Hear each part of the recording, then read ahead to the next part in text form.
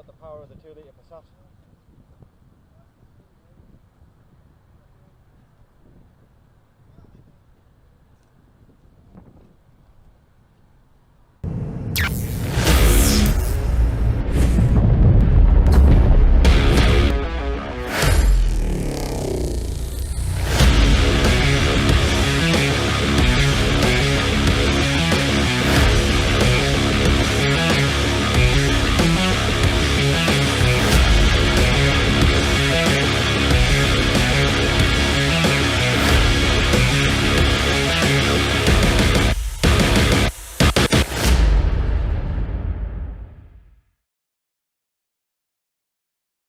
Good afternoon and welcome to Donington Park race circuit here in Leicestershire for 2 days of thrilling motorsport action. 5 championships either conclude or have their penultimate reigns this weekend. Headlining today is the British Endurance Championship, the Britcar Trophies tomorrow. Also have the Pragas today, their final 2 races of the championship this weekend. So much going on. You're also going to see some mini, some classic touring car action. But before we go racing for the first time today, let's go and speak to a few of the drivers down in the paddock.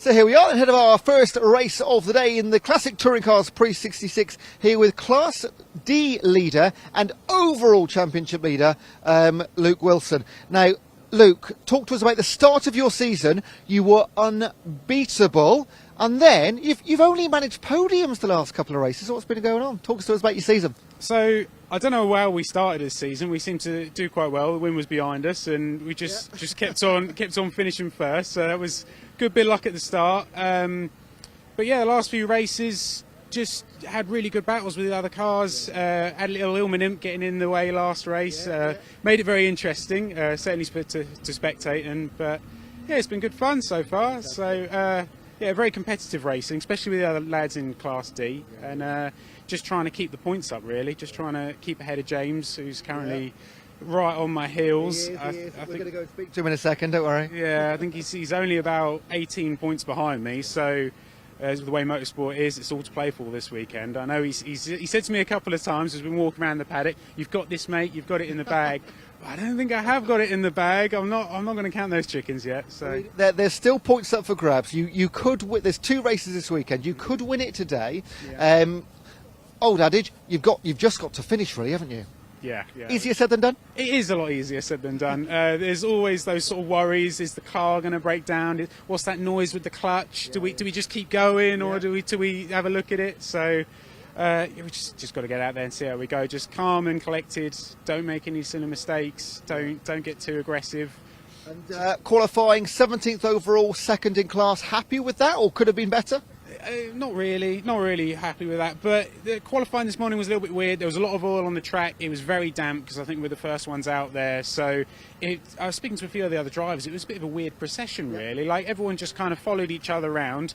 No one really wanted to do anything too brave or too heroic, so we all just kind of followed each other around, which means the cars are all kind of spread out for the grid. So now it's dried up, it's a little bit warmer. It's going to be a very interesting start, I think, to this race. And tactics today, just keep the car clean and tidy? Yeah, to keep it on the black stuff, really. Avoid the green slippery bit and, yeah, don't hit anybody. Luke, best of luck. We're going to go and speak to James, OK? Right, let's go and find James Ibbotson, second in the championship and Luke's biggest contender.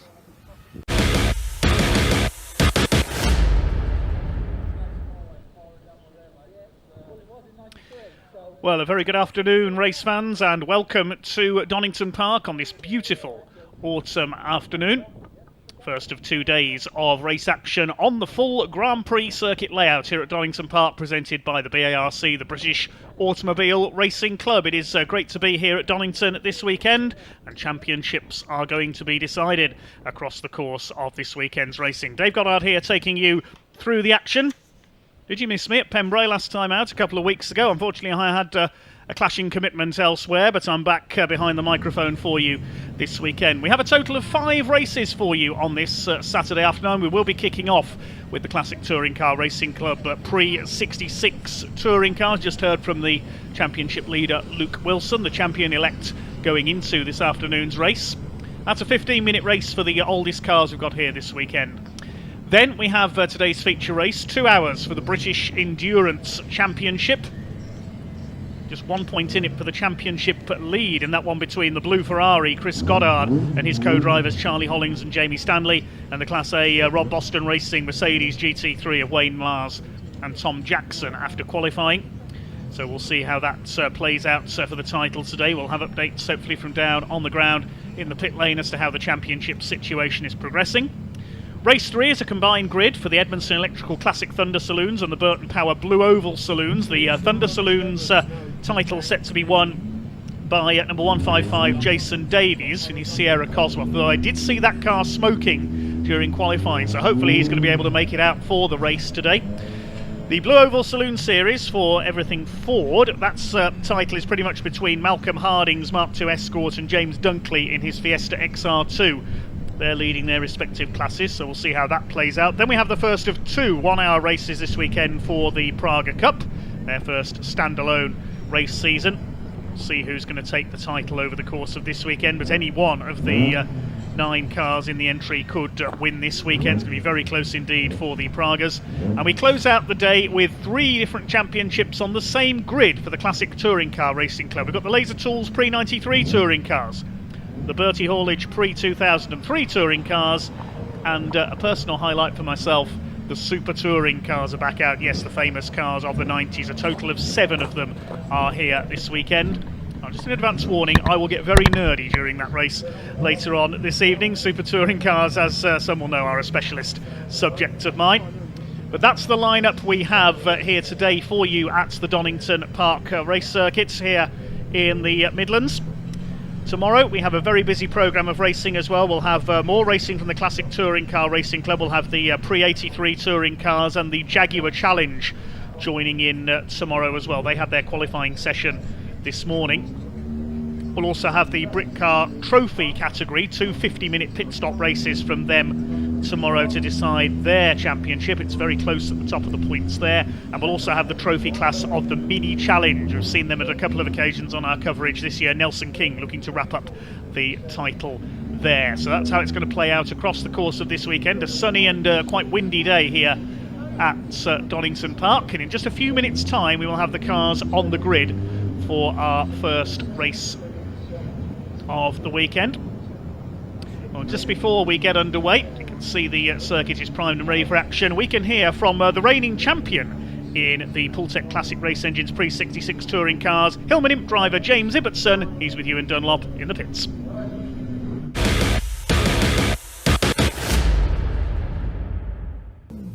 And here we are with James. Just a quick one, James. I know you've got to go. We're almost time to go racing. Quickly tell us about Snettered and how you celebrated. For those that don't know, James won the whole race. First ever Class E winner to win a Pre-66 race. How was it? Oh, it was fantastic. Went home, got very drunk, and felt quite fragile on the Monday morning. But yeah, it was incredible. So hopefully more of that today, but we'll see. Brilliant. And now you've already won your class. However, the overall championship is still up for grabs. We've just been speaking to Luke over there. It's going to be difficult, but you can mathematically still do it. I can. I think if Luke, plays a sensible game today and gets two good finishes, I think it's his. But we'll keep trying. So. But you've done everything you can so far. Pole position, first ever pole, I believe. How was the lap and how are conditions out there? This morning it was like an ice rink. It was crazy. The car was just on the lock stops each way. Today it's dry. Now it's dry, so I put the Dunlops back on. So see what we can do. Just got to try and stay ahead of the Mustangs now. So James, I'll let you go. Best of luck. Thank you. Cheers, Thank buddy. you. Right, let's go. Pre-66 racing, first race of the weekend. Overdue commentator Dave Goddard.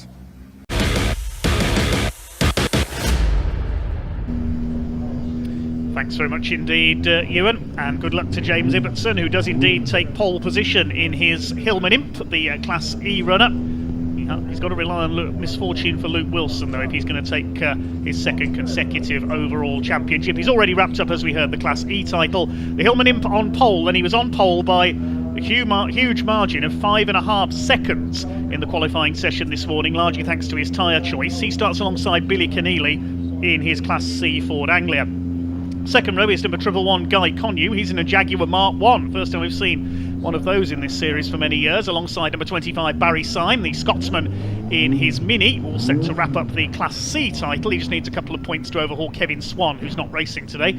Row 3, number 24, the first of the Lotus Cortinas, is Ben Truslove, alongside 37 Robert Gray in his Ford Mustang, running in the invitation class. Row 4, number 223 Gary Townsend with his new Lotus Cortina, alongside 56 Michael Sheraton. A warm welcome back to him in his Ford Anglia. Row 5, Nigel Cox, number 47 with a Lotus Cortina, alongside the Hillman Imp of number 22 Michael Loveland. Row 6, 73 Robin Slater. He switched from an Anglia to a Lotus Cortina, alongside number 17 James Burrows in his Mini. Row 7, Piers Grange in his Ford Mustang. Now, he could win the Class A title here today. He's only 4 points behind Alan Greenall, the Ford Falcon driver, not out this weekend. So Piers Grange looking to win the Class A title. He starts alongside Jake Swan in his Ford Anglia. Row 8, number 26. Now, I believe that car is being handled by Brian Bedford in this first race, and Steve Evans will drive in the race tomorrow. So they've swapped over. Brian Bedford in the Austin A40 alongside Nathan Beresford's BMW 1800 Ti. Row 9 is the champion-elect Luke Wilson, second on the grid in his Class D in the Austin A40, alongside 68 Keith Wright in his Morris Minor. The penultimate row of the grid, number 83, Tim Dodwell, one of British Club Racing's ultimate unsung heroes, in a Mini he's owned since it was new back in the 60s. Drives it on the road to the events as well. Starts alongside Michael Foley, number 6 in a Lotus Cortina. And the final row is the Cortina GT of Paul Cooper, running in Class C, alongside number 515. No, it's not Frankie Wainman, it's Simon Knight in his Hillman Imp. Right, the cars, I think, are just being sent out on to the grid. I can hear a marshal's whistle in the background. I can hear engines revving, so the cars will be sent out onto the grid. They will do a green flag lap, and then it will be a standing start for the Pultec Classic Race Engines pre-66 touring cars. Beautiful day here at Donington, looking down at the circuit from above the run between McLean's and Coppice corners at the top of the circuit, under the flight path of East Midlands Airport, just next door to Donington Park. You can see the Craner curves there in the background. There's a closer view of them. The cars drop down through the Craner curves. You can see somebody's run across the grass there in qualifying earlier on, then into the old hairpin.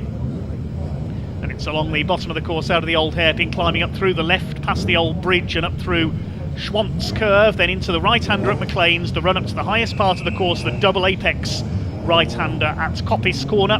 Then it's down the exhibition straight into the Fogarty S's, where they go left and right, then down to the Melbourne hairpin, and then up to the final corner at Goddard's. There is the chicane, so cars heading out onto circuit very shortly then.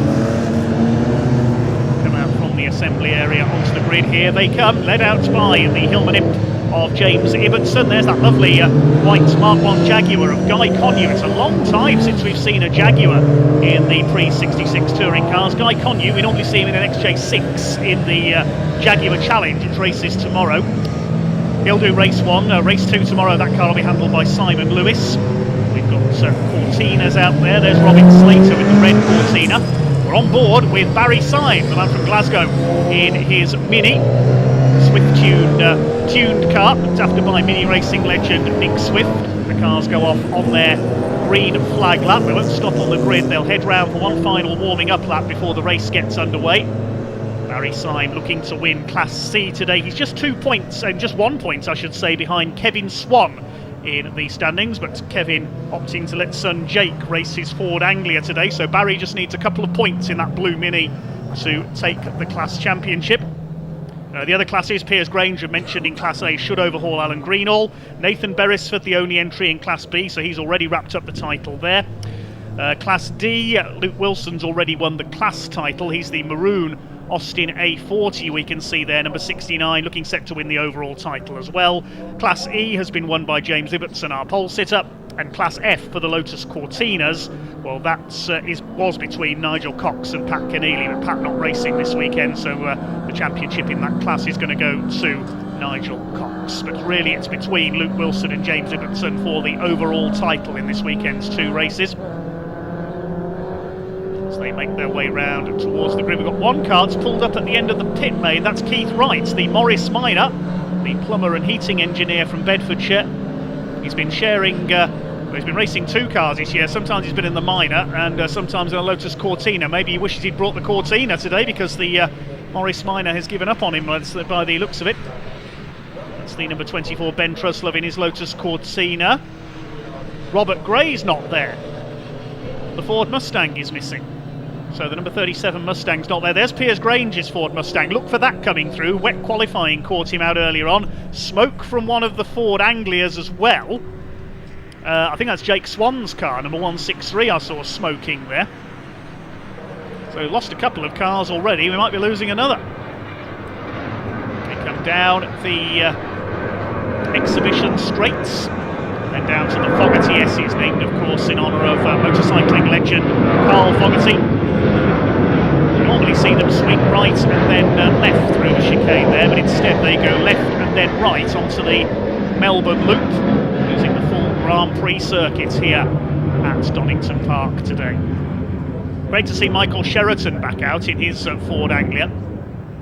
Drives that car on the road to events on occasions. Come out of the Fogarty S's. This is the Melbourne hairpin, famous as the place where Ayrton Senna took the lead in that legendary 1993 European Grand Prix when he went from 5th to 1st on the opening lap in one of the wettest Grand Prix of all time. This will be a 15-minute race for the Pultec Classic Race Engines pre-66 touring cars in the sunshine of Donington Park. There's Robin Slater, the red Cortina. His old Ford Anglia on the front row, driven by Billy Keneally, who I believe is the son of Pat Keneally, who we normally see in his Lotus Cortina. That Cortina, I think, though, suffered engine problems in the last round at Snetterton. Nathan Beresford's BMW, the blue car there. He's already won the Class B championship. There's Tim Dodwell in his Mini. He'll have driven on the road to the event as always. And the Hillman Imp of number 515, Simon Knight, at the back. Our volunteer marshals, we thank them as always for their efforts, bringing the cars into line on the grid. The dark blue Hillman Imp of James Ibbotson, the Shrigley Engineering tuned car on pole. Can he take a 3rd overall win of the season? Double winner last time out at Snetterton. Alongside him, Billy Keneally in the blue Ford Anglia. The big Jaguar on the 2nd row, Guy Connew. And Barry Symes' Mini alongside. A mixed up grid due to damp qualifying this morning. James Ibbotson was over 5.5 seconds quicker than anyone else around the Donington Grand Prix circuits. There's a gap on row 3 where Robert Gray should have been. Gary Townsend's there, number 223, the former Mazda MX-5 racer, in his Lotus Cortina alongside Michael Sheraton in the navy blue Anglia.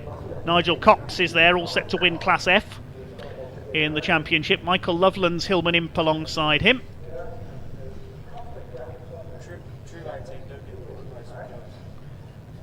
The final few cars coming into line then. It's almost time to go racing here at Donington Park. Can Luke Wilson sew up the title? We will see. It's being signalled into line there. The maroon Austin A40 is qualified 2nd in class behind the number 26, which I believe is driven by Brian Bedford. Nathan Beresford's out of position there. That's what's causing the confusion. The BMW. So we've lost Keith Wright, unfortunately, in the Morris Minor. We don't have Robert Gray's Mustang. I think everybody else is there. So I think we've got a 20-car grid for this first race of the weekend here at Donington Park with the British Automobile Racing Club. Simon Knight moves his Imp into line. The green flag is waved by the marshal at the back of the field, waiting for the red lights to come on. When they go out, we'll be racing here at Donington Park with the Pultec pre-66 touring cars.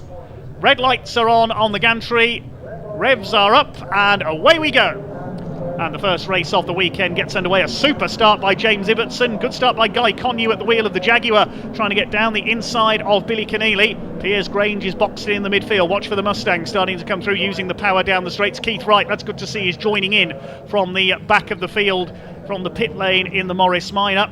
Everybody appears to be round the first turn okay, and it is James Ibbotson who leads. Keneally into 2nd place. The Jag has dropped back to 4th. Barry Syme coming through into 3rd place in the Mini, so it's small cars to the fore as they head down the Craner curves, then onto the brakes into the right-hander, into the old hairpin. Barry Syme throws the Mini through on the inside, up into 2nd position. That will put him into the lead of the class as well, ahead of Billy Keneally. Everybody else coming through okay behind. There's the Ford Cortina GT of Paul Cooper, the retired chartered surveyor from Yorkshire, and the Mustang's pulling off. Piers Grange is out. Well, an early casualty there. He had engine problems and failed to race at Snetterton in the last round as well, so Class A's not over yet. Robin Slater sideways in the Cortina coming out of McLean's corner. A lively start then for these Pultec Pre-66 touring cars. The leaders going up towards Coppice. Here they come out of the corner and along the exhibition straights. It's James Ibbotson who leads the way. Billy Keneally side by side with Barry Syme for second place. Mini against Anglia. It's like the old days of Sir John Whitmore against John Fitzpatrick in what was then the British Saloon Car Championship. They disappear from view momentarily as they head down the straights towards the Melbourne Loop, and it is James Ibbotson in the Imp that leads the way. Bill McGovern was the master in Hillman Imps in the late 1960s, early 70s in the British Saloon Car Championship. Second place it is Barry Syme in the Mini. Trying to fight back is the ex-Robin Slater Anglia in the hands of Billy Keneally, but the Lotus Cortina has now come through into third place. The Jag has dropped back to fifth. Lifting a wheel there, Barry Syme through Goddard's corner for the first time as he chases Ibbotson for the lead. Barry Syme has had one overall win this year at Brands Hatch in the wet. Can he take a win in the dry? Gary Townsend is up into third place. Began his career on the short ovals. The ex-Brisker F1 racer as Barry Syme up the inside. Side by side there, that beautiful Jaguar alongside the 24 of Ben Truslove.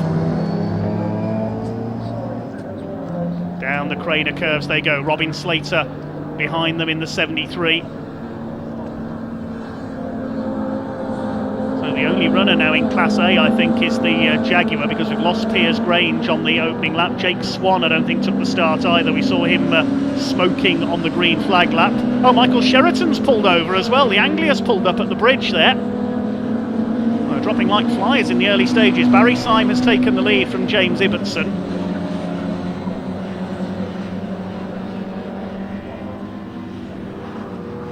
There's the number 73 of Robin Slater, loving the Lotus registration plate on that car. As up the inside for second place goes Gary Townsend, former class champion in the Mazda MX-5 Super Cup in recent seasons. Runs a large vehicle hire company. Through into third goes Billy Keneally, so James Ibbotson's been shuffled back to fourth position. Through the Fogarty S's they go for the second time. Your leader is Barry Syme, the Flying Scotsman, in number 25. Through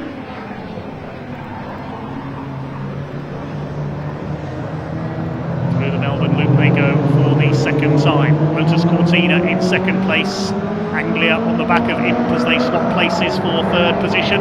Billy Keneally up alongside James Ibbotson. They disappear over the rise, heading up towards Goddard's corner for the second time. There is Gary Townsend, number 223, in second place. It's still a little slippery out there. The tyres just coming up to temperature. Over the line goes Syme with the lead over the Cortina.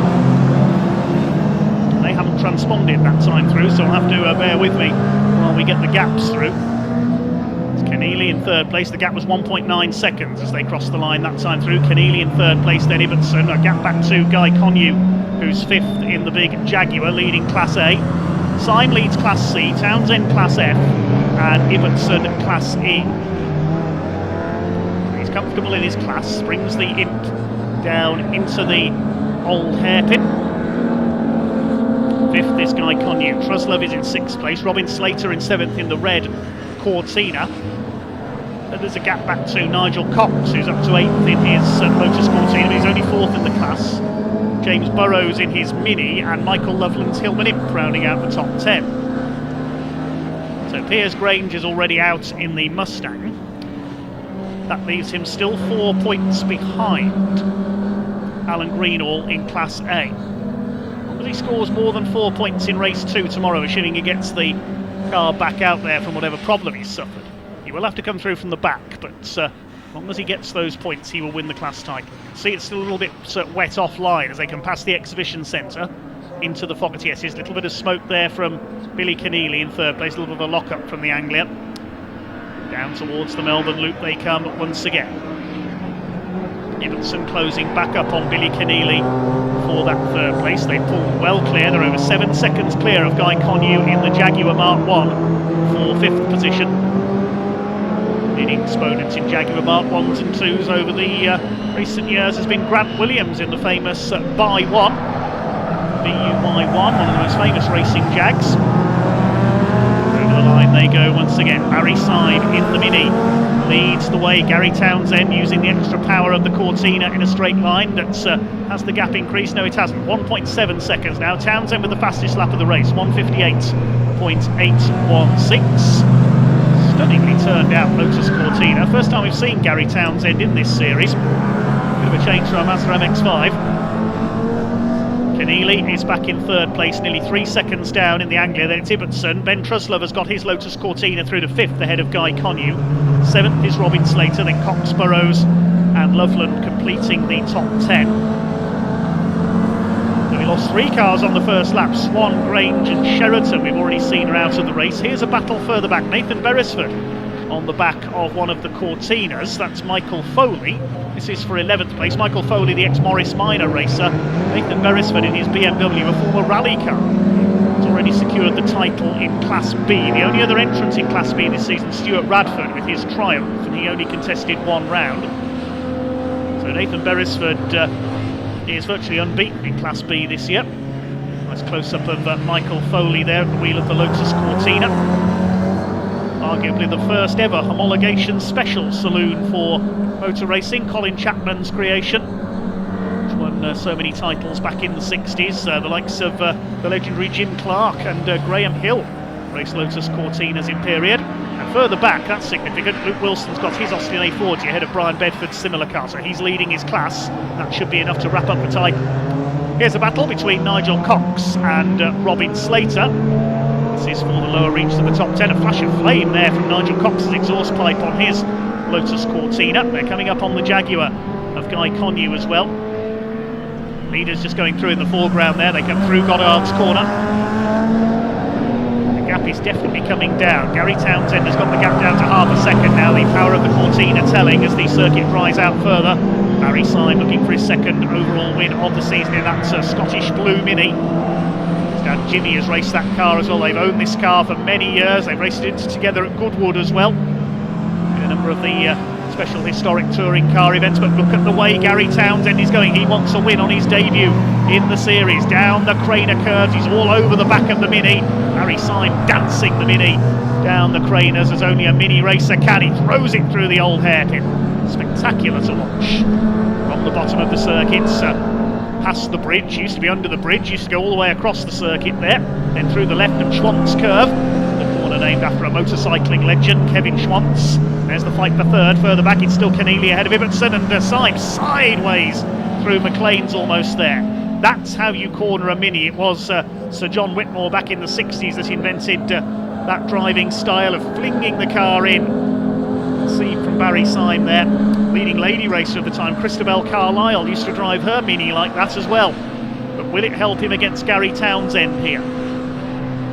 Tries to draw alongside, but he's going to be on the outside. Is he going to get ahead and get the move done before the Fogarty? Yes, he's not. He's very late on the brakes there. Gary Townsend locks the inside front. 5.5 minutes of the race to go, so he's got plenty of time to attack. They'll be shortly coming up to lap Tim Dodwell in the 83 car. Syme moves to the inside, then back across. No, you don't, he says to Gary Townsend. I want an overall win. If he wins this race, Barry Syme, if he wins his class, he will wrap up the class championship. And he wants an overall win. Gary Townsend looking for a class win on his debut in the series. Coming up towards Goddard. There's Tim Dodwell ahead of them. He'll see them and move out of the way. Tim Dodwell been racing for more years than certainly I can remember. Always drives his car on the road to the circuit. A real unsung hero of British motorsports. His wheel of tyres in the background. I think someone's had a spin as Townsend goes to the outside. Now, if somebody's had a spin at Redgate, there might be yellow flags out there. That might be why Townsend thought better of it. But they're still nose to tail. Down the Craners again. Barry Syme from Gary Townsend. A superb battle in this Pultec Pre-66 touring car race. Through the old head, down a little wide onto the curve. Swift Tune prepared Mini. Cortina. Coming up on one of the hill with him, Simon Knight, who starts at the back of the grid, about to be lapped. And the battle for third, slapping Tim Dodwell there. It's still Billy Keneally ahead of James Ibbotson. Oh, the Jaguar's had a problem. That's the squeal of tyres we heard. It's at the Melbourne Loop. Now, has he made contact there with Nigel Cox's Cortina? We didn't quite see. Delayed in there, Robin Slater's Cortina. James Burrows' Mini just gets through on the inside. Bad news for the Jag. He's still going, Guy Connew, but he's down to 10th place. Here come your leaders. They're coming up on Keith Wright. Of course, he joined in from the pit lane after problems on the green flag lap, and very late on the brakes there, Gary Townsend. Is he going to go straight on? Oh, he's just about got the move done there. We'll see if they're still side by side as they come out of the chicane in a second. My goodness, that was a dicey moment for Gary Townsend, but I think, has he got the move done? No, they're still side by side over the top into the Melbourne Loop, and Barry Syme back up the inside, retakes the lead. Terrific fight between these two. He's got to try and get into the toe behind the Mini and slipstream him down the straights here, Gary Townsend. He was very, very late on the brakes. I thought he was going to go straight on into the tyre wall as they came up towards the Fogarty S's, now towards Goddard. Here they come, still side by side. Surely the Cortina's going to get the run on him now. 3 minutes of the race to go. A couple more laps to go. They're side by side at the line by 700ths of a second, and Townsend leads. Round the outside, down the Tom Wheatcroft straights. Barry Syme down to second place. It doesn't matter in terms of the classic points because they're in different classes, these two. So Barry Syme is heading for his class championship, but Gary Townsend into the overall lead. Down the Craner curves. Syme trying to fight back. Is he going to throw the Mini up the inside here? He's trying. Look at this. Syme up the inside, he's done it. Oh, fantastic from Barry Syme. That is how you drive a Mini here at Donington Park, and Townsend's coming back at him. Well, this is unusually fierce for the opening race of a weekend. Here comes Townsend to the inside as they get towards McLean's corner. Plenty going on further back in the field, but this is such an absorbing battle up front. Townsend has got the Cortina back ahead. What will Syme try into Coppice? You can't really see the apex on the inside at Coppice corner here. Syme tries to throw it up the inside. There isn't room there. Here they come to the exhibition straight. What's going to happen into the chicane this time? The Fogarty Essex. Cortina has been later on the brakes every time for the left-handed element of the chicane. See him using the power there to just pull ahead of Barry Syme slightly. Meanwhile, Ibbotson's got third place back from Keneally. You can see on the left of your screen there. Truslove is fifth, Burrows now sixth, the Jaguar having spun further down the order. I think we may have lost Nigel Cox as well. He didn't come through on the last lap, so he may have had contact with the Jag at the Melbourne Loop last time through. Through the hairpin they go. Cortina sideways there, spinning up the rear wheels there, Gary Townsend. This is allowing Barry Syme to fight back. Up towards Goddard they come. Who's going to be leading on the exits? Coming round to start their final lap this time. It's still the Cortina from the Mini. You can see another Cortina catching a Mini in the background there. Robin Slater on the tail of James Burrows. I caught a glimpse of the sixth place. The last lap board is out. Here comes Gary Townsend. Here comes Barry Syme. Oh, Keneally's pulled over. You can see in the background there we've lost the Anglia. He's pulled over on the pit lane exit, so that's fourth place gone. James Ibbotson now on his own in third overall. Down the crane as they come for the last time. I don't think Barry Syme's going to have much of a chance to fight back here, but he's trying. He's going to try again at the old hairpin. He's not close enough this time to Gary Townsend. A close-up shot there. You can see the drivers working away at their steering wheels.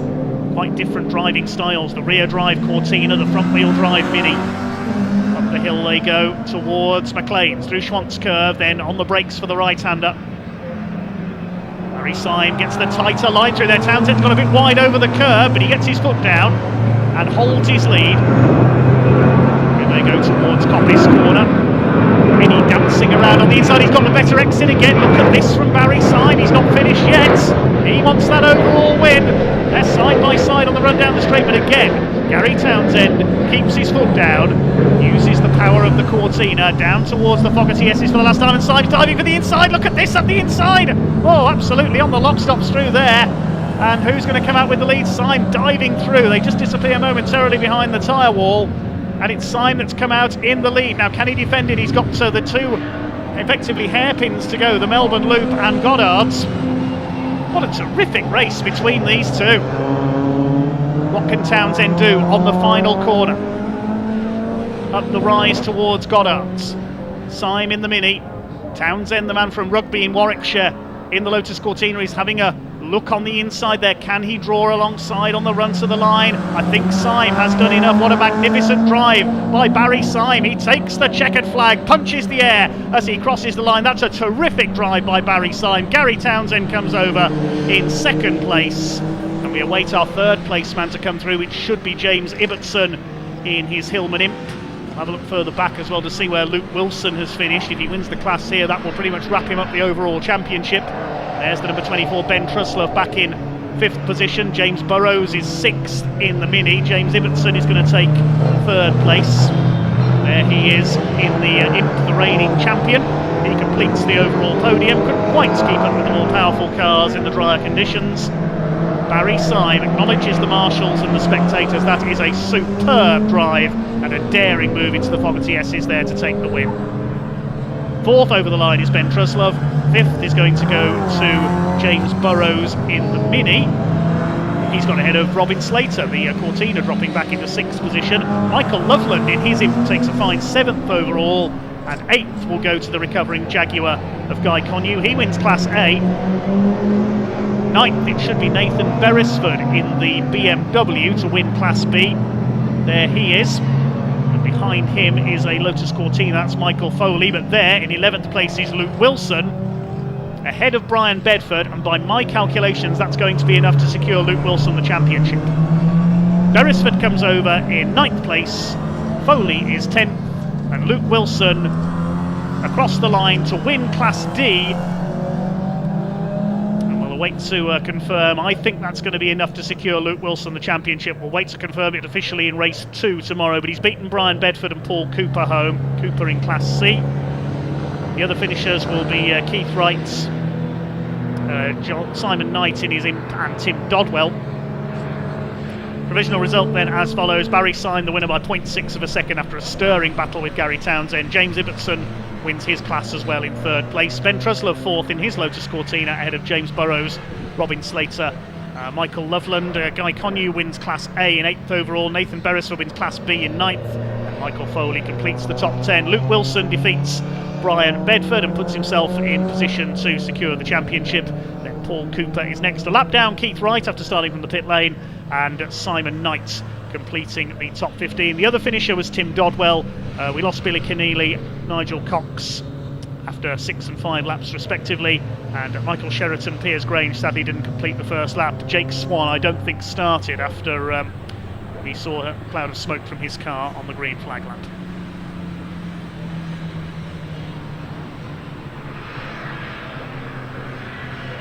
Well, I'm not quite sure how to sum that one up. A quite brilliant race from the Classic Touring Car Racing Club Pultec Classic Race Engines Pre-66 touring cars. Definitely shades of Sir John Whitmore against John Fitzpatrick from the 1960s there. Anglia against Mini in the early stages, and then Jim Clark aka Gary Townsend got involved as well. That was stunning. Handling telling over power there, the Mini defeating the Cortina. Hopefully hear from the drivers down in the Parc Ferme area shortly. Well, Barry Syme, that means, has done enough to wrap up the Class C championship, moves him above Kevin Swan, who's not racing this weekend. The other classes are all wrapped up with the exception of Class A. Of course, Piers Grange was a retirement, so I'll have to see what he can do in race 2 tomorrow. He needs 5 points to overhaul Alan Greenall. Michael Sheraton able to drive his Anglia back to the pits, that's good to see. And Luke Wilson provisionally, I would say, has done just about enough to secure the overall title. We'll confirm that tomorrow. We can go down to Parc Ferme with Ewan Dunlop, and he'll talk to a probably very happy indeed Barry Syme.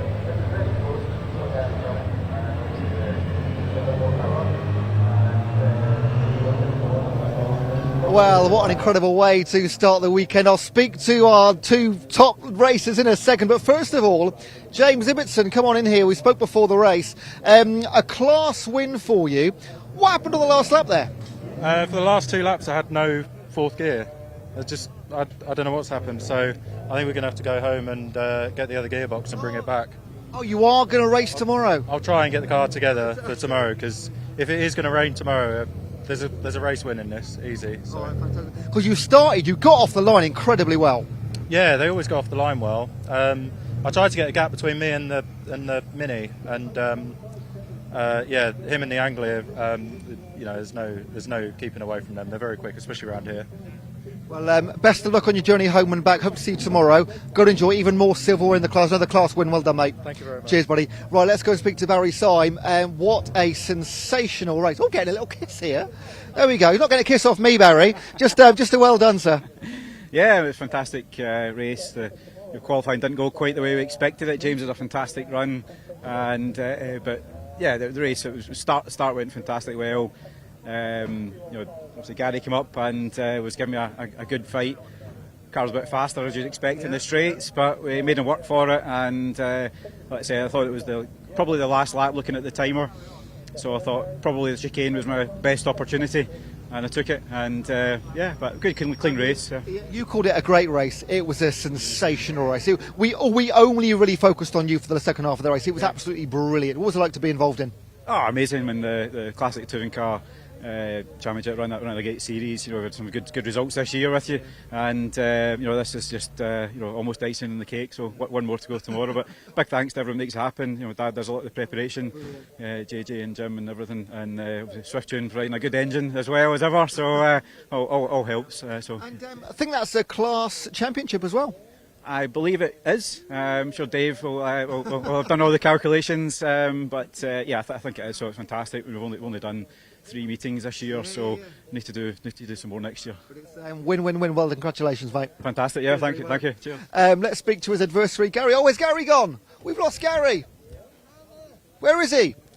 Gary, come on! You got a professional racing driver now, mate. Great introduction to racing there. Brilliant. Oh, brilliant. First time I've been here since 1991, I think, in a Cortina. Wow. So, yeah, good. Because that was your first race in the class. I know you're a racing driver, but that was your first race in the class this year, wasn't it? Yeah, and couldn't have gone any better, really. I mean, what a race for Barry there. Yeah, it was a brilliant race. Great race for the Mini, that was brilliant. Yeah. Really impressive. And going to see more of it tomorrow? Well, I know what he's up to now, so hopefully it won't be so quick tomorrow. Can you do anything else tomorrow? I mean, like, you two are so finely matched. Where is the edge you can gain tomorrow? I think I took a bit out of the car in the first few laps to get back to him, because he got a little bit of a break on us. Okay. And I was struggling with my brakes. I didn't realise it was the last lap, so could have blocked him, but Okay. never mind. But yeah, it's just a brilliant race. Brilliant. Well, have a great evening. Well done. Look forward to seeing you again tomorrow. Thank you very much. Cheers, buddy. Cheers. Thank you. Right, next our headline race of the day, the British Endurance Championship, final race of the series. Over to your commentator Dave Goddard, and I think also Matt spoke to a few of the drivers before we go racing again.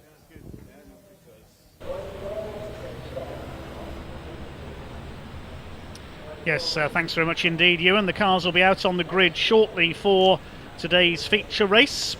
2 hours of racing coming up for the British Endurance Championship. It is their final round. Very close indeed in the points. The points leader is the Class C RNR Performance Ferrari 458. 3 drivers sharing that blue Ferrari this weekend. Chris Goddard will be sharing with Jamie Stanley and Charlie Hollings, the 2 pro racers, and they're only a point ahead of the Class A leaders, the Rob Boston Racing Mercedes GT3, crewed by Wayne Mars and Tom Jackson.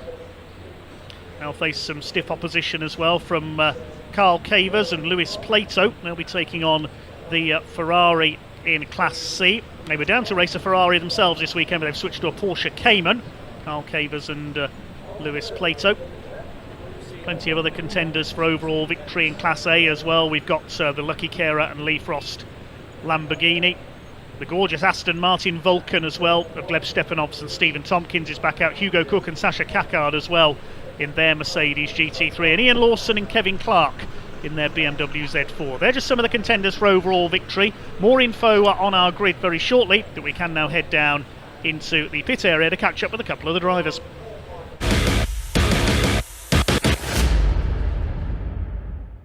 So we're down here with Michael Broadhurst, who's in the McLaren for this weekend. Michael, nice to have you here for the British Endurance Championship. A nice car to be in this weekend with Ian Campbell. How have things gone so far? It's fantastic being the GT3 car for the first time this year. I've stepped into some pretty big shoes because Ian normally drives Ollie Webb, but he's unavailable. So Ian very kindly asked me to step up and drive with him. Difficult start, very, very greasy and tricky this morning. Feel like we just missed out on pole, so kicking myself a little bit with a few mistakes on the lap. But we're on the front row. Ian's obviously starting the race. I think it'll be quite punchy into the first corner, so revved up, ready to go. Yeah, tricky this morning, as you said, a bit greasy out there. It's those conditions which you don't really like. You want it wet or dry, but the in-between is hard, isn't it? I quite like it. What didn't make it made it a bit difficult this morning was there's quite a lot of oil down, so actually trying to work out where there was a bit of grip and you can lean on it. And obviously first time in the car is, that risk versus reward a little bit. But yeah, we managed to get some slicks on at the end. Probably had we gone out a lap earlier, we'd have had a bit more chance at a better lap towards the end. But really, really enjoying it. Hopeful for a good race. You've had a bit of experience here at Donington Park so far this year. Of course, last weekend with British GT. Didn't quite go to plan, but you're hoping for better things this weekend. Yeah, I think the weather was changeable last weekend, so that gave us a bit of a head start in these conditions this morning.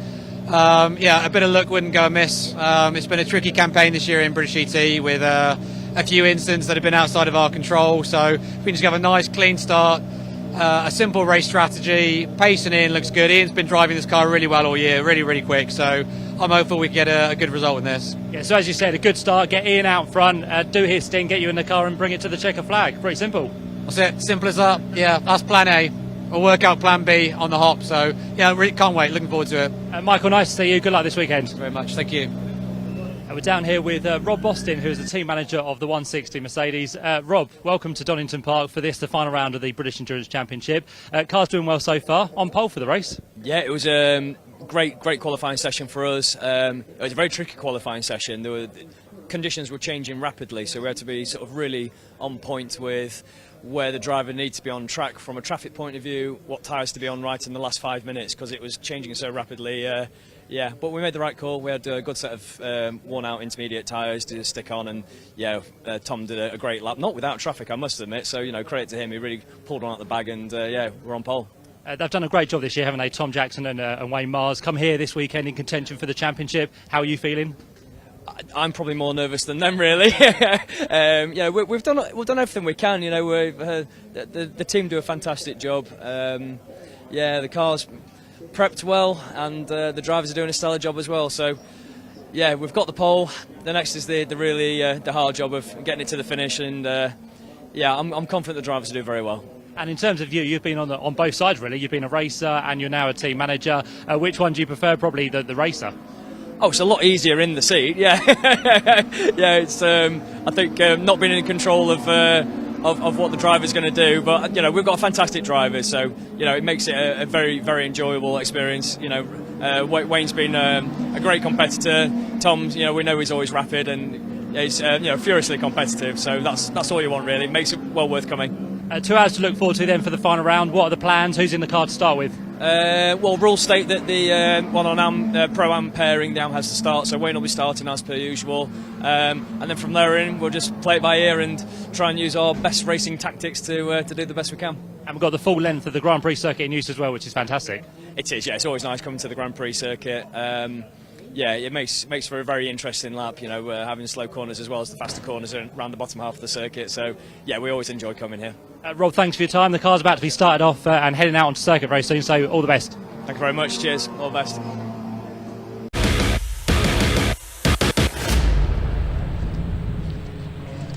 Well, the cars are already making their way up to the grid then, so let's take you through it. It is the Rob Boston Racing Mercedes that has taken pole position. Wayne Mars will take the starts.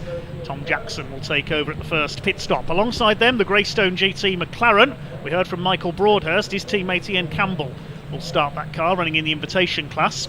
Second row is the Race Lab Lamborghini. Lee Frost will start. Lucky Kira takes over alongside the PB Racing Enduro Motorsports Porsche 911. Peter Erteg, the car owner, starts, and the very quick Marcus Clutton takes over at the first pit stop. Row 3 is the blue Ferrari, number 144, the R&R Performance Cars car. Chris Goddard starts. He's got 2 co-drivers, Jamie Stanley and Charlie Hollings. 51 is the Veluga Racing Porsche alongside. Carl Cavers will start. Lewis Plato takes over.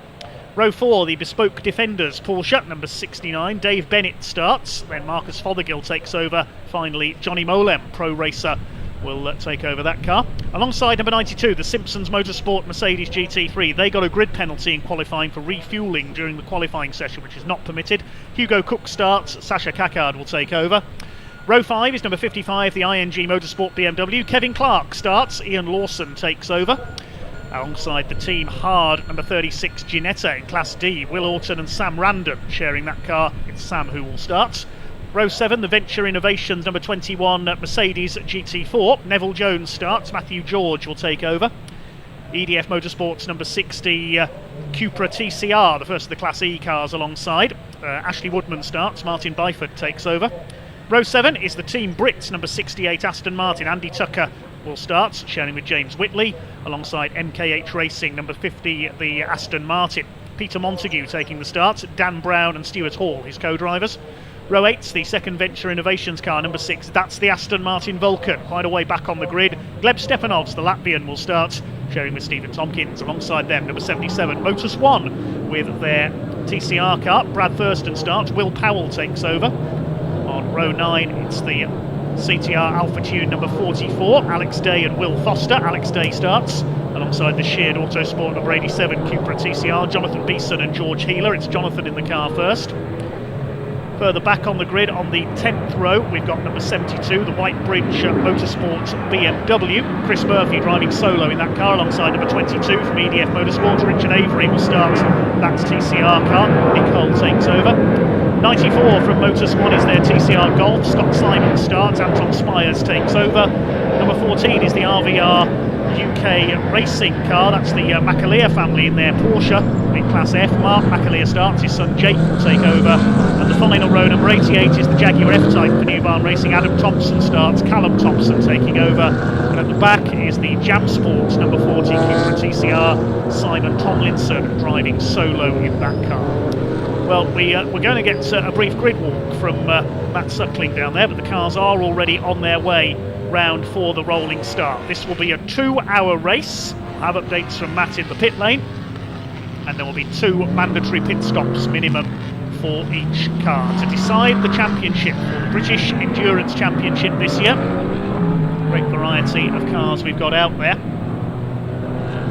1 or 2 of the TCR cars, I think, have possibly changed cars, so we'll pick that up as the race goes on. I'm sure I saw an Audi RS3 TCR car down there, so 1 or 2 of the teams may well have changed cars. Number 77, that's Brad Thurston and Will Powell, they're in a TCR Golf. But it is the Rob Boston Racing Mercedes, regular Ferrari racer Wayne Mars at the wheel for this first stint. Don't forget, 2 mandatory pit stops. The pit window opens after 20 minutes of this race. The GT3 cars in Class A will be the main contenders for overall victory. No entries in Class B. Class C is mainly for the Porsches. We've got the blue Ferrari in there as well, gunning for the title today. I would say the overall title is probably going to be between the blue Ferrari and the car that sits on pole, the Rob Boston Racing Mercedes. Watch out for that BMW Z4. They came close to an overall win at Donington Park earlier this year, thwarted by a broken drive shaft.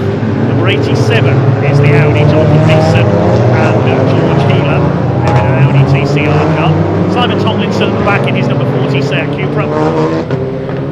It's almost time to go endurance racing here at Donington Park. The pace car into pit lane, the Mercedes and the McLaren lead them away for 2 hours of British Endurance Championship racing. The red lights go out and we are underway. The power comes on. What a sight they make as they head down towards Redgate Corner for the first time. Wayne Mars in the Mercedes, under fire from round the outside. The number 23 McLaren, the Greystone car driven by Ian Campbell. Side by side, and it's the McLaren that's ahead. Oh, the 69 Porsche of Dave Bennett spun, and that's caused a pile-up on the exit of Redgate. The 36, the Team Hard, Ginetta's involved, the Team Brit, Aston Martin as well.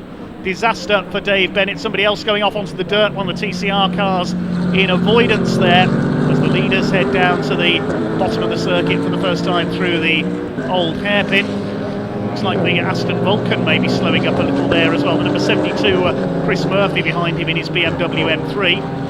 Battle for second place is on. The McLaren is out in front. Ian Campbell, I think the safety car is being scrambled because of that Porsche stranded at the first corner. So we'll go safety car early in this one. It is Ian Campbell in the McLaren that leads, ahead of Wayne Mars. drivers a little slow to react to the safety car boards there. We've got Hugo Cook in the number 92 Simpsons Mercedes AMG GT3 there. There's some debris being cleared away by the marshals. It's the McLaren in front ahead of the two Mercs. Then fourth we've got Lee Frost in his Lamborghini. And then number 9 Peter Erscheg in the white Porsche. The blue Ferrari is up to 6th place. See what happened there on the first corner. The two leaders were duking it out around Redgate. McLaren taking the lead on the outside, but look back on the right of your screen. It was Dave Bennett in the Bespoke Defenders Porsche. It's spinning out. It was hit by the Team Arginetta. All the TCR cars went off into the gravel. The Team Brit Aston Martin going into the pile there as well. 3 cars involved. The Porsche, I think, is still stranded there. The reason for the safety car. So the car shared by Dave Bennett, Marcus Fothergill and Johnny Molem in trouble. They've had a pretty disastrous season, it has to be said. The Bespoke Defenders team, Marcus Fothergill, the Land Rover specialist, Dave Bennett, a professional photographer. Been racing Porsches together for many years and enlisting the services of Johnny Molem, but it's the Kia safety car that leads them round, driven by ex-racer Stuart Herriot this weekend. Used to race in Stock Hatch and in the Euro Saloon Championship with the Citroën Saxo, among other things. A racer turned marshal and now safety car driver who leads them round. Campbell, your leader in the McLaren, Mars in the Mercedes second. It's Hugo Cook in his Mercedes third. Well, that Mercedes had a 5-place grid penalty and it's already made up 5 places, so it's made up that grid penalty in 1 lap. Lee Frost in the Lamborghini Huracan is 4th. Then 5th we've got Peter Erscheg. 6th and 2nd in class is Chris Goddard. Now, I believe the number 23 car is running in an invitation class, so it doesn't score points, which means that effectively Wayne Mars is leading Class A. Chris Goddard 2nd in Class C. Now, you get 30 points for a class win, 27 for 2nd place. So that's going to give, if it stays like that, Wayne Mars a lead of 2 points. So the Mercedes could be in position as it stands at the moment to take the championship, but so we'll worry about that later because we're only 4 minutes into this 2-hour race. Behind the Ferrari is Carl Cavers in the Veluga Racing Porsche Cayman. Then we've got the BMW Z4. Ian Lawson and Kevin Clark. It's Kevin Clark, the man from Birmingham, who is at the wheel of that car. Ryan Lindsay we normally see making it a 3-man team, but he's not out this weekend. There's the Team Arginetta. He's lost his bonnet. Sam Randon at the wheel of that car. He collected the spinning Porsche on the first corner. The Porsche has got going again, the Bespoke Defenders car of Dave Bennett at the very back of the field, I noticed there. Now, once the lights go out on top of the safety car, we will be back underway. That's to let us know. We'll wait and see when it comes through the final corner at Goddard. Good to see Chris Murphy out there in his BMW M3 there, a new car to him. The Jaguar F-Type is out there. And the Team Brit Aston Martin still going, so all the cars involved in the incident have got going again. The safety car is into pit lane, and we're back underway and racing here at Donington. Away goes the McLaren of Ian Campbell. A cloud of smoke there in the background. That, I think, was one of the EDF Motorsports TCR Cupras. Battle is on for 2nd between the Mercedes. Hugo Cook going through into 2nd place around the outside. They started off in the TCR class last season, Simpsons Motorsports, with an Audi. And Wayne Mars has dropped back into 3rd place, chased by Lee Frost at the wheel of the number 24 Race Lab Lamborghini Huracan. And a gap back to the Porsches, fighting out. Peter Erscheg ahead of Carl Cavers. Carl Cavers has taken the lead in his class there, ahead of Chris Goddard in the Ferrari. Now that could be significant. So taken 2nd place in the class, I should say, sorry, because Peter Erscheg is a Class C car as well, the number 9 Porsche, shared with Marcus Clutter. The amateur drivers in the Pro-Am pairings or trios always take the start in these races, so we'll see the pros get in at the first pit stop. And look at the way Hugo Cook is going here, on the tail of Ian Campbell in the Greystone McLaren. Great to have the Greystone GT team making their debut in the British Endurance Championship here. McLaren is under fire from Hugo Cook, who was fired up after that penalty during qualifying. He's having a look here as they come out of the Melbourne loop up towards the left-hander at Goddard. Unfortunately, we don't have our camera at the moment on the inside of Goddard, so apologies there. As they come out of the corner, the McLaren still has the advantage. A little bit of a wiggle there for Ian Campbell as they come off the turn. The safety car's coming out again. What's happened this time? I can see a car smoking in the background. Oh, it's Chris Murphy off at McLean's. Gravel everywhere. Right, we'll try and pick up what's happened there. Then another car off. It's Chris Murphy's BMW M3, the former champion in the Brick Car Endurance Series with Aston Martin. That's the Whitebridge Motorsport BMW. Now, has he had some contact there? I can't see any major damage to the BMW, but he's stranded there at McLean's facing the wrong way. I saw somebody smoking coming down the exhibition straight there as well, which looked like a TCR Cupra.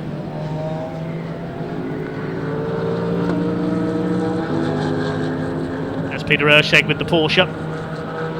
Leaders go through. Of course, they'll have seen the yellows and the safety car boards, slowing them down.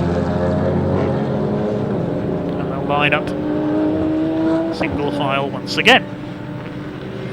So an incident-packed start to our race. There is the Cupra, which we saw in trouble. It's the number 94 of Scott Simons and Anton Spires, the Motus One car, and that's a tyre rubbing against the bodywork, making their way into the pit lane. Yes, Motus One have not had a happy season. They were the endurance Brick Car Endurance champions last season with their McLaren in Class A. That car not racing this year. Scott Simons pulls up in the Seat Cupra TCR. Safety car will pick them up on the Wheatcroft Straights, with Ian Campbell still in the lead. Stuart Herriot gets the lead a couple more laps at the wheel of the Kia.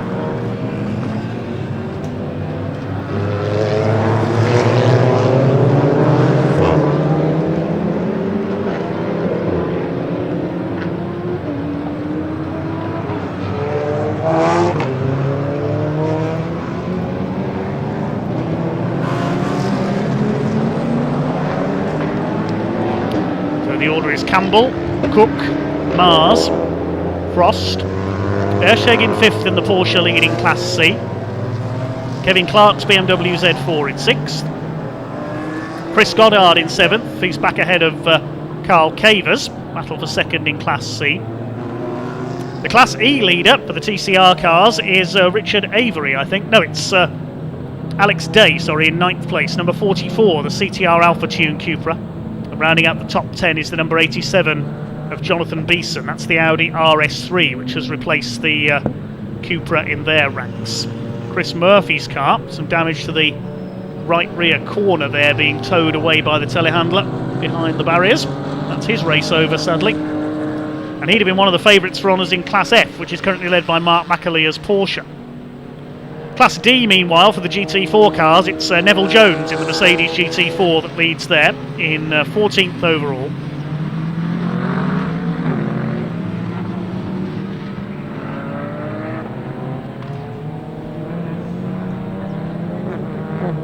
That's a great shame for Chris Murphy. I believe it's the first time he's raced that car as well.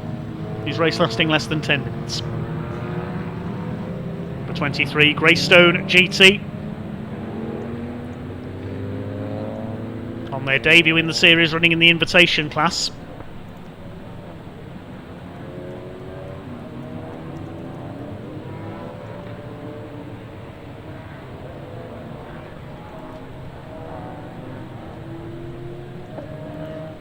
Team created by Mark McLaughlin, the former single-seater racer and former business manager of McLaren, which explains why they are running the McLaren cars.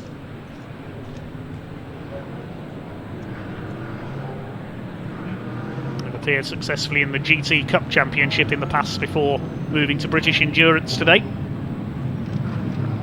Two Mercedes behind them, Lamborghini, Porsche, BMW, Ferrari, another Porsche. There's the 44 leading Class E, that menacing black Audi RS3 behind it.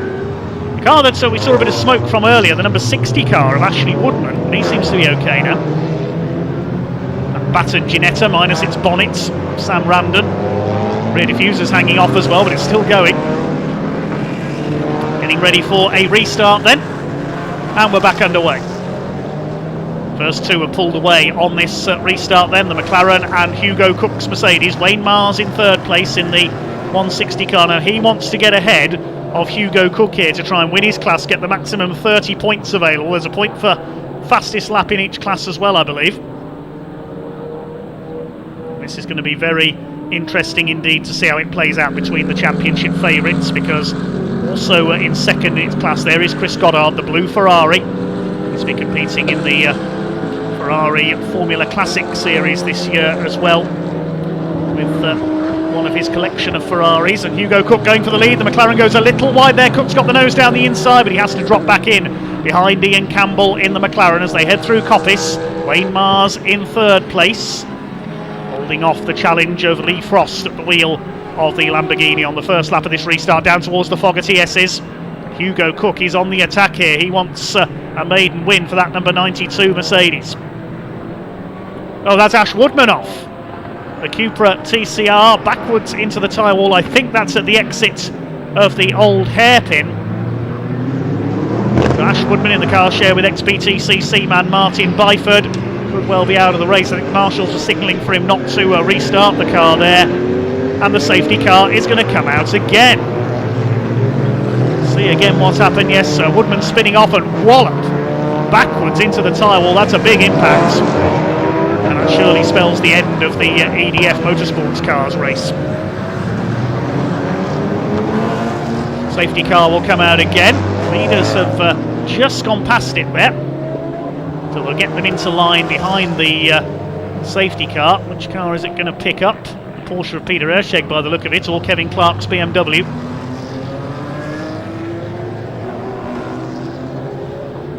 Well, certainly been stop-start so far this final British Endurance Championship race of the season. How close are we to the pit window opening? 7 minutes until the pit window opens. There is the reason for the incident. Looks like could have lost a wheel there. We can see on the right of your screen that might be a wheel that's come off the Cupra. And another Cupra TCR car that's in trouble was the 94 car of Motus One. Matt Suckling is with that team down in the pit lane.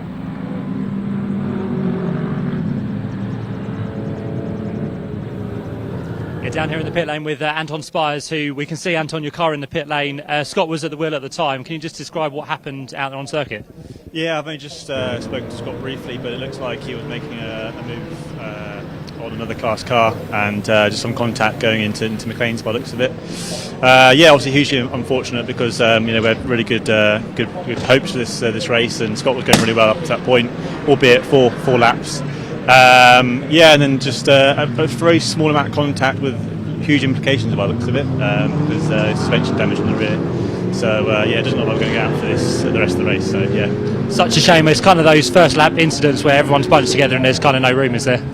Yeah, I know. It's like it's not a sprint race; it's a 2-hour race, right? But yeah, it's just one of those things. I think it's the adrenaline going, and it's great to have these different kind of classes in the championship. That can also have the downside as well, if you have different kind of speeds and cornering speeds as well. But no, it's one of those things that's unfortunate. But yeah, it was a shame because obviously we had a chance of doing well in the TCR class championship and as well as this race. So it's one of those things. So it's fine. Such a shame you don't get a drive for the final round after what has been a fantastic year, but you can watch with the rest of us now. Yeah, of course. Yeah, good to watch it, but even better to drive in it as well. And I've enjoyed the season. Yeah, we've had highs and lows. This is obviously one of the lows, but no, I've enjoyed the season. Enjoyed the class, and we're going to aim to be back hopefully next year. So yeah, look forward to seeing you, Anton. Thank you. Thank you very much. Thank you. There we go. Anton Spires down here in the pit lane. Dave, back to you. Under the safety car once again in this incident-packed opener for the British Endurance Championship, their final race of the season. There's Simon Tomlinson's car at the back of the field, had a win in another series at Silverstone with that car recently. Now the safety car has picked up Peter Erscheg's Porsche. That means that the leading few cars have been able to head round towards the back of the Crocodile. It's going to create a hole in the field here because we've got the top 5 cars well out ahead of everybody else. There they are at the old hairpin. There's Kevin Clark in the BMW Z4. I remember first seeing him race back in the 1990s in Eurocar, the space frame V6 Ford Mondeos. The number 60 car is towed away. Looks like it does have all 4 wheels intact there, so I don't think that was a wheel that had come off that car. It's been just a remnant from the tyre wall that it had gone into. 23 leads the way, the Greystone GT McLaren of Ian Campbell. And they've caught up to the back of the field, look. So this is going to give the top 5 a big advantage here in the early stages. Hugo Cook in second place in the Mercedes GT3, then the similar car for Rob Boston Racing of Wayne Mars in third. Lee Frost fourth in the Lamborghini Huracan, and then rounding out the top 5 is Kevin Clark. Then a long gap back to Peter Erscheg in sixth in the Porsche. More importantly, he's leading Class C. Wayne Mars down to third in class, trying to keep abreast of the championship situation. I must say a big thank you to Stephen Wood, the press officer for this series, who is giving us a hand from down on the ground, helping us with the points permutations.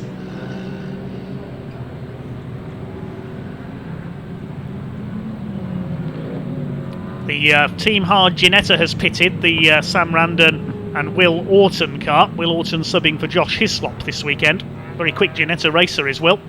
Hopefully that car will continue to allow him to get some laps in. We've spoken to the Spires and Simons team in their TCR car.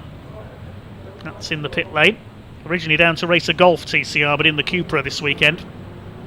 There is a TCR Golf, number 77, being driven by Brad Thurston and Will Powell, last season's Brit Car Endurance champion.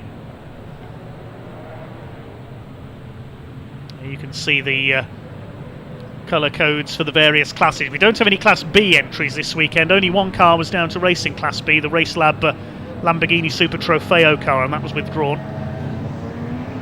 Now, will we get a restart at this time?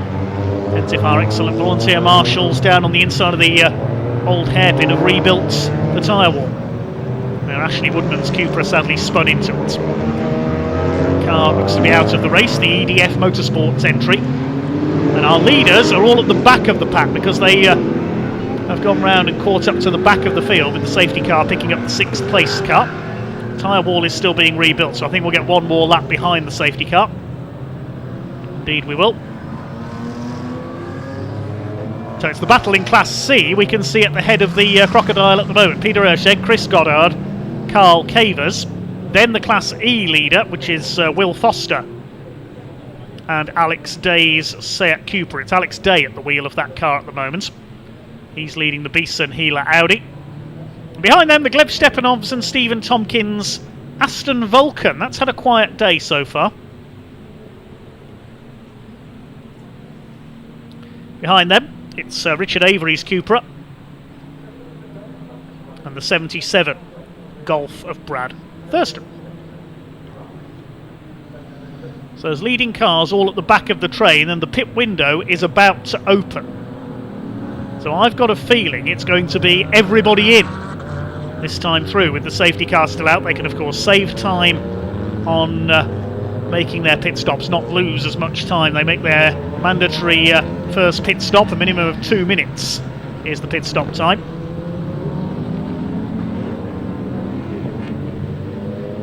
Peter Erscheg in 6th place, the first car behind the safety car. He'll hand that car over to Marcus Clutton, a very quick GT racer, races with Enduro Motorsports in their McLaren in the British GT Championship, among other things. There are the leaders at the tail of the field. The pit window has just opened. It'll stay open until 20 minutes before the end of the race. In that time, every car has to make a minimum of 2 mandatory pit stops.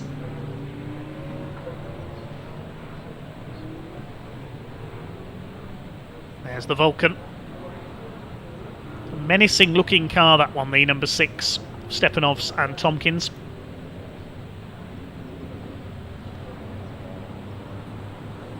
Safety car still out at the moment with the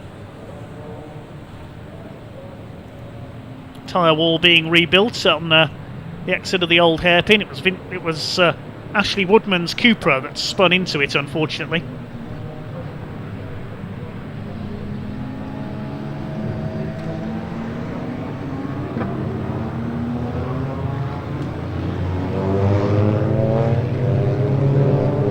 There's our leader, number 23, Ian Campbell. Michael Broadhurst, we've already spoken to, partnering him. Normally his driving partner is the very fast Ollie Webb. Broadhurst stepping in, a very quick racer himself in GTs. Now we're going to see most of the field, I think, head into the pits because the safety car is still out. Yep, Ersheg is in. The blue Ferrari is in. The number 87 Audi is in. Team Brits Aston Martin is in. Number 69 Porsche of Dave Bennett is in. He'll hand over to Marcus Fothergill. There's that number 87, the Audi RS3 TCR. What a menacing car that is. Jonathan Beeson and George Healer, the crew. Seen them in a Golf earlier this season. There's Wayne Mars coming in. Now, have all the leaders come in? No, they haven't. Campbell stayed out, and so has Cook. But Wayne Mars is in, Lee Frost is in, and Kevin Clark. Kevin Clark will hand over to Ian Lawson in the BMW Z4. Lee Frost will hand over to his long-time racing partner, Lucky Kera. And Tom Jackson will take over from Wayne Mars. At least that is assuming that every car will change drivers. So the order is going to be completely jumbled for the next few laps while everybody makes their first pit stops, takes advantage of the safety car being out. The 69 Porsche that was running at the back after that first corner spin, changing tyres. It'll be Marcus Fothergill, another long-time Porsche racer who takes over that car. The Goodyears go on. Goodyear, of course, the official tyre partner of the British Endurance Championship. There is the beautiful Mercedes GT3 of Wayne Mars and Tom Jackson.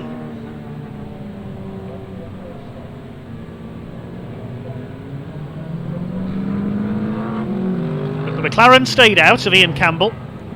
Hugo Cook has stayed out, and Carl Cavers. There's the Porsche Cayman. Behind him, the 44 of Alex Day. So Peter Ersheg and Chris Goddard we saw come in as well. So not everybody has come in that time through, as I thought. I thought we'd see a few more cars pit. The 68 of Andy Tucker and James Whitley for Team Brit has come in. Team Brit, of course, the organisation that helps those with physical and mental handicaps rehabilitate through motorsport. What a phenomenal job they have done with so many drivers over the years. Okay, the safety car, I think, has now picked up our race leader, with a number of cars having come into the pits. Everybody out. Out come the Porsche, the BMW and the Aston Martin. Marshall's just warning them there that there's traffic heading by. There's the Mercedes of Mars and Jackson, the Lamborghini, which I think should have Lucky Kera now on board. And the Ginetta's coming back out as well. The bonnet's been reattached. Now that car has been in since before the pit window opened. They've been in for a few laps making repairs, so I imagine Sam Randon's still on board there. The number 50 Aston Martin comes in. That's the points leader in Class D. Peter Montague handing over to Dan Brown. Now Campbell, I think, has come in. Yes, the McLaren is in. So it is Hugo Cook who takes the lead. There is Ian Campbell in the McLaren. Michael Broadhurst should take over at the wheel of the 720S GT3.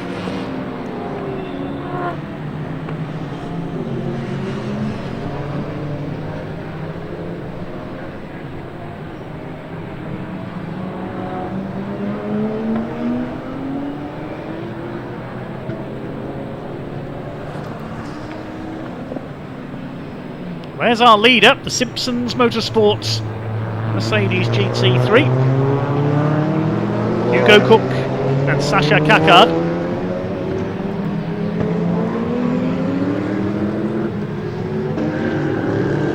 Gained 5 places on the opening lap to make up his grid penalty. Everybody else will be trying to catch up to the back of the safety car at the moment. He leads. It will be Carl Cavers up to second because he's yet to stop. Alex Day in the Cupra has yet to stop. And Gleb Stepanovs in the Aston Martin Vulcan. The rest of the leading runners have come into the pits, taking advantage of this safety car period while the tyre wall is rebuilt. There's the 87, which I think has now got George Healer on board. Carl Cavers has not yet stopped. The Audi has been in. That was one of the first cars to come in, so that's a lap behind now. There's the blue Ferrari. That was also one of the early stoppers, with Chris Goddard handing over to Jamie Stanley. We saw him take a few wins in this series last season in a Lamborghini shared with John Seal. Very quick GT race. Oh, the Audi there, a little over-eager through Coppice. Safety car is still out, George Healer. The rest of the pack is trying to catch up to the Crocodile.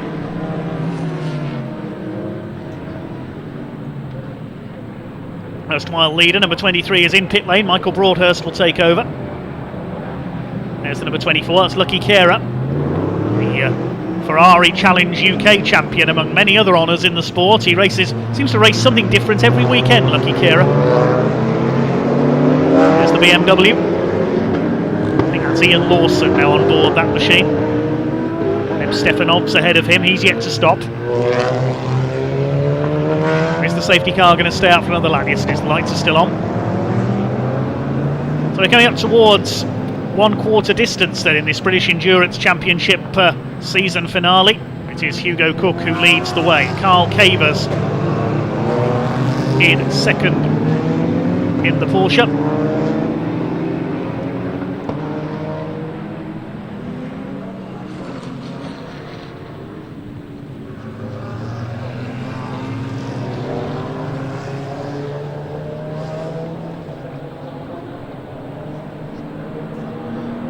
The Kia safety car, Stuart Herriot at the wheel.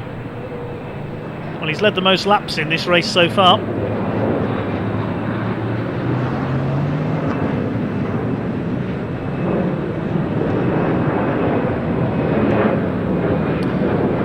Well, while we have this safety car period, Matt Suckling has found someone to talk to down in the pits. It's great to have her here this weekend. One of Britain's leading female racing drivers, Abby Eaton. She'll be competing in another event this weekend, and Matt's talking to her down in the pits.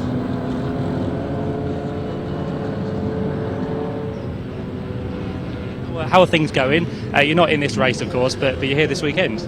Yeah, so at least I'm actually racing something this weekend. I'm actually out at my dad's Holden in the Thunder Championship, so lovely piece of kit to drive, 83 Holden Commodore, a little bit more of a handful than the W Series cars, but just nice to actually be out in something. You know, Wheeler, this is a year today that the injury happened in Texas, so you know, just to be out and driving is great. How are you doing after that anyway? Are you recovering well? Yeah, getting there. Look, I can't complain really. You know, as racing drivers are impatient and we want everything fixed straight away, but you know, just the fact that I'm able to jump in and keep doing what I'm doing, I can't complain. And you're here at the minute in the garage with Tom Jackson and Wayne Miles, just having a quick chat with the team and seeing how this championship might go. It's a nail biting end to the year, isn't it? It is, and actually I was just chatting with Wayne's missus that actually these kind of championships, when you're a driver, are the best ones to do because you have to not make any mistakes and you have to get the maximum out of not only yourself and the car but the team as well. So it's going to be a nail-biting finish for sure. And in terms of you for the rest of the year, nice to be able to do something a little bit fun. Anything plans-wise for next year? Nothing yet. I'm looking to try and get back in GCs. You know, that's where my heart lies. So being in the right paddock, chatting to the right people, and hopefully some drivers will come along. Abby, it's always nice to see you. Good luck for the rest of the year and hope to see you again soon. Thanks a lot. Here we go. Abby down here in the pit lane, and we've got the race very shortly to get back underway. So once again, we'll hand back upstairs to Dave.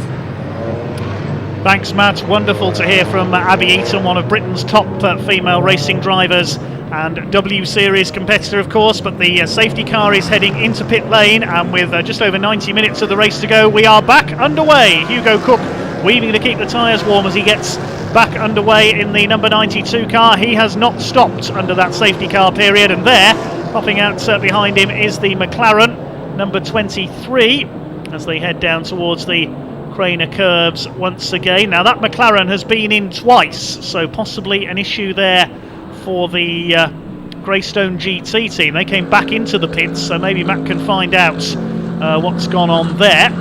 But that's lost them quite a bit of time. They are now a lap down. It's Cook who leads the way. Carl Cavers in second. The number 44 Cupra is third. And coming past them is the Lawson and Clark BMW. So the leading four cars are Cook, Cavers, Day and Stepanovs in the Aston Vulcan. They have all yet to stop. The number 55 BMW is in fifth place and has stopped. As we see here, the McLaren and the Ferrari together. That's being driven now, the Ferrari, by Jamie Stanley. They're down in 14th place at the moment.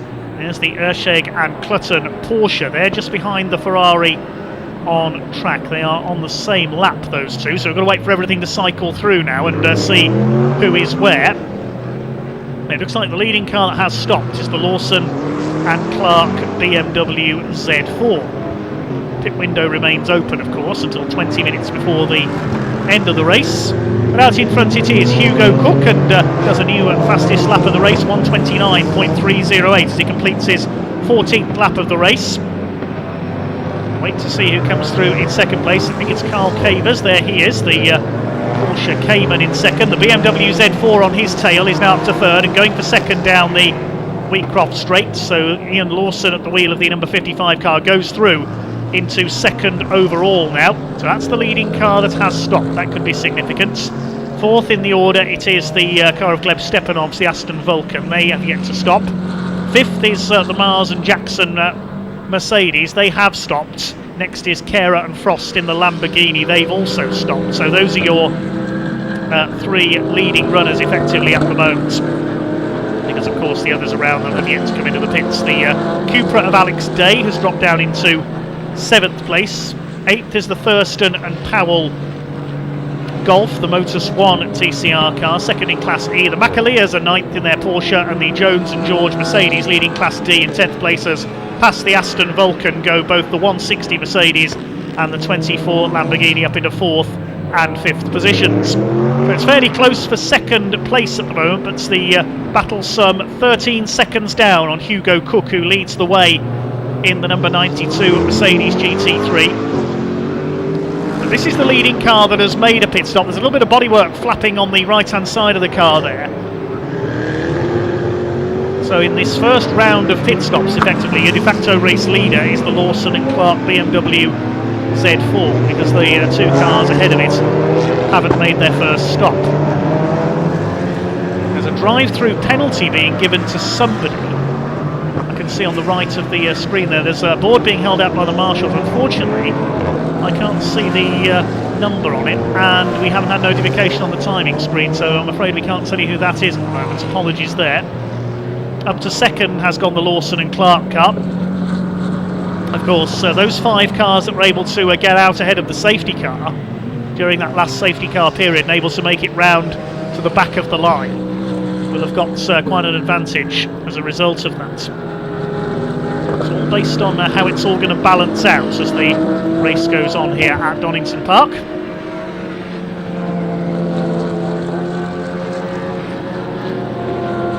We do know it's Hugo Cook who leads, has done another fastest lap, 1:28.676, as here comes Lucky Kera on the inside of Carl Cavers, the more powerful GT3 car, past the Porsche Cayman GT4 up into 3rd overall, and now gunning for the Ersheg Clutton Porsche 911. That runs in Class C, the 911 Cup car. Down the inside goes the Lamborghini, and he goes through into the Fogarty S's. Ersheg and Clutton currently a lap down in 15th place. So they got slightly caught out by the safety car. Made an early stop, but it didn't quite work out for them. Run in support with support from Enduro Motorsports. Hugo Cook has now come in, I can tell you. So Hugo Cook, the race leader, has come in. This will make the Lawson and Clark BMW Z4 your overall race leader, ahead of Kara and Frost's Lamborghini. Mars and Jackson up into 3rd in the Mercedes. 4th will be Cavers and Plato. Carl Cavers still yet to stop, so they're leading it fairly long on this first pit stop. Behind them is the Aston Vulcan of Stepanovs, then Alex Day. Brad Thurston's come in the Motus One TCR Golf to hand over to Will Powell. So he's our latest pit stopper. There's about 4 other cars further back that have yet to call into the pits. One of them does so now. It's the Thompsons in the Jaguar F-Type have come in. They've had a pretty tough season, Adam and Callum Thompson, the New Barn Racing team. Their Jaguar F-Type beset with technical problems. Meanwhile, Gleb Stepanovs, the Latvian, has caught Carl Cavers, the Veluga Racing Porsche Cayman GT4. That, of course, is a Class C car. In the pits, there is the erstwhile race leader, the number 92 Mercedes. Hugo Cook and Sasha Caccard. Sasha Caccard, who is taking over. 88 Jaguar we saw in as well. Where is the 92 car going to rejoin? They built up a lead of about 23 seconds just before the pit stop there. So the pit stop time is a minimum of 2 minutes. Pit in to pit out. Here is our now race leading BMW of Ian Lawson and Kevin Clark. The ING Sports BMW. No Ryan Lindsay this weekend. They were leading the race at Donington Park earlier this year, and suddenly the car broke a drive shaft, losing them a possible overall win. So looking for their first win of the season. A little bit of the, I think it's the wheel arch liner that's flapping in the breeze there as they come through the old hairpin. They're leading by 3 seconds, just under ahead of the Lamborghini of Lucky Kera and Lee Frost. There's the Lambo in second place. Miles and Jackson are third, over 2.2 seconds back, and then a gap back to Gleb Stepanovs in the Aston Vulcan, which is now in fourth place, but they've yet to stop. Plenty of tape on the front of the Ginetta there, the bonnet having to be taped back into place for Sam Randon and Will Orton. Now I would imagine they've got to make, they've made 2 stops now, so they've been in again, made their mandatory stop, because the first stop of course was outside the pit window. Well, there's one of our championship contenders, currently second in class, the Goddard, Hollings and Stanley Ferrari. Jamie Stanley currently on board that car. So the lead gap is just under 3 seconds. It's the 3 Class A cars that have cycled back to the front of the field, with the majority of cars having made their first pit stops now. There is the number 23. That car made a second stop, of course, the McLaren. It's recovered into 11th place, the Campbell and Broadhurst car. Meanwhile, we can hand down to Matt in the pits. He's talking to Hugo Cook, Simpsons Motorsport at Mercedes Garage.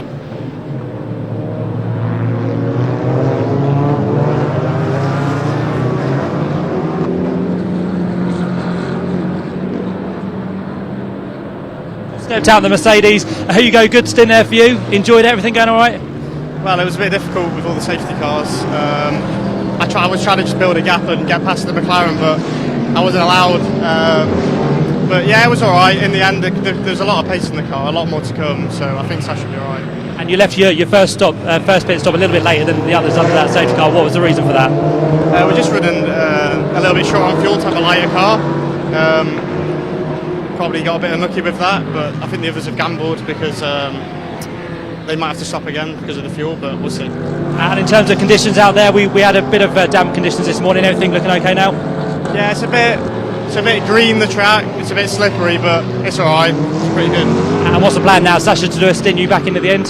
Yeah, I'll do the last half an hour or so. So yeah, hopefully I'll get fine. Stuff, enjoying it though? Yeah, it's good. Good stuff. Thanks, Hugo. Thanks. There we go. Hugo, good down here with us. Back to you, Dave.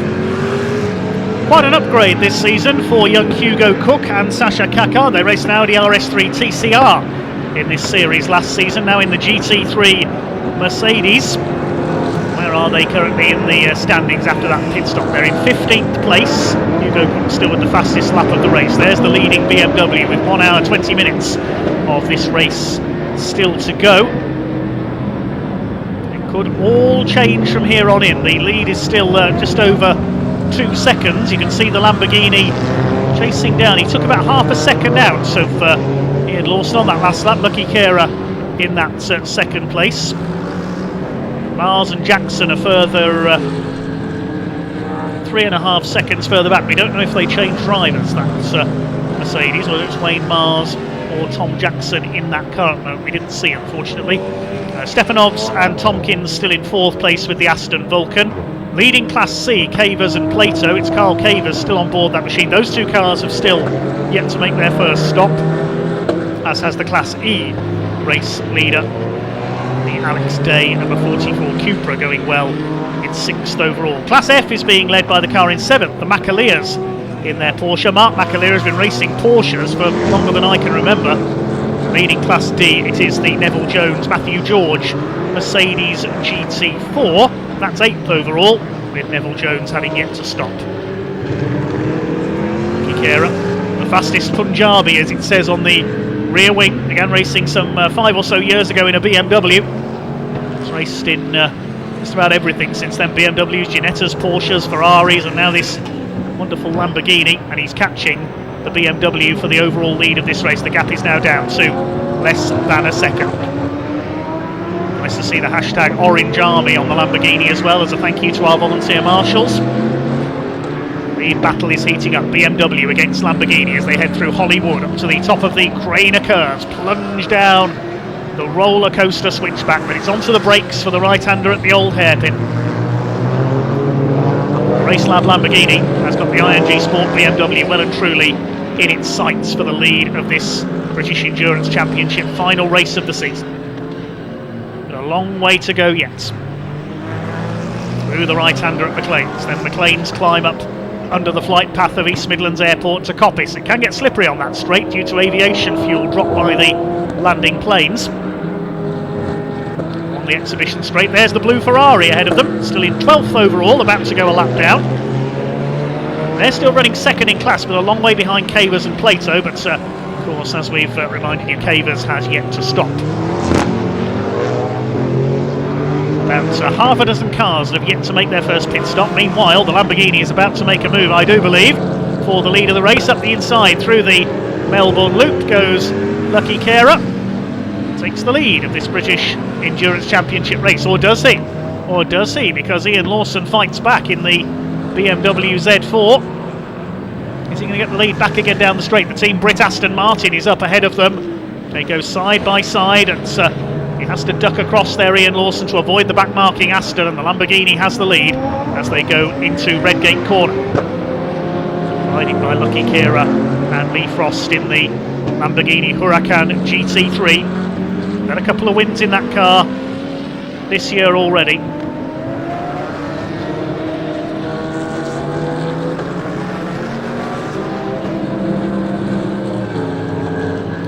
Some 6 seconds ahead of Mars and Jackson now. That says to me that it is Wayne Mars still on board the Mercedes, because with all due respect to Wayne Mars, Tom Jackson is the quicker of the two drivers in that car, the pro driver.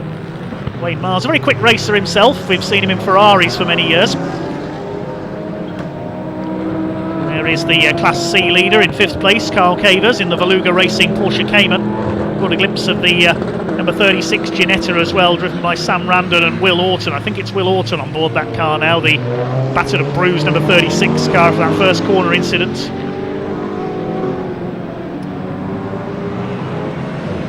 The Jaguar F-Type, unfortunately, is still in the pit lane. It's been in there for about 3 or 4 laps now. Meanwhile, the BMW is not letting the Lamborghini get away at the front of the field. Over the rise towards the left at Goddard's corner. Chasing the Chris Goddard Ferrari, now driven by Jamie Stanley. I don't think the corner's named after Chris Goddard, incidentally. Nor myself. I did ask around at Donington a few years ago where Goddard's corner got its name from, and nobody seems to know, interestingly. If anyone can help out, let us know in our YouTube comments.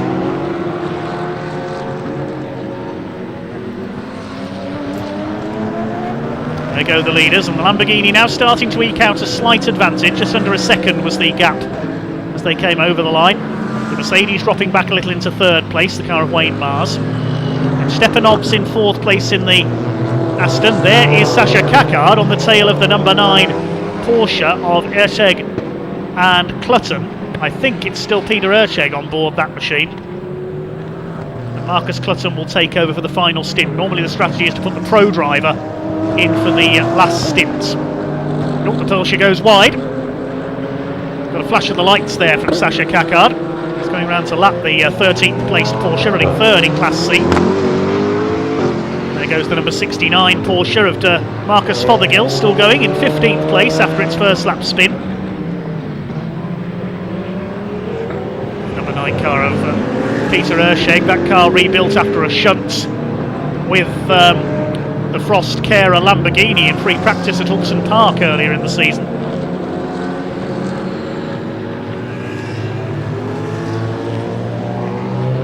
There is Carl Cavers keeping the lead in Class C.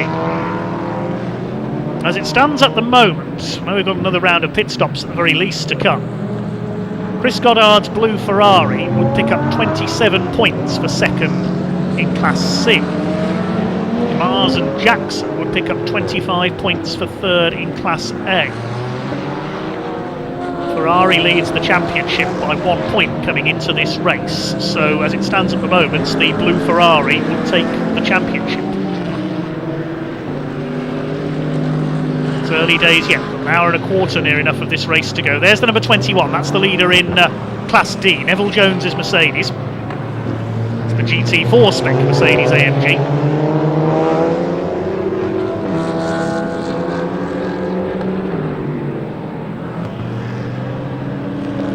Leader comes up to lap the TCR Golf. That's the Class E invitation car of Brad Thurston and Will Powell. I believe it's Will Powell now on board, the ex-McLaren racer. We've seen him appear in British touring cars this year as well.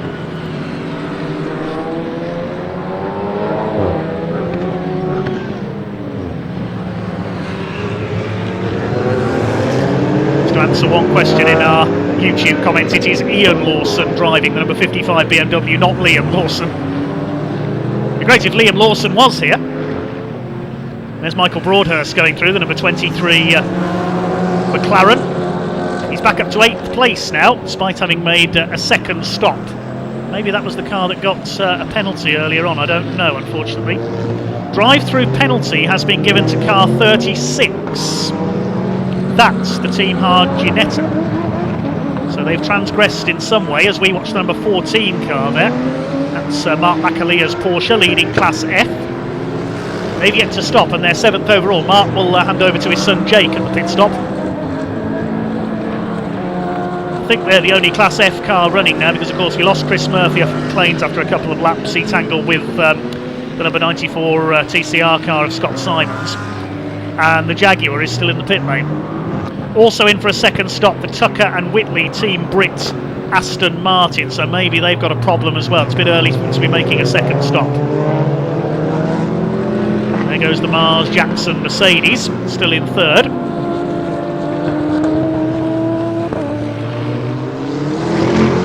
Some teams on a different pit strategy. This is one of them, the McAleers. Stepanovs and Tompkins, Cavers and Plato, Day and Foster. Also Jones and George, and also Simon Tomlinson, the number 14 Jam Sport Seat Cupra TCR. That's yet to come in. Started from the back and he's now running 12th overall and in third in Class E. There's the Ginetta taking its drive-through penalty. Emerges behind the McLaren. There's the Team Brit Aston Martin you can see in the pit lane at the top of your picture.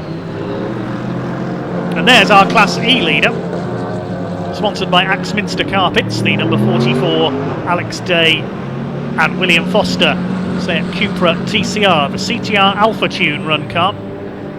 They've had a great season in Class E this year.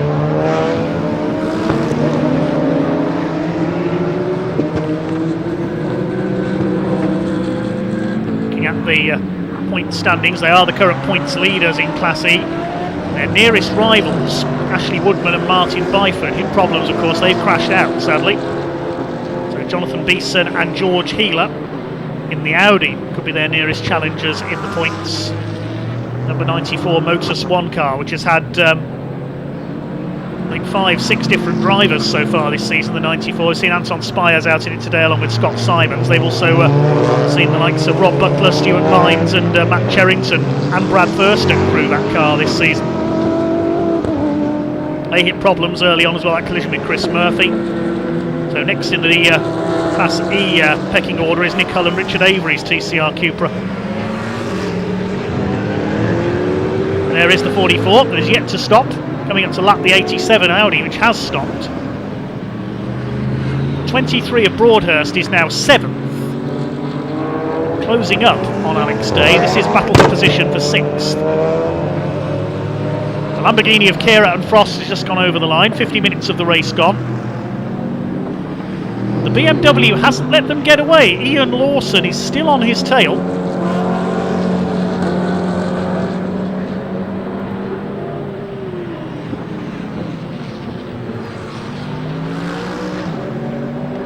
There they are, just coming down towards the old hairpin we can see in the background now. The gap was only less than half a second up the line. We just got a glimpse of them there coming into Starkey's. The F-Type is back out, that's good to see. Car been decidedly problematic, unfortunately, this season for Adam and Callum Thompson. He did spend a few laps in the pits. Beautiful looking car for the New Barn Racing team. Reminiscent of the Williams Martini colours in Formula 1 in recent years. And that's the 21 car in, that's the leader in Class D. Neville Jones and Matthew George just about to head back out. Matthew George will be now on board. So we're seeing the teams on the different pit strategy making their stops now. That means probably we'll see the Vulcan, the Cayman and our Class E leading Cupra in shortly.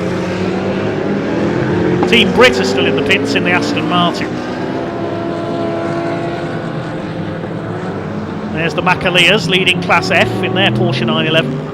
The Wilson's Auctions car. Now is Mark McAleer going to come in this time? 1 hour 8 minutes of the race to go. There's the number 50 Aston Martin. That's been a quiet achiever of a car this season. Peter Montague, Stuart Hall and Dan Brown, the crew of that car. They're third overall in the points. The points leaders in Class D coming into this round. Looking set to take the Class D title. Still an outside bet for the overall title as well. They'll get 30 points if they win Class D. Where are they positioned in their class? Yes, they are leading it, 15th overall. It's currently Dan Brown on board that car. The lead gap has increased a little, 0.765 of a second. Mars and Jackson still third in the Mercedes, and they're well ahead of Gleb Stepanovs, who's still yet to stop in the Vulcan. This Aston Martin still in with a championship chance. We'll have to do the maths after the race, of course, to see who has won the British Endurance Championship title for 2022. That Aston Martin still currently on to score 30 points.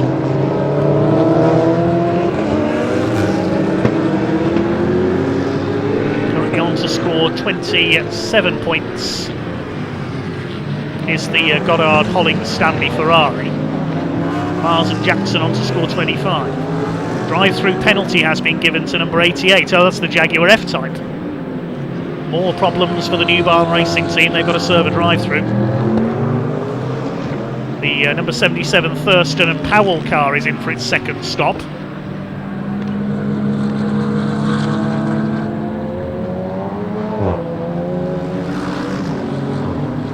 Lead gap continues to increase slightly, and Mars and Jackson in for their second stop. So this will almost certainly be Tom Jackson getting into the car for the long final stint of this race. He's probably going to drive, yes, the final hour of the race. Wayne Mars gets out. In goes the fuel. Of course, you can't refuel the car with the driver on board for safety reasons. Well-drilled Rob Boston Racing team to work with the churns of fuel.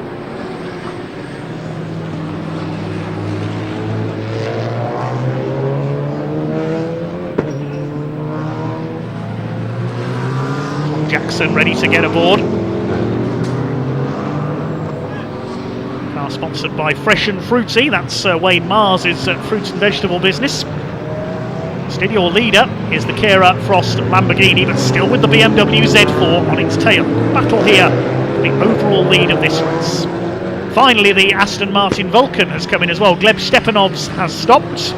Stephen Tompkins will take over. In goes the Jaguar F-Type, just holding up the leaders momentarily there as it pulled into the pits to serve its drive-through penalty.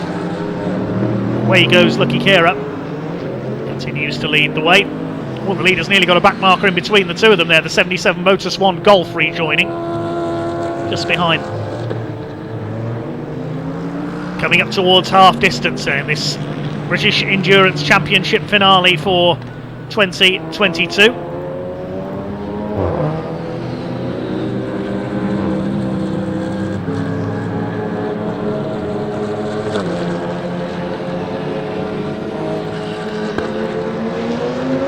The McLaren's back in again. Now, I'm assuming that's the second stop for the Lamborghini, for the McLaren rather.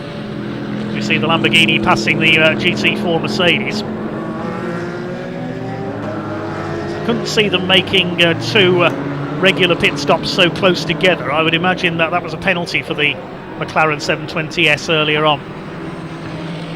There go the leaders into the Fogarty S's. Less than a second between the two of them.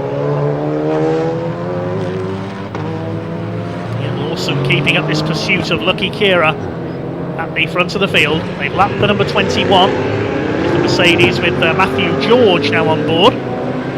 It's dropped to second in Class D. It's number 50 Aston Martin now in the lead of the class.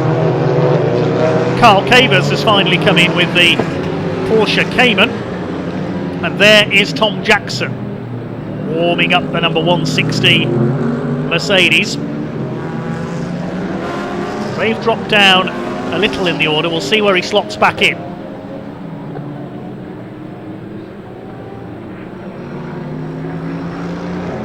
Up into fourth place overall now is the Ferrari 458, the Goddard Hollings Stanley car. So Jamie Stanley running fourth. Day and Foster still going well. That car is yet to stop. The only cars now that have not stopped are that number 44 Cupra, the Makalia Porsche, and Simon Tomlinson's Seat Cupra TCR. Those are the only three cars yet to make their first stop. There's the Vulcan. Number 6. Really should be number XH558, shouldn't it? Aviation enthusiasts will know what I mean there. Well, we can head down to Matt Suckling in the pits as we watch our lead battlers head along the exhibition straight. He's down with Wayne Mars in the Rob Boston Racing pit. Yeah, we're down here with the man who's just jumped out the 160 Mercedes, which is Wayne Mars. Wayne, there you go, you're out in the car. Your stint is now hopefully done. How was that for you? Was that interesting? Very interesting, yeah. We had a lot of safety cars, didn't we? Yeah, and then the car started off really well, felt really good. And then the tyres just seemed to come off, so maybe I didn't keep enough heat in them during the safety car period. But it started to come back towards the end, but then obviously the stint's over, so what can you do? I watched you when you were in the car just before the race got underway. You had a big smile on your face, which is unusual for a championship to be decided in this race. At the end of the day, what can we do? We've just got to go out there and what's going to be, you know. I think either one of the championship rivals needs a little bit of luck on their side. It's motor racing, isn't it? So you just got to go out there and get on with it, and what will be, won't it? And did you play it safe in that first few laps, just to stay out of the way, not to get in any trouble? Yeah, because obviously I wasn't really racing against the McLaren, so I tried to stay out of the way. But then obviously Lee, I think it was Lee or Lucky, I don't know, they caught me up and they was being quite close. They was on me. Yeah, we had a couple of little touches and bits and pieces, but it got past, so I just had to concentrate on making sure we finished the race, really. And do you remember back to that first round we did back at Silverstone, cold day in March, and now here we are? I know, tell me. We was unlucky at Silverstone. We was lucky we got some points, but we was unlucky that we had a problem with the car, didn't we? You're on about the last Silverstone, aren't you? And the first one? Rain, yeah, that was rain. That was good. See, yeah, anything can happen. And have you enjoyed your first year in the British Endurance Championship? Yeah, loved it. My missus, she loves it. She's always wanted us to do it. We've only popped in and done an odd round here and now. So we said we'll do the whole championship this year. It's been really good fun. Wayne, well done. The people. Good that you've enjoyed it. Wayne, I'll let you get back and see how Tom gets on. All right, nice one. Cheers. See you later. There we go. Great character down here, Wayne Mars, who is now done in the Mercedes. Let's see how him and Tom get on for the rest of this race. Dave, back to you. Great to hear from Wayne Mars, looking fresh and fruity as ever as he recuperates after his stints. His partner Tom Jackson flashing his lights at the back markers there as he heads through Schwantz Curve. The car has rejoined, looking down the order in 9th place after its second stop. It's just behind Peter Erscheg and Marcus Clutton's Porsche now, trying to make up another place. Meanwhile, the lead gap is out to 2.7 seconds. The Lamborghini of Lucky Kira pulling away from the Lawson and Clark BMW, which lost about 1 3/4 seconds on that last lap, presumably due to traffic. There's the BMW. Third place is now the Goddard Hollings Stanley Ferrari 458 Challenge, so back at the top of Class C where it wants to be if it's going to challenge to take the overall championship. They're still looking the favourites for the title at the moment, depending on what happens in Class D as well, where we have to keep an eye on Montague, Hall and Brown in the number 50 Aston Martin. They've got an outside chance of taking the title. Sasha Caccard and Hugo Cook's Mercedes, with Sasha Caccard on board, is up to 4th place. As into the pits there comes the Porsche number 69. Erscheg and Clutton come in as well. And Tom Jackson, I think, struggling with cold tyres there. He ran wide coming out of Goddard. We've seen weaving down the Wheatcroft straights. Hopefully, he's just trying to warm up the tyres there, and we hope the number 160 car hasn't got a problem. There's the number 50 car, the black car with the purple stripe.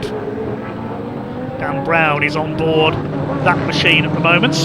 A second stop for the number 22 TCR car further back. The Hull and Avery car has come in. There is the 160. We'll keep an eye on Tom Jackson. He's now in that car, hopefully for the rest of the race, to try and make up ground on the other GT3 cars. Keep that gorgeous sounding and great looking Rob Boston Racing Mercedes GT3 in contention for the overall time. Anything can happen in the next hour, I suppose you could say here. Well, 58.5 minutes. There is the Ferrari. So in the red and black corner, it's the Mercedes. And here in the blue corner, with the Italian tricolour stripe, is the Ferrari. Meantime, the race leader has come in for its second stop. The Lamborghini is in. That's a fairly short stint if Lucky Kera did take over. Maybe it was still Lee Frost in the car, and Lucky's now getting in for a longer stint. We will wait and see. The number 9 car is in as well, the Porsche. So the cars that made the earlier stops now making their second stop. I would imagine it's going to be Marcus Clutton taking over the number 9 car here, the British GT regular, former Radical start. There is Sasha Caccard. He's just got ahead of the 144 Ferrari up into third place. So that's third overall for Sasha Caccard now. It won't bother Jamie Stanley too much in the blue Ferrari because they're in different classes. Jamie Stanley's doing what he needs to do. He leads Class C, lapping the Jaguar F-Type. The gap is, well, we won't know because the Lamborghini, of course, has pulled into the pits, so we'll have to wait and see when the Lawson and Clark BMW comes around. There is the Lamborghini Race Lab team, supported by 76 Limited, Kera and Frost. Oh, the BMW is in as well, the Z4 making its second stop. So they've come in from what was effectively the lead, so Sasha Caccard is now your leader. The 92 Simpson Motorsport car has now taken up the running by 1.4 seconds ahead of Jamie Stanley in the Ferrari 458. They are your top 2 overall. Still 3 cars have yet to make their first stop. Simon Tomlinson, the Macaleers, and Alex Day in the CTR Alpha Tune Cupra. They must surely come in soon, because we're past half distance in this British Endurance Championship finale. There is the Lamborghini. Looked to me, I only saw for a split second, looked to me as now Lucky Kera is on board. Confirm that when we can. The lights flashing from Sasha Caccard in the Mercedes. He's got back markers ahead of him, lapping the number 21, which is Matthew George. Also ahead of him there is Marcus Fothergill. Look out, Marcus, you've got a Mercedes charging up behind you. Marcus Fothergill briefly didn't see the race leader come through there, but he's got past him no problem into the Fogarty S's.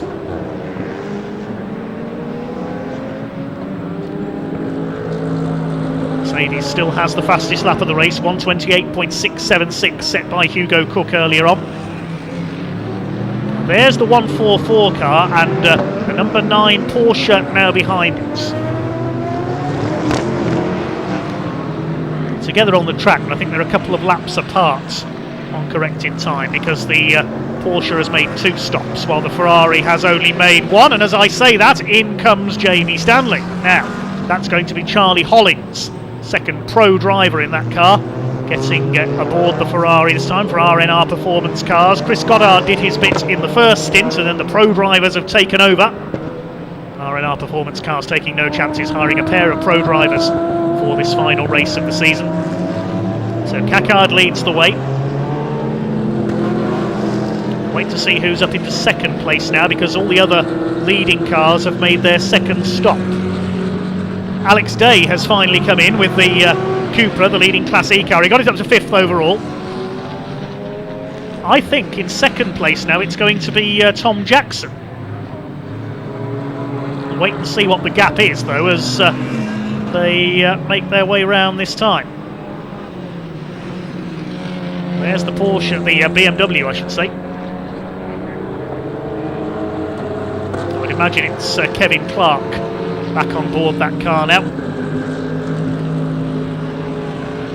There's the McLaren, number 23. Well, they're back up into 9th place, having had to make 3 stops. They had an extra stop just after their first one. We believe that could have been a penalty, but we're not certain. And there's the number 69 Bespoke Defenders Porsche. That car's going to fly along when it heads into its final stint after its second stop. Has it already made its second stop? Yes, it has. So it's Johnny Molem now on board that car. Immensely experienced GT and sports car racer. There's the Vulcan, number 6, still in 7th place. Stephen Tompkins on board this quite stunning looking, very futuristic looking Aston Martin.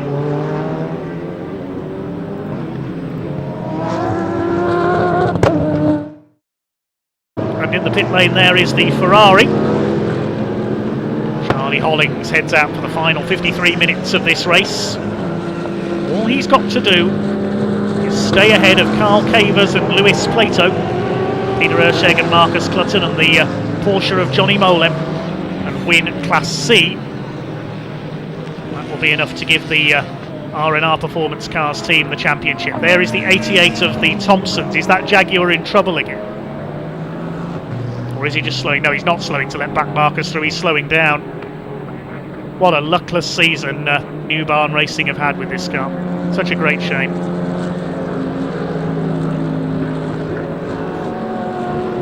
Looks like the Jaguar is pit bound once again this time through. So Sasha Caccard continues to lead the way. The gap to Tom Jackson is 39.6 seconds. But Hugo Cook and Sasha Caccard, they've got to make another stop. I reckon Tom Jackson is in the Mercedes for the duration now. And there the championship rivals together on the track as the Mercedes goes through the middle, past the Ferrari and the Audi.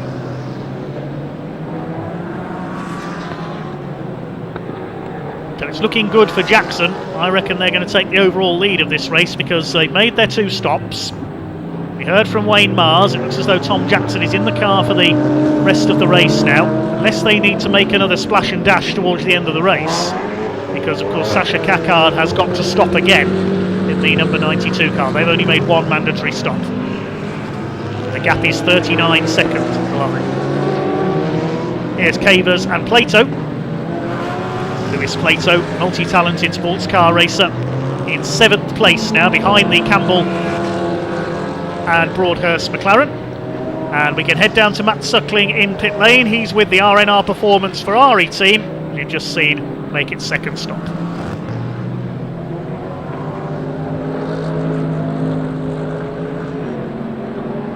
Or Ferrari, which has just now had Jamie Stanley out of the car. Chris Goddard was the man who started it. Chris, quite a precarious position this weekend. Come here in a good place in the championship, don't you? Yeah, I mean, we've reduced that lead by 1 point after qualifying this morning, but we're still in the hunt and anything can happen in endurance racing, so let's see how the last hour goes. And you're trying your best, aren't you? There's a pesky Porsche, I think, around you trying to win the class. We are very best, so let's see, who knows what's going to happen at this point. And you've done your stint out there. How was your stint first off? Frustrating. It was... Carl Cavers got past me in our class initially, then I got back past him, lots of safety cars and lots of debris on the track, so we got through it, no punctures, and handed the whole car over to Jamie. And Jamie, you've just jumped out of the car there, how was it for you? Yeah, it was great, I'm having a whale of a time. It's quite nice to catch the safety car train, have a nice clear track for a while. You're a busy man. You were here last weekend with British GT, back here this weekend, trying to help out Chris and Charlie for the championship as well, aren't you? Yeah, I've spent a lot of laps here. Last weekend we were here for the round earlier in the season, and back here this weekend to try and get it done for them. You're an experienced pro, but how is it adapting to like the McLaren to the Ferrari? Obviously I've been a long time around the Ferraris, and I've raced in brick car many times, and it's not too bad going between the two. It's a small mind shift, but it's good fun. You can't beat getting out and having a good race here, and it's always good fun in brick car. Now you've chucked Charlie in for the final stint. What do you reckon he can do? Hopefully he's going to carry us to victory. You both put him in a good position, so you should be all right. Yeah, absolutely. And just a final word with you as well. How's the season been? You enjoyed the British Endurance Championship? It's been fantastic. It's been a good quality driving, respectful driving. It's what you want at this kind of level of championship racing, and I think it's a great step forward for Brick Car to be running this year. So Chris, Jamie, best of luck for the final few minutes. See you later on. Thank you. Thank you. Here we go, Chris Goddard and Jamie Stanley down here in the pit lane. Yeah, thanks, Matt. And I can tell you the Ferrari has rejoined from that stop. They're currently 23.2 seconds down on Carl Cavers and Lewis Plato for the class lead. Meanwhile, for the overall lead, Sasha Kakard has just completed his 38th lap in the Mercedes. We will see how far behind Tom Jackson is. Well, he's just done his personal best lap, 1:29.441, and the gap is 35 seconds between the two Mercedes. I mentioned that Kakard has got to stop again, and also the Cavers Plato Porsche has got to stop again as well. But Charlie Hollings is starting to whittle down the gap. It's 21.9 seconds now. He took over a second out of Cavers and Plato on that last lap for the lead of Class C. They are 7th and 8th overall. So the order is Sasha Kakard leading in the Mercedes ahead of Tom Jackson. The Kara and Frost Lamborghini is third. They're just a few seconds ahead of the Lawson and Clark BMW. They've been battling it out hammer and tongs all race long, those two, for the lead earlier on, now for third place. Fifth is the Aston Martin Vulcan, and they've got to make a second stop. Stefanovs and Tompkins. It's the Campbell Broadhurst McLaren in sixth position that led the way early on in the hands of Ian Campbell. Michael Broadhurst, I think, is now on board that car. Then Plato and Cavers with the blue Ferrari behind them. Beeson and Healer have just made their second stop from ninth place. They were leading Class E. And in 10th place, Simon Tomlinson, number 40, with his Seat Cupra TCR, and he's yet to make a pit stop. So he's going to have to make two fairly quick stops towards the end of the race. He's the only car that's not stopped yet. The Jam Sport run car. Here's our leader. Wait to see what the gap is this time through as Tom Jackson comes across the line. It's 31.9 seconds. So the gap is coming down. Jackson lapping in the 129s, Kakard in the 132s, but that car will start to fly again when Hugo Cook takes over for the final stint. We will wait to see when he comes in. The classes, it's still, well, Beeson and Healer were leading Class E, but Simon Tomlinson will take over because that car is in the pit lane. Class D is being led by Jones and George. There's the Audi in the pits for its second stop. So it's Matthew George and Neville Jones leading Class D, with Montague, Hall and Brown, the outside contenders for the championship, second in class. Class F is being led by the McAleers, who have now made their first stop. Jake McAleer has taken over. There's 20 cars running out of the 24 who started. We lost Chris Murphy on the third lap. He tangled with the number 94 of Scott Simons going into McLean's corner. BMW and the TCR Cupra both out. We lost Ash Woodman and Martin Byford's Cupra TCR, spun into the tyres at the old hairpin. And also the Team Brits, Aston Martin of Tucker and Whitley, sadly looks to be out of the race as well. They didn't re-emerge after their second pit stop. Well, there is Simon Tomlinson. He's got the McLaren behind him, coming up to lap him. Michael Broadhurst goes through, and Tomlinson, who had a win last weekend at Silverstone in the Club Sport Trophy Series, has still yet to stop. So who hasn't made their second stop yet? Well, we know about Cook and Kakard, we know about Cavers and Plato. Stefanovs and Tompkins are on a late stop strategy. Jones and George have yet to make their second stop. Wait to see where they emerge when they do in relation to the Montague Hall Brown Aston Martin, which has made two stops. Stuart Hall now on board that machine. The McAleers have only just made their first stop, as we know.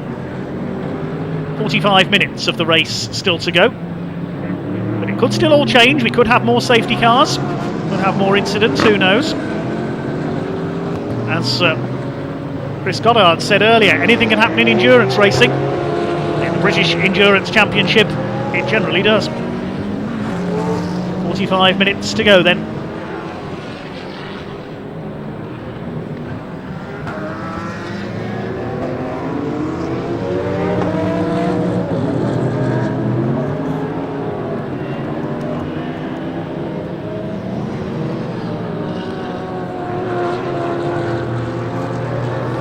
There's the Vulcan getting past Simon Tomlinson, who still hasn't come in. The pit window closes 20 minutes before the end of the race. So basically in the next 25 minutes or so, that Cupra has got to stop twice. Just lost the place there to Marcus Clutton at the wheel of the Porsche 911. Now where is that car in Class C? It's third in class. It's nearly 50 seconds down on the Ferrari of Charlie Hollins. The lead gap has come down again a little, 27.6 seconds now. There goes Tom Jackson up towards McLean's. Coming down from the Craners is the 87 Audi. It's just made its second stop, of course, the Beeson and Healer car. Jonathan Beeson, I think, is now back on board that car.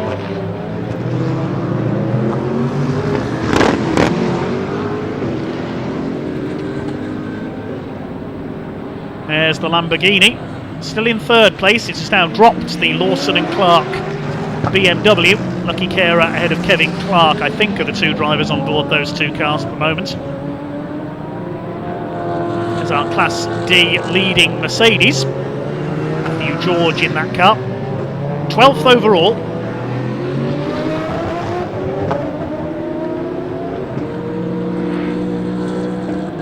Coming up on the McAleers.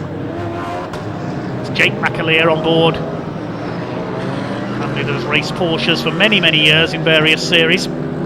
42 laps completed now. Tom Jackson flashing the lights like there's no tomorrow to get the slower cars out of his way. He's trying to hunt down Sasha Kakard and make up as much time as he can.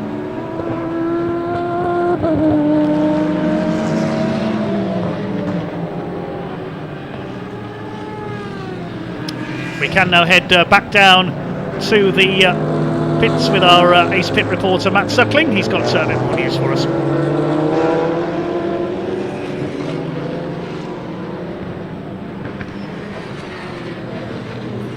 Yeah, down here in the pit lane with George Healer, who's just jumped out the number 87 Audi. George, nice to have you here this weekend. You're in contention for the Class E Championship. How's it all going?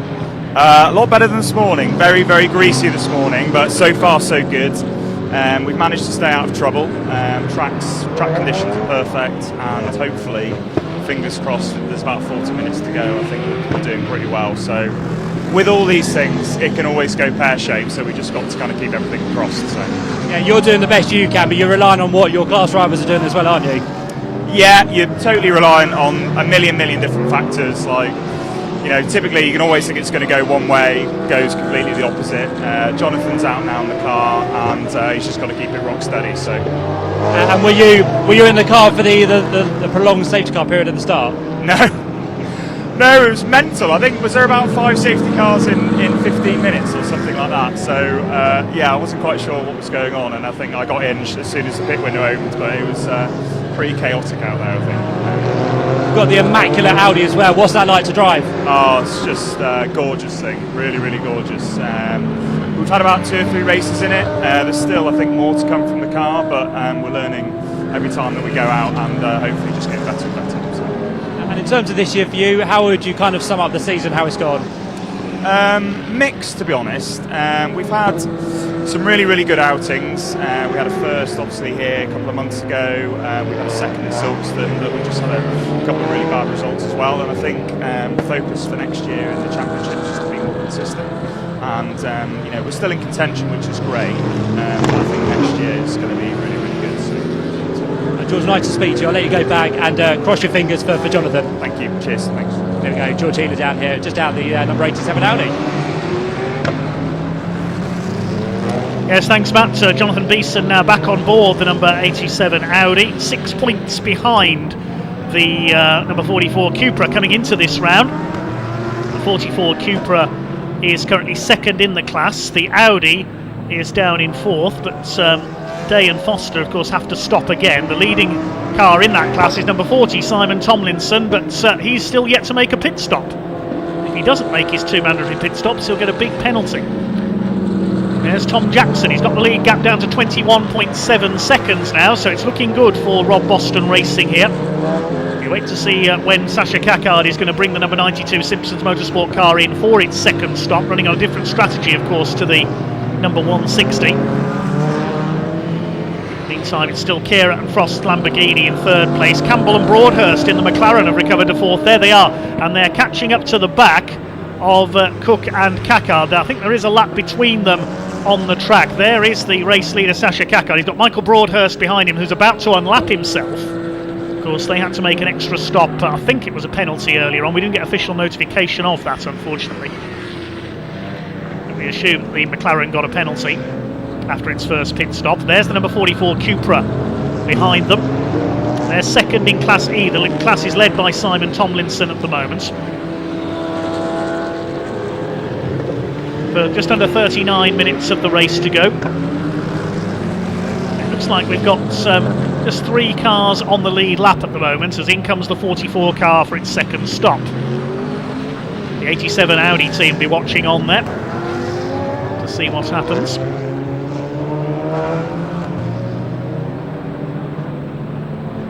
There's our Class D leading Mercedes, but they've got to stop again. We're in the same situation in all the classes at the moment. We've got lead gaps being closed down, but the car leading each class, classes A, C and D, has got to make a second stop. There's the Class C leader, the Porsche Cayman of Cavers and Plato. They've got to make another stop. They're only 14.3 seconds clear now of the blue Ferrari. It's all playing into the hands of Charlie Hollings here, with sharing with Stanley and Goddard, of course, for the overall championship here. It's going to be close, though. We'll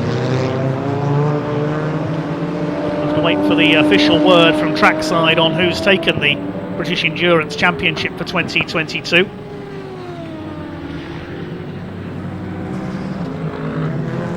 By my reckoning, it is looking good for the R&R Performance Cars team at the moment. I don't want to put the curse of the commentator on anyone, though. The gap continues to slowly come down between Jackson and Cackard in the 2 Mercedes. Simon Tomlinson has now finally made his first pit stop in the Cupra further back. He's probably going to leave it right until the end of the pit window to make his second one. A bit easier for him, of course, because he's driving solo. The only other soloist in this race was Chris Murphy, and his BMW sadly only lasted a couple of laps. Also back in the pits is the Motus 1 TCR Golf of Thurston and Powell. That's a third stop for that car.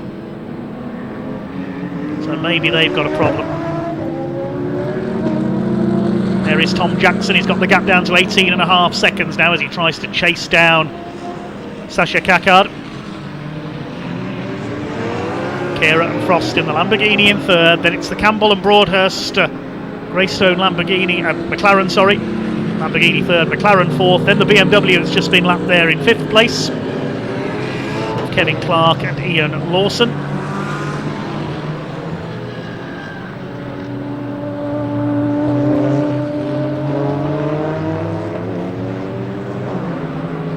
It's Broadhurst still shadowing the race leader there. He hasn't gone through to unlap himself. From Sasha Cackard, he's weaving about on his tail there. That'll be putting Sasha Cackard off a little, I would wager. He'd do well to let the McLaren through here. Perhaps Cackard doesn't know the McLaren's a lap down. Perhaps he thinks he's fighting for position there, but according to the timing screen, the McLaren 720S GT3 is a lap behind the Mercedes. Now the number 92, the leading car, comes in. This is it. Hugo Cook, I would imagine, is going to take over the number 92 at this stop, but that's going to give Tom Jackson the lead in car number 160. The door is opened by Hugo Cook, undoes the belts for his teammates. Out he comes. Sasha Cackard heads into the pit garage. The fuel will go in. I can see Matt Suckling down there, possibly waiting to talk to Sasha Cackard in a moment. So there is Jackson. He's taken over at the front of the field. Now, what's his gap to Kira and Frost? It's quite a substantial one, I think, in the Lamborghini. They were the only 3 cars on the lead lap. Yes, 34 seconds between the Mercedes and the Lamborghini. So it's all looking good for victory now for Mars and Jackson, barring any late race dramas. And there is still 34 minutes to go. They've got the Porsche of Clutton ahead of them there. Cavers and Plato in for their second stop as well. Also Stepanovs and Tompkins in the Aston Vulcan. There was only just under 10 seconds between Cavers and Plato and Charlie Hollings in the blue Ferrari, so they're going to retake the lead of the class.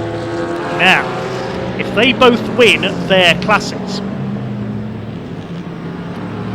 by my mathematics, because Mars and Jackson haven't got the fastest lap, it's Hugo Cook who's got the fastest lap at the moment. Just looking at the lap times in Class C. I think the fastest lap in Class C is probably going to go to Marcus Clutton. So as things stand at the moment, I reckon RNR Performance Ferrari is going to be champion by 1 point. But we will see how things work out at the end of the race. That's just my forecast. Usually when I forecast results, they turn out to be wrong, so we will wait and see.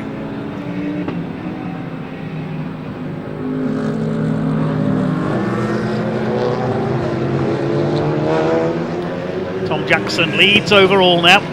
Hugo Cook will be getting back into the Mercedes. There he is, just leaving the pits. We'll see where he slots back in. Kara and Frost's Lamborghini is back up into second. They're 35 seconds down on Tom Jackson's Mercedes. There is the Lamborghini, in fact. Now, does that mean that Hugo Cook has got back out in second place? We'll wait and see. There's the Lamborghini. Or is the Mercedes a lap down? I would imagine the Mercedes has gone a lap down because of the minimum pit stop time. So I think they're still possibly in third place. Depends where Michael Broadhurst in the McLaren is. Yeah, he's come through in third place. There's the number 50, Aston Martin in Class D. I'll work out what their gap is to the Jones and George Mercedes, because that's got to stop again. Of course, if the Class A and C men who we've already mentioned win their classes, then the number 50 car won't be in with a chance of a title. Unfortunately, they are a few points further back.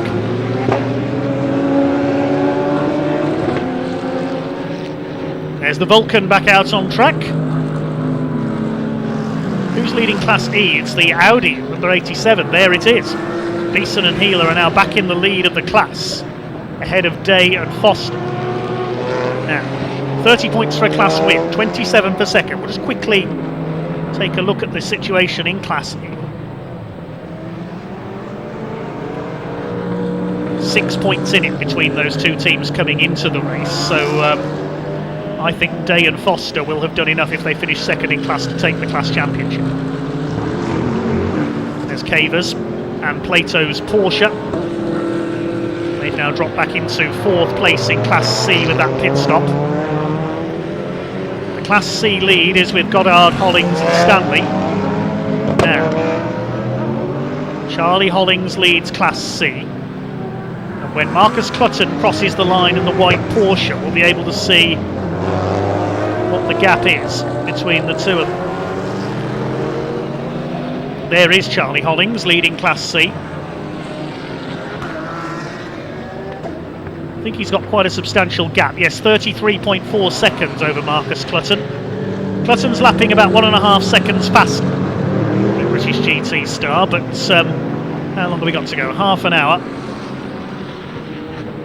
Could be close in Class C. We'll wait and see how things pan out. Meanwhile, 50 laps completed by our race leader Tom Jackson.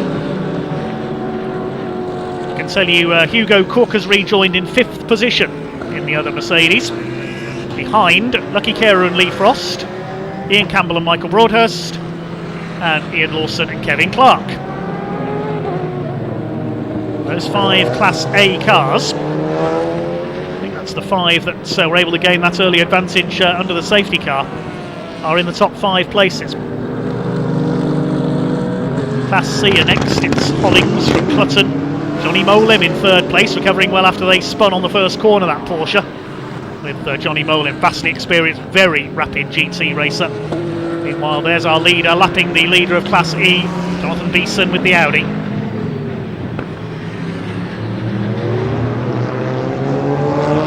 intense final half hour of the season for the British Endurance Championship.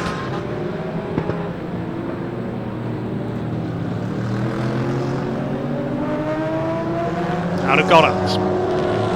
Across the line goes Jackson.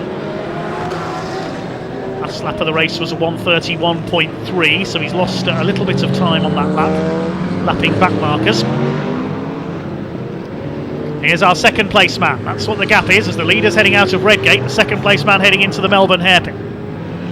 Lucky Kera in second place. Menacing Lamborghini Huracan GT3. New fastest lap of the race for Hugo Cook, incidentally, 1:27.986 last time around. 37.4 seconds is the lead gap. The gap in Class C is coming down. Marcus Clutton. If Clutton does catch Charlie Hollings and takes the class win, it's going to be close. That could lose R&R Performance Cars the championship. Because there's 1 point in it, the Ferrari ahead of the Mercedes of Jackson and Mars.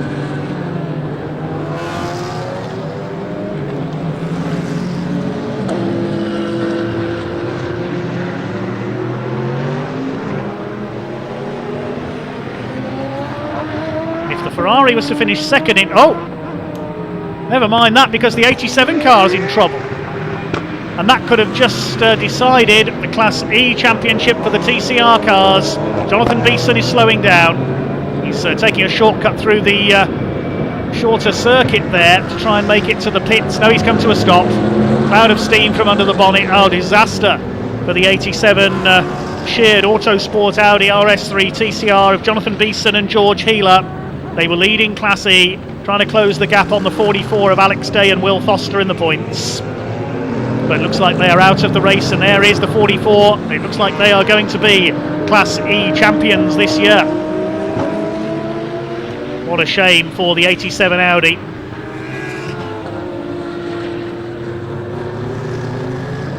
Well, Class E looks to have been decided then. Still waiting to see what's going to happen in Class D as well. It's still the Mercedes that leads, the Aston Martin GT4 in second. But the Mercedes has got to stop again yet. They've only got a few minutes to do so. How many cars have only made one stop? Let's have a look. Jones and George have got to stop again. The McAleers have got to stop again. Simon Tomlinson has just come in to make his second stop. He left both his pit stops late. There is the Tomlinson Cupra in the pit lane. The lead gap has now gone out to 40 seconds. Is Hugo Cook closing in though? He's the fastest man on track at the moment. He's only a young gun at the wheel of the Mercedes. There is the Audi in the background. Here is Hugo Cook. Going to lap one of the TCR cars, the Golf. All moving to the inside there, down the straight. I don't know if there's a bit of debris on the track on the outside. It's the number 22 Cupra. That's the Nick Hull and Richard Avery car, the former Porsche racers. The other EDF Motorsports entry. Of course, their lead car of Woodman and Byford crashed out early on. There is Tom Jackson, continues to lead. It's all looking good for the 160 car.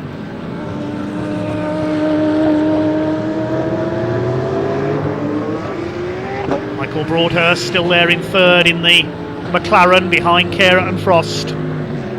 Into the pits comes Jake McAleer. Yellow flags out there at Goddard's because they've got the Audi parked up on the outside out of the race. Now, what's happening in Class C? 27.8 seconds was the gap last time through between Hollings and Clutton. The white Porsche 911 closing on the blue Ferrari slowly but surely. He's lapping about 2 seconds a lap quicker than him at the moment.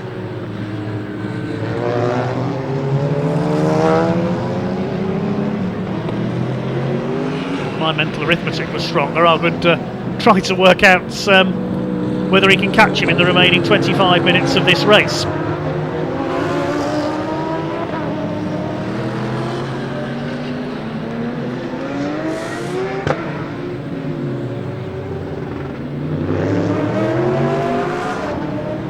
Coming towards the end then of the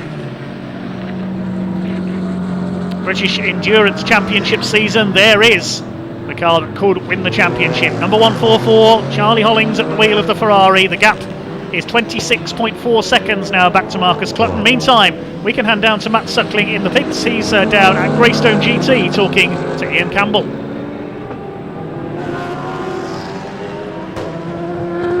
Down here in the pit lane with Ian Campbell on his return to the British Endurance Championship. Ian, we had you earlier in the season at Leicestershire, didn't we, with a nice podium place? Yeah, that's right. I was in Lamborghini Super Praga with Ollie Webb. Obviously, Ollie's not here this weekend. He's got commitments in Classic racing in Silverstone, and we bought the GT3 car this time. It's the end of the season. Nice race. We enjoyed this championship last time.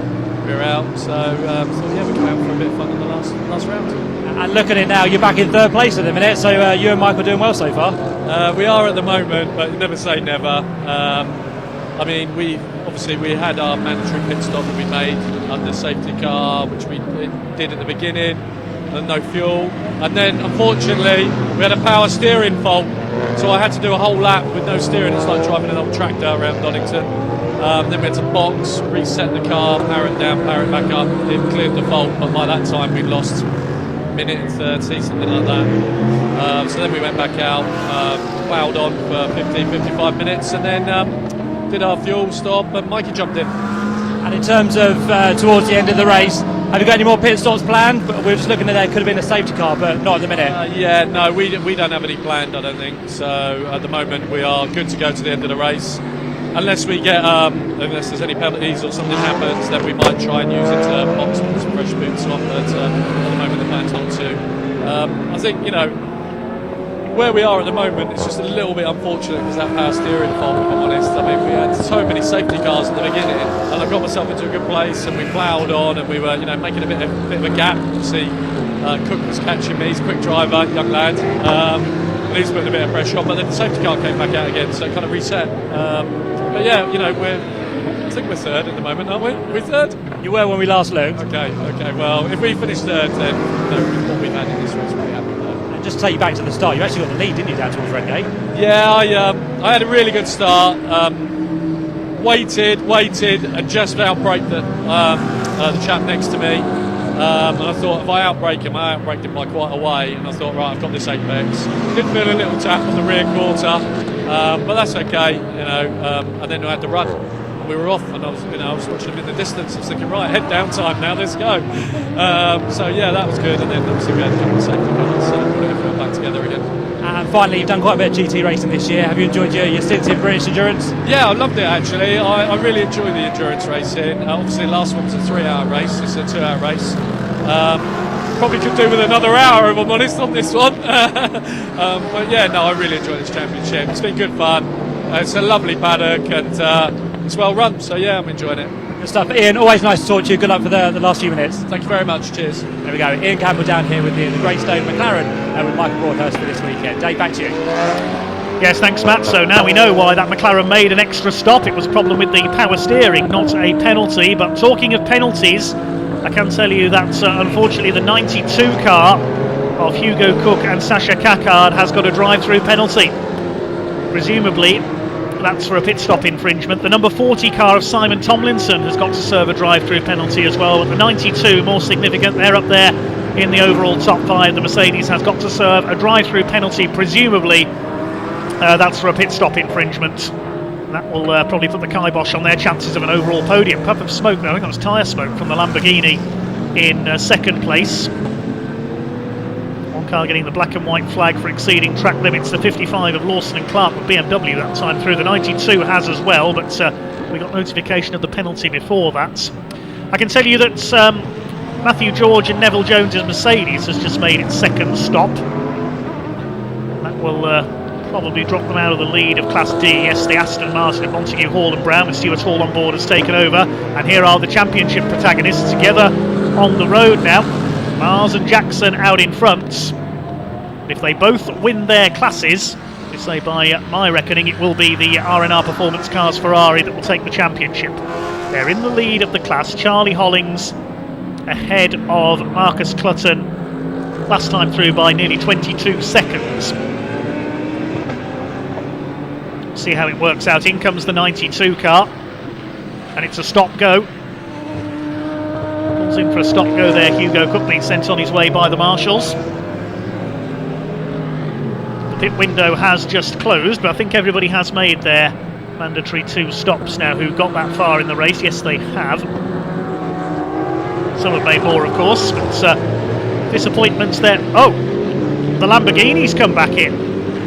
Kira and Frost have just pulled into the pits. Now, I saw a puff of smoke as it came down towards the old hairpin. Is that a problem for the 24 car? No, they've got a penalty as well. Look, they've stopped at the end of the pit lane in the penalty box. Have they got a drive through as well? They're being signalled back out. Well, we didn't get notification on the timing screen of anything for the 24 car. We got notification that number 40 and 92 had drive-through penalties. I'm not sure what that was about for the 24 car. They came back into the pit, stopped in the penalty box, and then went on their way. So it looks like a stop-go for the 24 car. And the leaders come back in. Tom Jackson's in the pit lane. Now, this is going to throw things into a bit of confusion. Tom Jackson has just pulled the Mercedes into the pit lane. Hopefully Matt Suckling is there and can tell us what's going on, because I think he was supposed to go to the end of the race. Or are they doing a... No, they've got a penalty as well, look. Are they all... Is this all for short pit stops? Well, this is really throwing things into confusion, and Hugo Cook can't believe it. He sees the 160 car of Jackson rejoining in front of him. The 2 Mercedes are on track again together. And the McLaren's been back in as well. Were they all making... I don't think they were making late splash and dashes there, because we saw them pulling up at the end of the pit lane. Well, all of the top 4 have made extra stops there, presumably for penalties of some sort. That is strange. So we'll have to wait and see what order they're in now. It was the 92 car that came in first. We got notification that had a drive-through, but I didn't see notifications on my timing screen for any of the others. So we'll have to wait and see what order everybody's in now, whether Tom Jackson is still in the lead of the race. Because all of the top 4 have stopped again. Well, there's the number 9 of Marcus Clutton. He's chasing down Charlie Hollings. That's for the lead of Class C. They're separated by over 20 seconds on the track, though. There's the car of Jones and George. They're now second in Class D. I think it's Neville Jones back on board that machine now. So a bit of confusion towards the end of this race. But they are still in the same order, I think. Yes, there's Jackson and Cackard across the line together. So and Cook rather across the line together. So I think Hugo Cook is now a lap down in 4th place. Yes, Jackson completing 59 laps, so he's still leading. A late scare there for the Mercedes. A late bit of confusion for us there. That was bizarre, because all of the top 4 came in virtually one after the other. Maybe Matt can give us an insight down in the pit lane. 2 Mercedes are together on track once again, but I think they are a lap apart. So the lead gap is now 46.3 seconds. The Lamborghini is still second. We see it there at the top left of your screen. The leader flashing his lights to the Cavers Plato Porsche. Get out of the way, he says. I'm coming round to lap you. That car is now 4th in Class C. He was fighting for the lead early on. The McLaren is still 3rd. Some 22 seconds behind the Lamborghini. Hugo Cook a lap down in 4th place overall. 5th is the Lawson and Clark BMW. And then in 6th place you've got our Class C leader Charlie Hollings. So they're still in a position to take the championship by 1 point. There is the Ferrari. What's the gap back to Clutton? Now it's down to 17.2 seconds now. There's 15 minutes of the race to go. Could all change. They've just got to hope that Marcus Clutton doesn't hunt them down, that he runs out of time to catch them. There's Clutton, we see in the background the white Porsche heading into the old hairpin. There's the Aston Martin Vulcan. Where are they in the classification? 9th position, 6th in Class A. Lev Stepanovs and Stephen Tompkins. Johnny Molim's got the Porsche ahead of them, recovering after they spun on the first corner in the hands of Dave Bennett. Here comes Charlie Hollings. He's just got to stay ahead of Marcus Clutton to give the Ferrari the championship. There's the McLaren in third place, with Michael Broadhurst on board. Fastest lap of the race currently with Hugo Cook in fourth place in his Merc.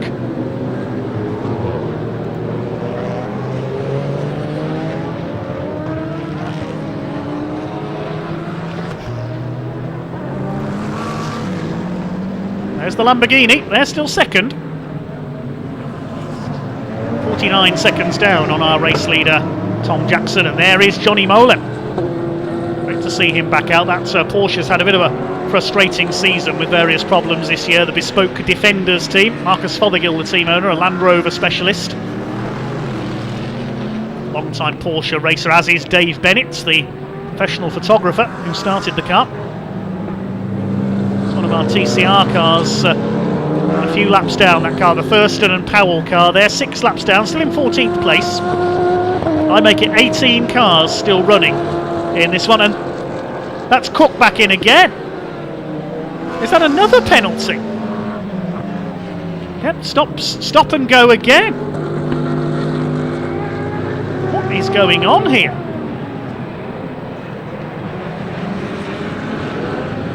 I don't know whether that's for pit stop infringements or we haven't been given a reason through the timing screen, unfortunately.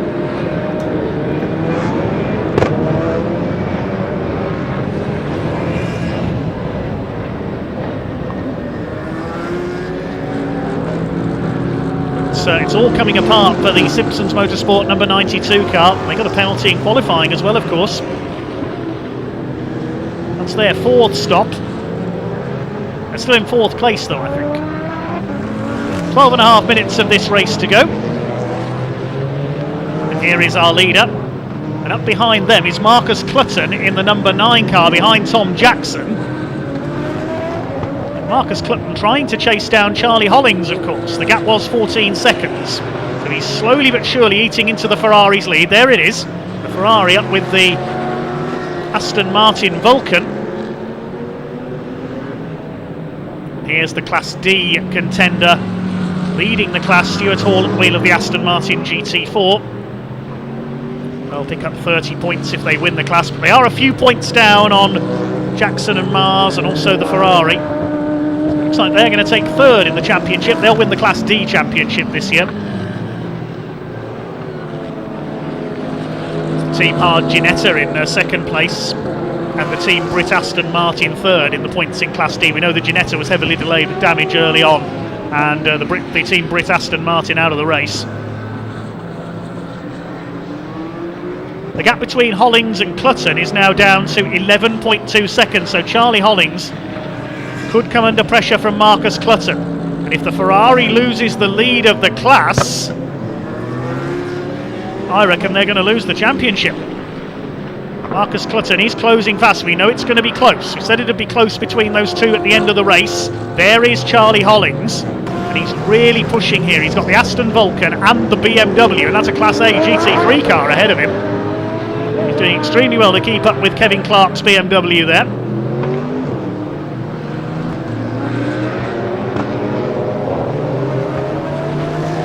Charlie Hollings, one of the 2 pro drivers in the team. He's up on the back of the BMW. Over the line he goes, completes his 61st lap. The leader's completed 63. 10.5 minutes to go. Nervous times for RNR Performance Cars. Can Marcus Clutton make it up? In 9.35 seconds is now the gap. And there is Clutton at the top of the Craners as Charlie Hollings passes the BMW into the old hairpin. There's Marcus Clutton. He's going like an express train at the wheel of the Porsche. If they win Class C, if they can get ahead of the Ferrari, that is going to affect the outcome of the championship. Oh, it's not over yet. It's drama all the way in the British Endurance Championship. Tom Jackson's done all he can. He's still out in front. There was just 1 point in it, remember, coming into this race, but it's 30 points for a class win, 27 for second place. So if they don't win the class here, if Jackson wins the class and Hollings in the Ferrari finishes second in class, then by my reckoning the Mercedes is going to be champion by 2 points. And there is the Mercedes now behind the Ferrari. There is Marcus Clutton, the man who could potentially, if he catches and passes the Ferrari, decide this championship. This is incredible in the closing stages here at Donington. Ferrari staying ahead of the race leader who wants to come through to lap him. You can see the Porsche in his mirrors now, Charlie Hollings. Look at this. What's the gap down to as they cross the line? It's only about, I would say, 5 or 6 seconds now. Jackson's trying to go through to lap the Ferrari. There's the BMW, so the Ferrari is now in 5th position. That was 4th position on Kevin Clark. And there's Marcus Clutton. Oh, this is going to be tense in the closing stages. Of course, catching him is one thing, passing is another. It's Tom Jackson, seemingly with the race at his mercy here. Still leads the way ahead of the Lamborghini in second, but it's all about the battle in Class C to decide the championship. There's Clutton. Seen him have success in British GT this year in a McLaren. Out here in Peter Erscheg's Porsche. Talking of McLaren, Broadhurst and Campbell are still third in the McLaren 720S. They're looking safe for third overall. There's the leader. There's the Class C leader, Charlie Hollings. The Porsche's passed the BMW in the background, and Charlie Hollings is saying to Stuart Hall, get out of the way. He needs to get past the Class D leading Aston Martin there, which is in 11th overall. 7.5 minutes of this race to go. Can Charlie Hollings hang on? There's the Porsche in the background. We'll see what the gap is as they come through this time. Clutton up to 6th place. 4 seconds is the gap. 4 seconds between Charlie Hollings and Marcus Clutton. Jackson drives away. He's safe in the lead to the tune of about 50 seconds ahead of the Lamborghini of Kehrer and Frost. But there is the battle in Class C. Into the old hairpin goes the Ferrari. Charlie Hollings is going to have to push as hard as he can here to keep the lead. This is incredible drama here at Donington Park. The British Endurance Championship is on the line. There's the Aston Martin. They're heading for the win in Class D. They've done all they can.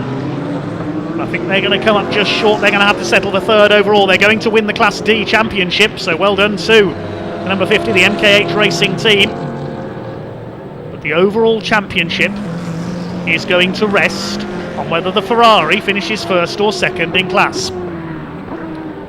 Further down the order, Day and Foster are still leading Class E. They're going to win the Class E Championship with a victory. Class F is being led by the McAleers in their Porsche. They're going to take the championship there.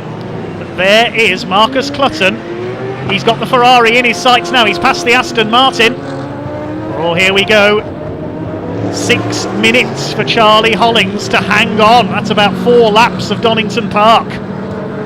There's Jackson ahead of him. There's Marcus Clutton with his headlights on. I'm coming for you, Charlie Hollings, he says. 2 seconds is the gap. Can Charlie Hollings hang on? If it stays like this, they will both get 30 points, the Mercedes and the Ferrari. And the Ferrari will take the overall title by 1 point. But if Clutton gets through, the Mercedes picks up 30 for a class win. The Ferrari will only get 27 for second in class. And that will give the title to the Mercedes by 2 points. This is unbelievable. What a conclusion to the season here at Donington Park.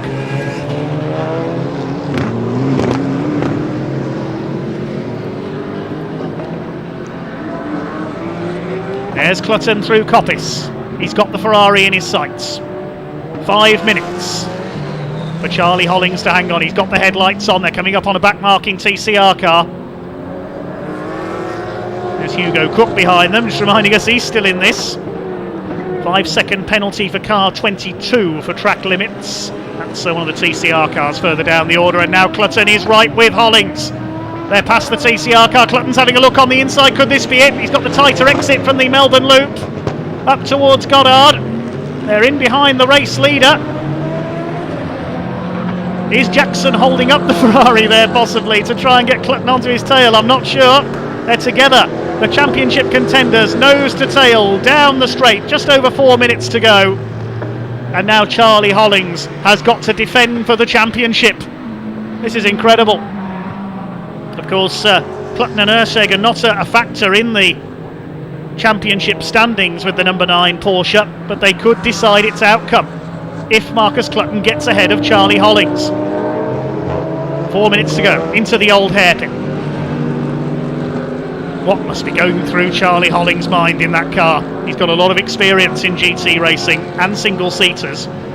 Marcus Clutton, the former Radical star, now a star of British GT and the British Endurance Championship, has a lot of experience in these cars, brought in by Peter Ersheg, who drove solo in a Porsche last season. There's Hugo Cook coming up behind them as well. He's still there in 4th place behind Carrot and Frost and Campbell and Broadhurst. Down the straight they go. Is Clutton going to try and make a move here? We see them go into the chicane. Charlie Hollings cuts it fine. He's over the curb. Clutton's through. Clutton goes through on the outside. Charlie Hollings makes a slight mistake at the chicane, and through goes Marcus Clutton. Oh my goodness, has that just decided the championship? Has that just handed it to Tom Jackson and Wayne Mars for Rob Boston Racing? This is unbelievable. Oh, Charlie Hollings, he was just, I think, slightly late on the brakes. I don't think he got in the way with Hugo Cook there.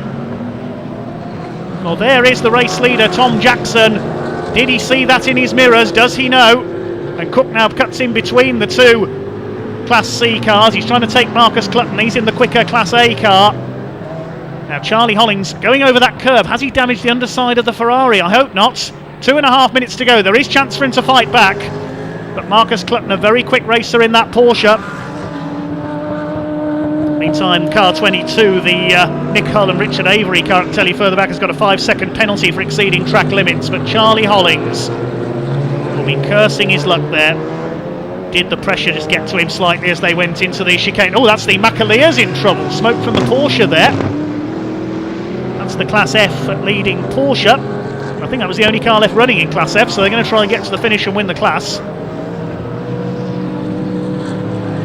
But the way it stands at the moment, and Charlie, is that car wounded? He was sliding about there. Are his tyres going off, I wonder? Or is the car damaged slightly underneath from when he went over that curb at the chicane last time through? It was here that it happened. Well, there's our leader, Tom Jackson, and Rob Boston Racing, by the look of it, are heading for the title.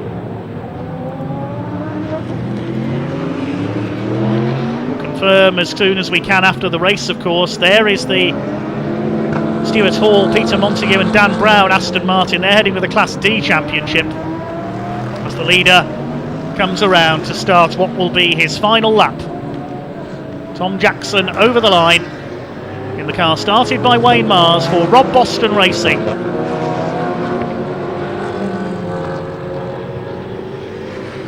And it looks like they are heading for the 2022 British Endurance Championship. The season started in frustration at Silverstone with an alternator failure, which put them out of the race in this new to the team car. But they've been virtually unstoppable in Class A ever since then. Their only real rivals have been the BMW Z4 and the Lamborghini, plus later in the season the Cook and Caccard Mercedes GT3. There it is behind them, a lap down. Up to Coppice for the final time. The Vulcan moves out of the way as they come down towards the Fogarty chicane for the last time. The last lap of the British Endurance Championship season. This is where it all came apart a couple of laps ago for the unfortunate Charlie Hollings. He went over the curbs and lost the class lead to Marcus Clutton. Here comes the number 160 Mercedes, started by former Ferrari ace Wayne Mars, taken over by pro driver Tom Jackson. They started this race 1 point behind in the championship. They're going to finish it 2 points ahead. Out of the final corner, the checkered flag is taken by the champions. Mars and Jackson take the victory. Wayne Mars and Tom Jackson take the race win for Rob Boston Racing and provisionally the British Endurance Championship. We will wait and see where the rest of the pack come in. I can tell you Marcus Clutton has crossed the line ahead of Charlie Hollings further back, just under 1.5 seconds behind in the Ferrari. Well, that will be 27 points for the Ferrari, 30 points for the Mercedes. It's heartbreak for RNR Performance Cars, jubilation for Rob Boston Racing. Lucky Kera and Lee Frost in the Lamborghini finish a good consistent season in second place, just under 45 seconds down on the winning Mercedes, and the only other car on the lead lap at the flag will be the McLaren 720S, entered by Greystone GT, started by Ian Campbell, driven to third by Michael Broadhurst. Class C we know is won by Ersheg and Clutton. No entries in Class B. Class D is won by Montague, Hall and Brown. They will take third in the championship in their Aston Martin and win the Class D title. They finish 35 seconds or so ahead of Jones and George. Class E is won by Alex Day and Will Foster. There's the Cupra. They win the Class E title in the CTR Alpha Tune Cupra TCR. And Class F, well, hopefully making it home, is the McAleer team car. Mark and Jake McAleer, the father and son in their Porsche, they will win the Class F championship. But subject to official confirmation down in Parc Fermé, your British Endurance champions for 2022 in a race that came down to its final few laps. Wayne Mars and Tom Jackson, 70 laps completed in the 2-hour period, winning by 44.9 seconds ahead of Lucky Kera and Lee Frost in the Lamborghini. Campbell and Broadhurst in the McLaren, the only other car on the lead lap at Flagfall. Cook and Cackard in fourth place, having fought for the lead early on in the Mercedes. Class C decides the title then. Marcus Clutton and Peter Ersheg take the win in fifth place ahead of Goddard, Hollings and Stanley. The lead changing hands at the Fogarty S's just a couple of laps from home. Great chase by Marcus Clutton. 7th for Lawson and Clark in the BMW, 8th for the Fothergill Bennett's Molam Porsche, 3rd in Class C. 9th for the Aston Vulcan. Cavers and Plato complete the top 10. Montague, Hall and Brown win Class D and finish 3rd in the championship. They win the class title as well. Behind them, Jones and George in the Mercedes. Well done, Alex Day and Will Foster. 13th overall, they win Class E and take the championship in their division, ahead of Thurston and Powell in their TCR Golf. Hull and Avery, a 5-second penalty, but they take 15th overall. The other finishers, the McAleers 16th. 17th was Simon Tomlinson. Orton and Randon in the Ginetta, completing the 18 finishers. We sadly lost the Audi of Beeson and Healer. The Thompsons eventually retired into the pits in the Jaguar. We also lost Team Brit in their Aston Martin, sadly. Ashley Woodman and Martin Byford crashed out early on, as did Spires and Simons in their TCR Cupra and Chris Murphy's BMW. Well, we'll look back then at the move that's decided the title. Charlie Hollings trying his hardest to hang on ahead of Marcus Clutton as they went down the exhibition straights. Clutton having made up that big deficit after the final pit stops in the Porsche. It all happened as they went into the chicane for the final time. Clutton went to the outside, possibly Hollings just a little late on the brakes there, over the curb on the inside, and Marcus Clutton was through to snatch the class win, and that is the moment that has provisionally decided the British Endurance Championship for 2022. We'll wait to head down to Parc Fermé to confirm things.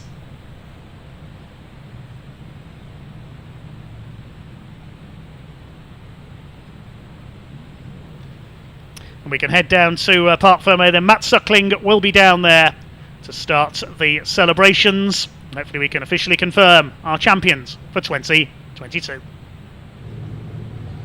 Yeah, thanks, Dave. Down here in Parc Fermé with our winners from that final round of the British Endurance Championship. We're going to go and grab a quick word with Tom Jackson, who won the race with the Mercedes, so we'll just squeeze our way through. And Tom, have a quick chat with you. Well done. You win the final race of the year. I think that's 4 wins now for you. That was a cracking drive. How did you enjoy it? You know what, we took a bit of a risk. Sorry. I think Wayne's excited. I think so, yeah. We were running out of fuel towards the end, and I had a nice little hit from Hugo on the right rear towards the end. In all honesty, to fair credit to him, you know, I was really struggling. I've been on those tyres for an hour and a bit, and you know, it was nothing. Robbins racing really, but No, how do I feel? Well, I don't know really, it's a bit too soon.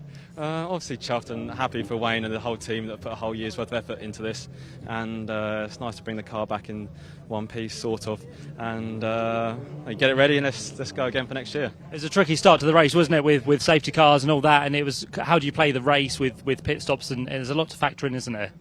Yeah, obviously, like you said, there's with all the safety cars, there's a lot you have to think about, and we've been quite good. All the teams and boys have been good at that, making a call and getting Wayne to box whilst the safety car's out there. So the 2-minute 20 pit stop we have to do isn't such as big of a hit to our race. Just we played it right, good strategy calls, and just managed the whole fuel and tyre situation towards the end, and brought it back. We had some big vibrations coming from the car, so the boys need to look over it, but it's all good though. And you and Wayne have been a great combination for this year with those 4 wins. I mean, we must be doing something right. So, but no, it's great win, 4 wins and a second place, and obviously the DNF at the start of the year. That's what really knocked us back. But all those wins clawed it back in the last round, the last lap, and happy days. Tom, well done. I'll let you go and celebrate with the team and Wayne as well, who's over there somewhere. We'll go and grab a quick word if we can with our second place man, which was Lucky Carer, and that of Lee Frost. Let him drag him back in. Lucky, come and have a quick chat with us. Well done. Second place. You've had a few wins this year. Nice way to end with a Lambo there. Yeah, absolutely delighted with that. It was hard, it was hot, but yeah, delighted with that. Back on board this weekend with Lee. You've worked well. You got through a bit of damage on the front. What's happened there? Oh yeah, no, no comment.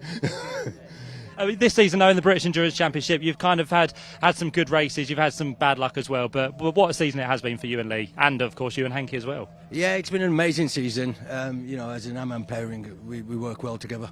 Good stuff. I'll let you celebrate as well. Well done to Lucky. And very quickly, if we can have a quick word with Michael Broadhurst, who is over here. Of course, he was partnered with Ian Campbell, and we had a quick chat with Ian earlier on in the race, and an invitation for this weekend.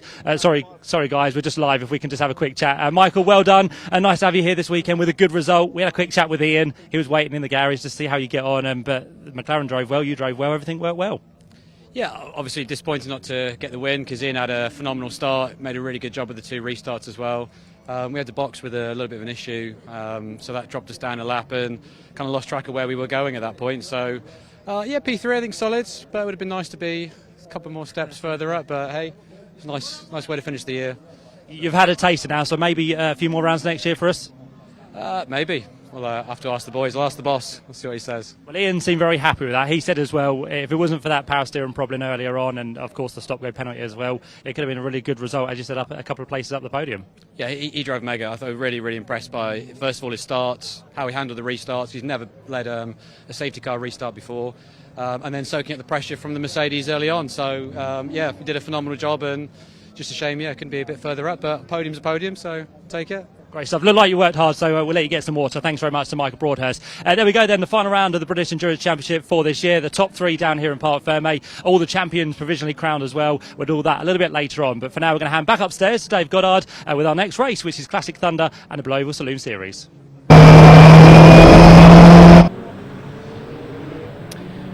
Thanks very much.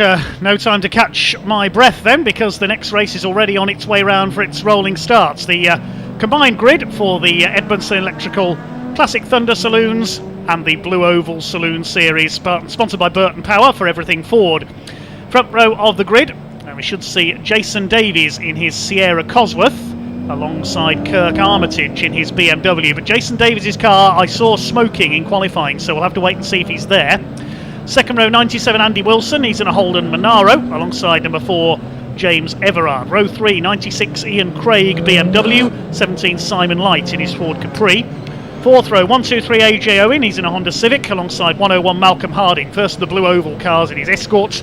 Row 5 Paul Hand, number 69, he's in an Audi TT alongside number 90 Ian Bowers BMW. Row 6 Nick Vaughan, 66 in his very modified Audi A3. Number 20 Sam Wilson with his Aston Martin. Row 7 we heard from Abby Eaton earlier on in her father Paul's Holden alongside number 7 Robert Salisbury in his Super Touring Honda Accord.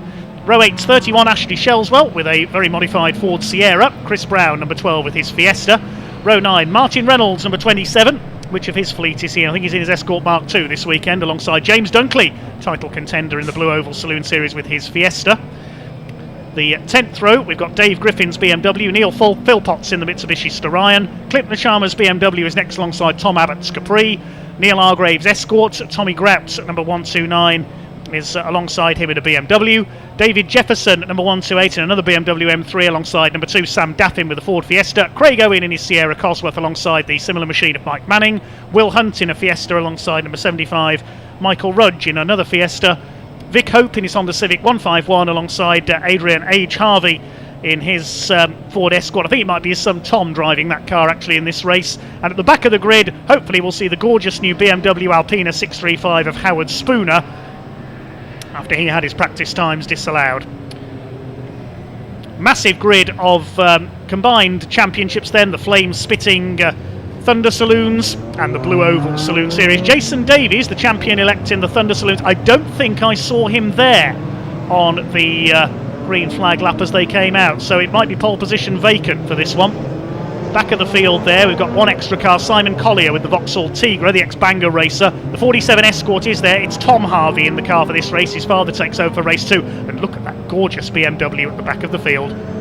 Well, Jason Davies is not there, so it's Kirk Armitage in the BMW alone on the front row, and that massive Holden Monaro of Yorkshireman Andy Wilson as we get ready for Thunder as we get underway at Donington Park. 15 minutes of racing. Oh, blimey, we've got a tangle there already. That's the Super Touring Honda of Rob Salisbury, the ex-Paula Cook car. There's a big lock up there from Craig Owen, who nearly goes into the back of a BMW as he avoids that. Chris Brown it was who tangled with Rob Salisbury, and the Super Touring Honda is wrecked. That's a great shame, the ex-Paula Cook Accord. Well, meanwhile, it is Andy Wilson in the Monaro that leads the way. They come down the hill towards the old hairpin ahead of Kirk Armitage, but I think the race is going to be stopped. Yes, the red flag is out. That's a great shame. Look at the state of Rob Salisbury's Honda Accord. That is such a disappointment. One of our Super Touring cars here this weekend. We'll see it again. He moved across there to the outside, didn't see Chris Brown, and walloped straight into the pit wall. Chris Brown's Cosworth-powered Fiesta involved as well. And then further back, one of the BMWs slowed, and yes, Craig Owen in the Sierra Cosworth. It looks like he went into the back of that BMW that was very slow away there. Whether that BMW was just avoiding the carnage ahead of him. I think it's the 128 car of David Jefferson. There may have been some contact there as well, but the big incident there at the end of the pit lane, Chris Brown's number 12 Fiesta, the 2-litre converted XR2, and poor Rob Salisbury, the ex-BMW racer. That is such a shame. Of course, the Super Touring Series is here this weekend. We will see them out at the end of the programme today. But a bit of clearing up for the marshals to do, ready for a restart. Looking at the points, we didn't have much chance before that race got underway. Well, Jason Davies had almost secured the championship, but with his car failing in qualifying, he'll have to try and make it out for race 2 tomorrow and start from the back. AJ Owen is still in with a chance if he can win Class C in both races this weekend with his Honda Civic.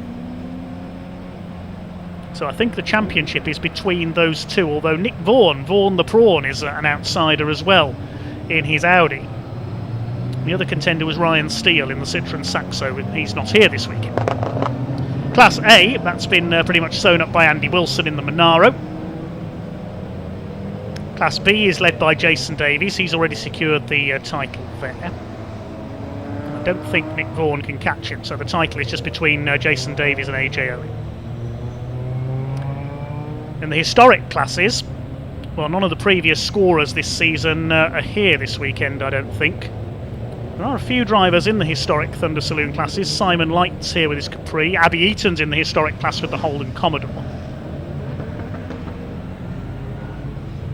It's Howard Spooner with his BMW Alpina is in the historic class as well. He had his practice times disallowed for an infringement in qualifying, so I had to start from the back.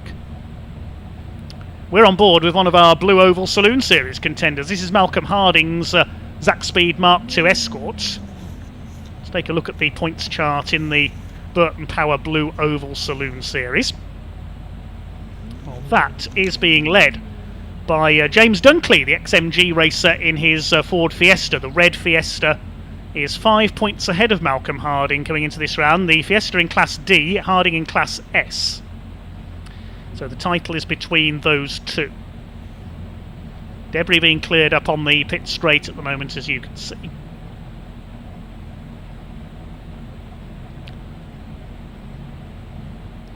In terms of the classes, well, in Class A of the Blue Oval Saloons, there's only been one entry this season, Alan Breck, so he's already secured the title.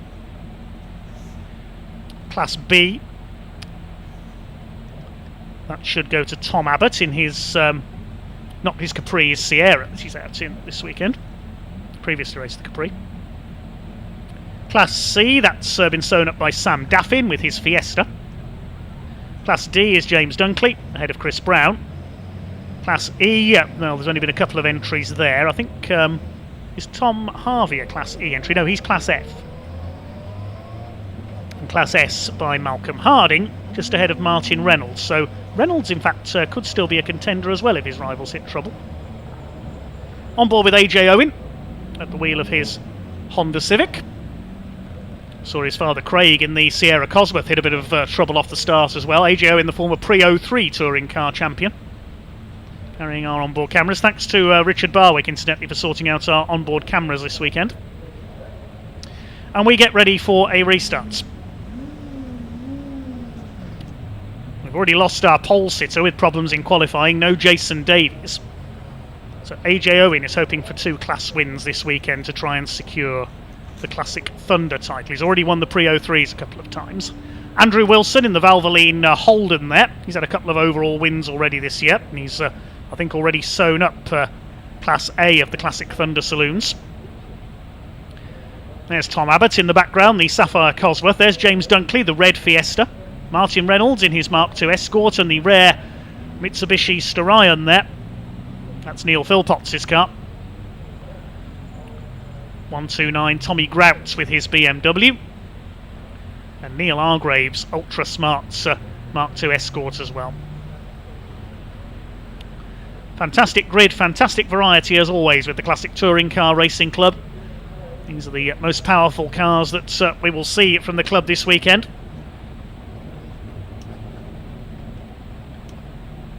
Can't see if James Everard is there with his BMW E30 M3. We saw him take a win at Snetterton last time out in the Pre-93 touring cars.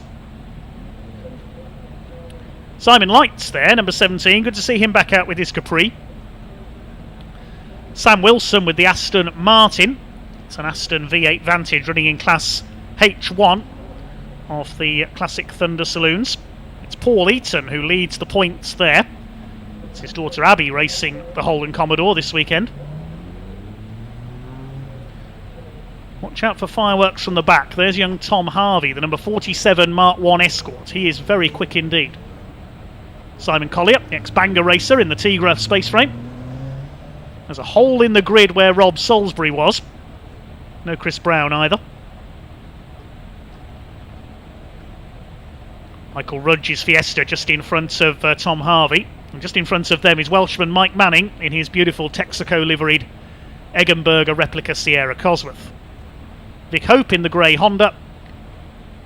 Simon Collier, and hopefully behind him we will see Howard Spooner in that gorgeous BMW 635 Alpina. Yes, there it is.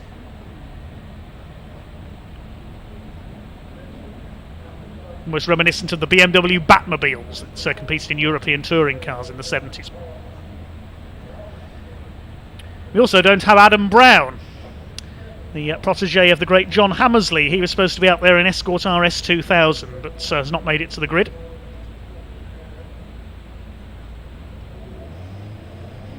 Pace car leads them away then. No, it looks as though James Everard is also a non-starter.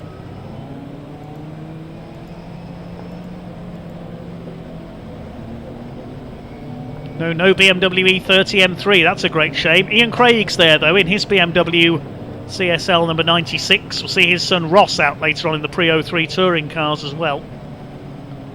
So it's a slightly depleted grid, but still a very tasty looking one. Will Hunt there in the more modern Fiesta ST.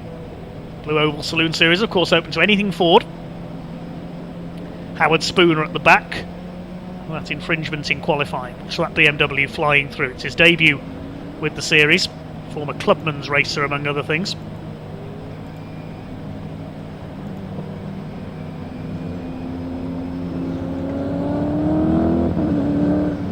guess that Andy Wilson will be with favourites for victory here, but he's had a few reliability problems with the big Holden this season.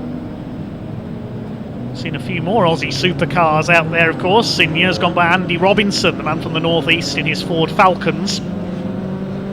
Alex Sidwell too in his Holden Commodores. There is Kirk Armitage.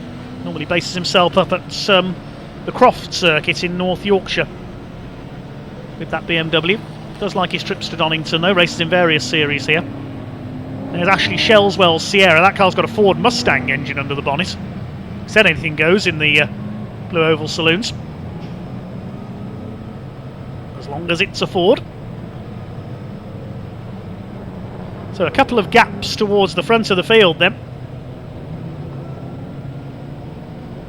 It's Kirk Armitage, Andy Wilson, Ian Craig, Simon Light in the Capri, AJ Owen well up. First of the Blue Oval Saloon Series cars is Malcolm Harding in the Zack Speed Escort. Paul Hand is there in the number 69 Audi TT. And Ian Bauer, the former Pre-93 champion, with his Castrol BMW. Replica of the BMW Italia cars from the 1990s. Slightly reduced time on the restart. It'll be a 12-minute race. Racing into the sunset here at Donington Park today.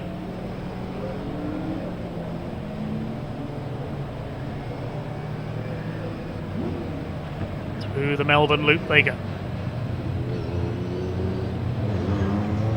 AJ Owen looking for 2 class wins to try and catch Jason Davies in the points. There's enough entries in Class C for him to score full points. Interesting to see if he can do so.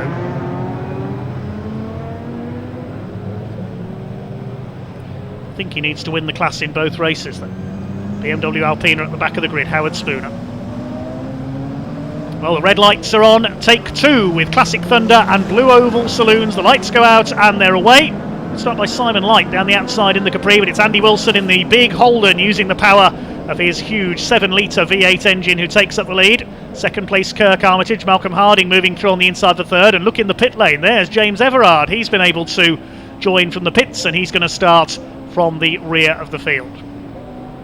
Down the Craner curves they go, and look at the lead Wilson has got already. Malcolm Harding up into second place, the leader of the Blue Oval Saloons, looking for the title here this weekend. Kirk Armitage goes down to third, then it's Simon Light, Ian Craig, AJ Owen and Ashley Shelswell in the Mustang engine Sierra. There's Neil Philpotts in that extraordinary Mitsubishi Starion, the only one of its kind racing in the UK these days, I believe. Chased by one of the BMWs. It's Holden, Ford, BMW at the front of the field. Kirk Armitage trying to get up into second place, but I think we're going to see Andy Wilson, the man from Doncaster, run away with this in the huge Holden. Malcolm Harding looking for Blue Oval Saloon success. We've got to watch for James Dunkley in his class as well, in his Ford Fiesta, because he's in with a chance of the title. He's only 5 points off Malcolm Harding in the overall points. Into the chicane they go for the first time. Shelswell is well up in the Sierra. It's Wilson who leads the way. They come down towards the Melbourne hairpin for the first time. Kirk Armitage on the inside defending from Simon Light, attacking at the same time at the inside on Malcolm Harding. Through into second goes the BMW. It won't bother Malcolm Harding too much. They're not only in different classes, they're in different championships. 2 Audis battling it out, Paul Hand and Nick Vaughan. Abby Eaton behind them in the Holden Commodore. Over the line they go. Wilson, Armitage, Harding, Lights, Shelswell up to 5th in the Sierra. Gained 9 places on that opening lap alone. Watch him go after the leaders. Ian Craig is next, then AJ Owen. Then we've got Sam Wilson in the Aston Martin, 8th place. No relation to Andy, incidentally. Ian Bauer and Paul Hand round out the top 10. Martin Reynolds has gained places too. 5 places up on the opening lap. Others coming through are Tom Abbott, number 62 in his Sierra. He's gained 7 spots, so has Tommy Grouts. Some of them helped, of course, by absences from the grid. AJ Owen, is he leading his class? He certainly is. Classic Thunder Class C. Ian Bauer, his main rival, a couple of spots further back. AJ Owen tries to wrest the Classic Thunder title away from Jason Davies. Needs 2 class wins to be able to do it.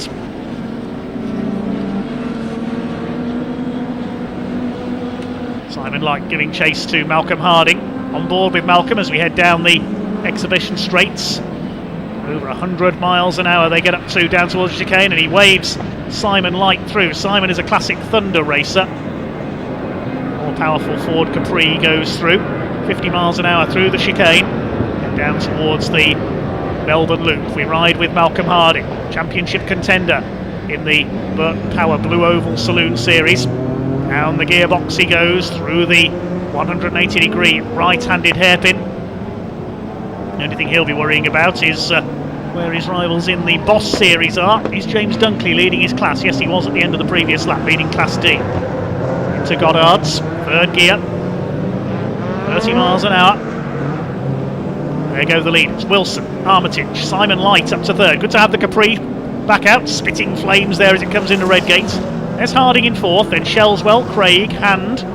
Sam Wilson goes through past AJO. We've got a car off on the outside there. It's Sam Daffin's Ford Fiesta has pulled over.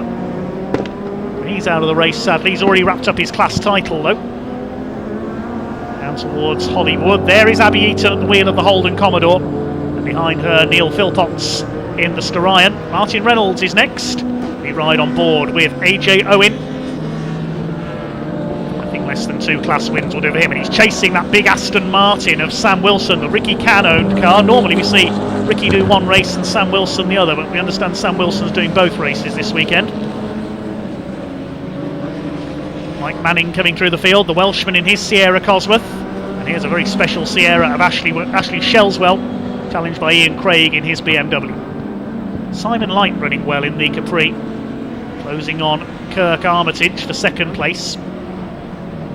The Holden led by 1.5 seconds at the end of the previous lap. Here's Andy Wilson. He's had a couple of outright wins this season. Brands Hatch earlier this year. Wide arch Capri of Simon Light, stunning looking machine, chasing Kirk Armitage. These three going clear of the rest of the field now. Malcolm Harding is next in the order. There he is in the Zach Speed Mark II Escort. Chance to keep in front of his class. On board with Harding in our inset there as the leaders head down the straights. Light pulls up alongside Armitage. There is Harding in fourth place. Shelswell is fifth. Now Ashley Shelswell is in the same class as Harding, and he's closing on. The last thing Malcolm Harding wants is to drop places and points in his class, because that'll allow James Dunkley, if he's leading his class, to close in the championship. Is James Dunkley leading his class? Yes, he is. There are 4 entries in Class D this weekend, so they will score 4 points. It has to be a minimum of 3 entries in your class to score 4 points towards the championship. Somebody has pulled off there behind the barriers at the bridge. I think that's David Jefferson. Yes, it's the Jefferson BMW. We've also lost Paul Hand. He's pulled into the pits in the Audi TT. Simon Lights chasing on in the Capri. There's the TT. And also coming in, that's Neil Argrave in his Escorts. Problems for him. And Howard Spooner's in the pits as well. Oh, what a shame, the big BMW. Car's debut race lasting just a couple of laps. No problem for Andy Wilson. He's out in front by 3 seconds now ahead of Kirk Armitage and Simon Lights. The Capri now through into second. Took the second place as they came down the straight towards Redgate last time through. These three over 6 seconds clear of Malcolm Harding in fourth place. And he's being closed down slightly by Ashley Shelswell. Malcolm Harding needs a class win. Where's James Everard got up to? I've just glimpsed his BMW in the background. From the pit lane, he's up to 18th place, so he's running well. Should have started on the second row of the grid. There's Argrave in the pits and Spooner. These big Thunder Saloon cars tend to be fast, but fairly fragile sometimes. What's the gap between Harding and Shelswell? Just over 4 seconds for the lead in the Blue Oval Saloons.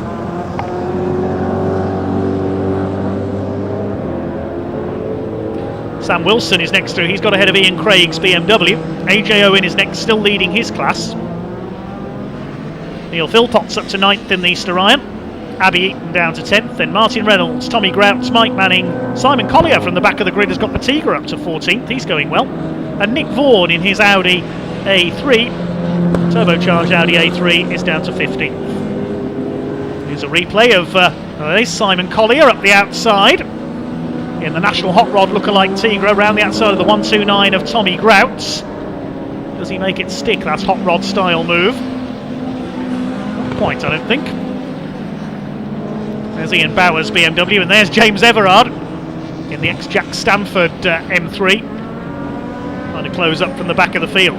He's ahead of Tom Abbott's Sierra. There's Clint Rishamas in the Schnitzer lookalike BMW, and there is James Dunkley, the red XR2, which I think is still leading its class. Yes, he's 6 seconds clear of Will Hunt there in the Fiesta ST, who's got Craig Owen, father of AJ, in the Sierra Cosworth behind him.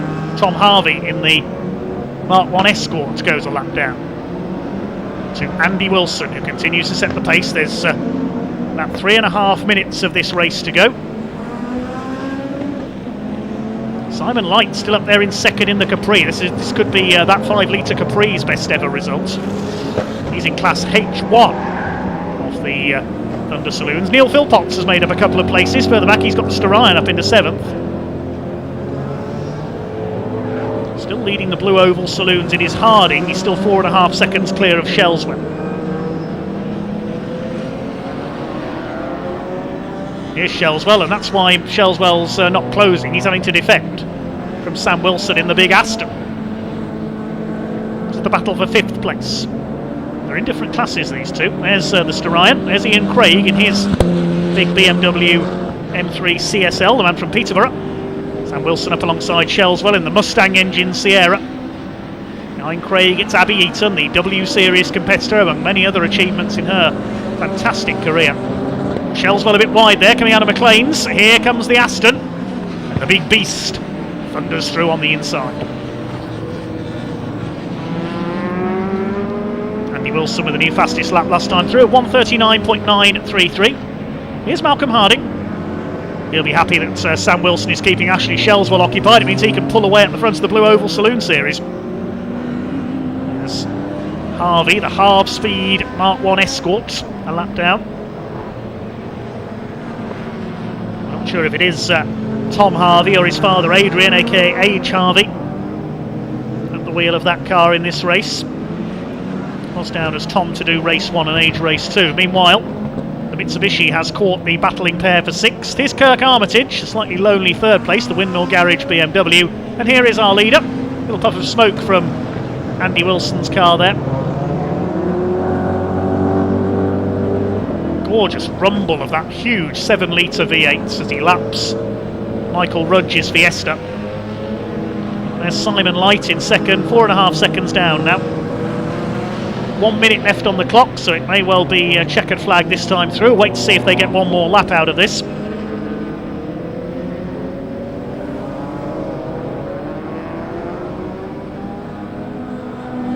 It's Edmondson Electrical Classic Thunder Saloon race. It seems to have more character, these cars, in the twilight. Still 2 races to go here at Donington today, of course. With the Burton Power Blue Oval Saloons, led by Malcolm Harding. Is James Dunkley still leading his class? Yes, he is, in 19th overall. Is AJ Owen still leading his class? Yes, in 10th overall.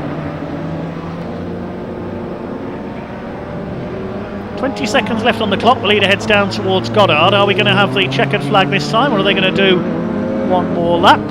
One more lap is the answer. There's the last lap board for Andy Wilson. Slightly reduced race distance, of course, with the red flag. Such a shame for Rob Salisbury. He was due to compete in the last race today for the Super Touring cars.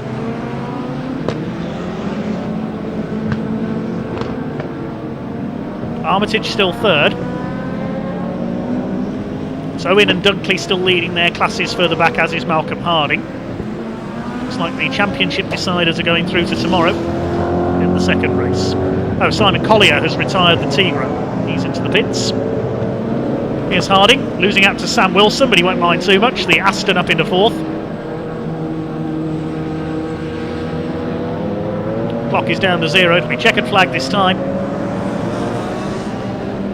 It's our penultimate action, of course, on BARC TV this season. We'll be Brands Hatch on Bonfire Weekend for the final for the British Truck Racing Championship.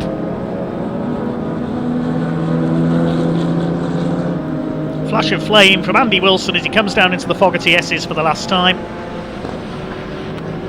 Took the lead from the start with pole sitter Jason Davies in the Sierra Cosworth absent. He has controlled this race all the way in his huge Holden. I've said before on BARC TV this season, it's not until you stand next to this Holden Minari you realise just what a big car it is.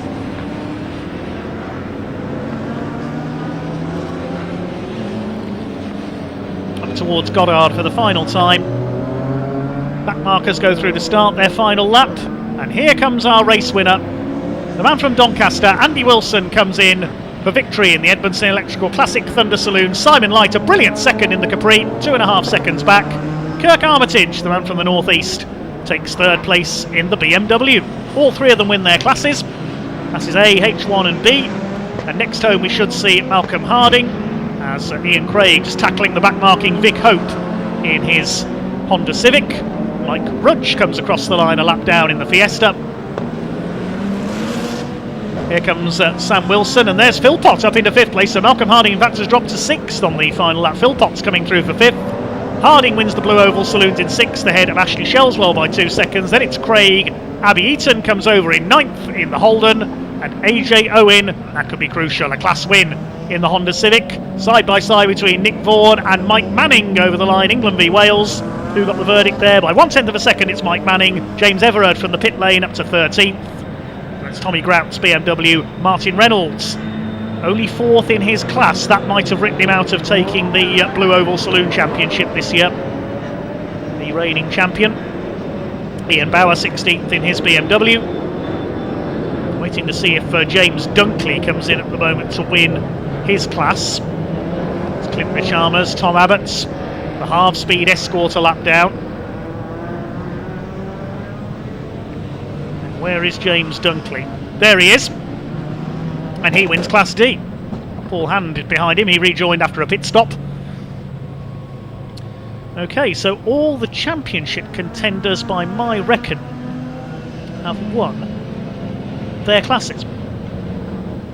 With the exception, of course, of Jason Davies, who didn't take the start. So a bit of mathematics might be needed after race 2 tomorrow. Waiting to see if AJ Owen can overhaul Jason Davies total if he doesn't start race 2. But it's Andy Wilson who takes the win. He's already sewn up Class A in the Thunder Saloons. It's 5 points clear of James Janicki, who is not here this weekend. Wilson the winner ahead of Simon Light by 2.5 seconds, with Kirk Armitage in 3rd. They all win their classes. Sam Wilson 4th in the Aston Martin. Good run through the field by him and by Neil Philpotts in the Mitsubishi to take 5th and win his class. Malcolm Harding, the Blue Oval Saloons winner, ahead of Ashley Shelswell. Then we've got Ian Craig, Abby Eaton, AJ Owen with a crucial class win. Mike Manning next, finishing in a photo finish with Nick Vaughan's Audi. Then James Everard, Tommy Grout and Martin Reynolds completing the top 15. Reynolds, I think that might spell the end of his chances of a championship there. Behind them, Ian Bauer, Clint Richarmers, Tom Abbott, James Dunkley with a class win. Abbott a class winner too. Behind them, Will Hunt, Craig Owen, Michael Rudge, Vic Hope, Harvey, whichever of the Harveys it was in the Escort, and Paul Hand after his pit stop. We lost Simon Collier, Neil Hargrave, Howard Spooner into the pit, so Paul Hand stopped again on the slowdown lap there in the Audi. And of course, we lost Jefferson's BMW. The number 2 Fiesta of Sam Daffin retired on the pit straight, and sadly Rob Salisbury and Chris Brown didn't take the restart. There is James Thompson, aka Rob Salisbury. That chassis was raced by Paula Cook in period in BTCC at the end of the 90s. And I don't think he's going to repair that, sadly, for the last race of the day for the Super Touring cars. But it's Andy Wilson who takes the win. We've got 2 races to go here at Donington Park today. Next up we have a 1-hour race for the Praga Cup. As Sam Daffin's Fiesta is pushed into the pit lane. And hopefully we'll hear from our race winner down there in Parc Fermé fairly shortly. I'd like to hear from Simon Light as well in the Ford Capri. They're just being held back from Parc Fermé while the marshals push Sam Daffin's car in by the look of it. But we'll be down there shortly to hear from our race-winning drivers. And next up it is a 1-hour race with a mandatory pit stop, the penultimate race of the season for the Praga Cup.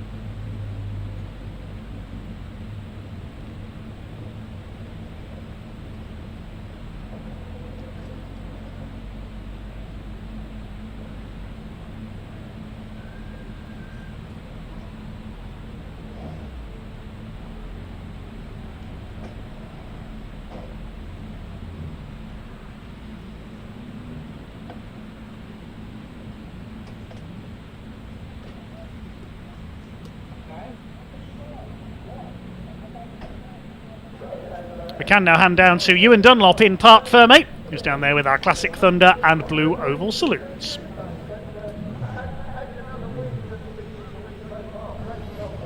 Well, more wonderful racing from our classic touring cars. So let's go and have a little chat with our second place finisher in this beautiful Four Capri, Simon Light. Simon, great racing, mate. Hi, cheers, thanks very much. How did you find it after the restart?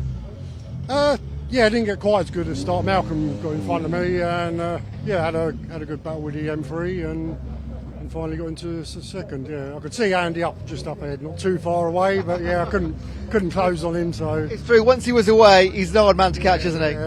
Yeah, it will all change tomorrow. It's looking like a wet race. So come tomorrow in the wet weather, what do you do differently apart from stick some wets on, maybe?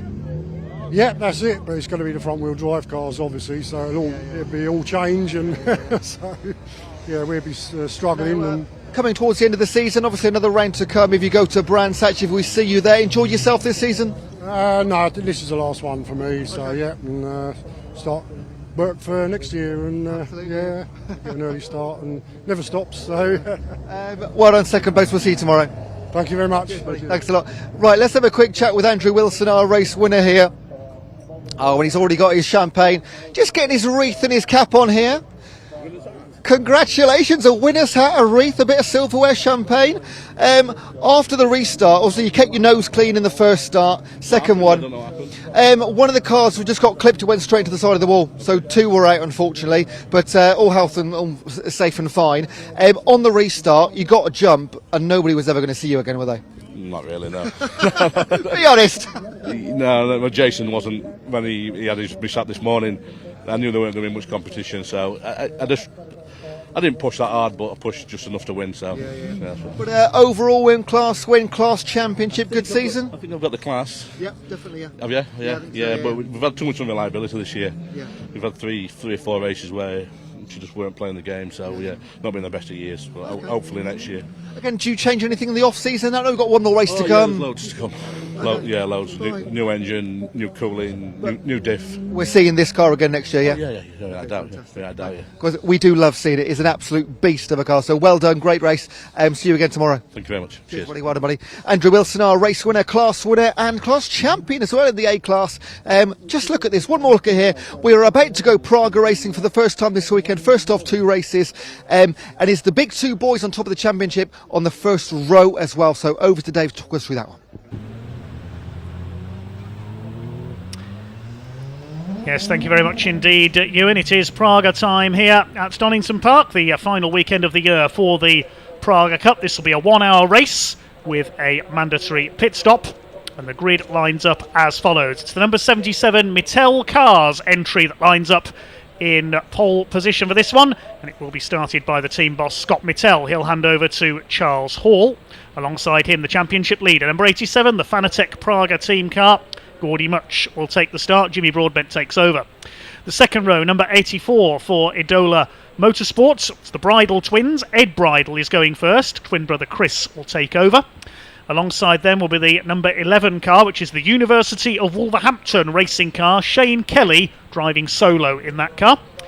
On the third row, at number 86, this could be a car to watch, the Idola Motorsports car, which is Alex Fors, the British Formula 3 racer, GB3 racer, who starts that car. Dominic Paul, on his Praga debut, takes over.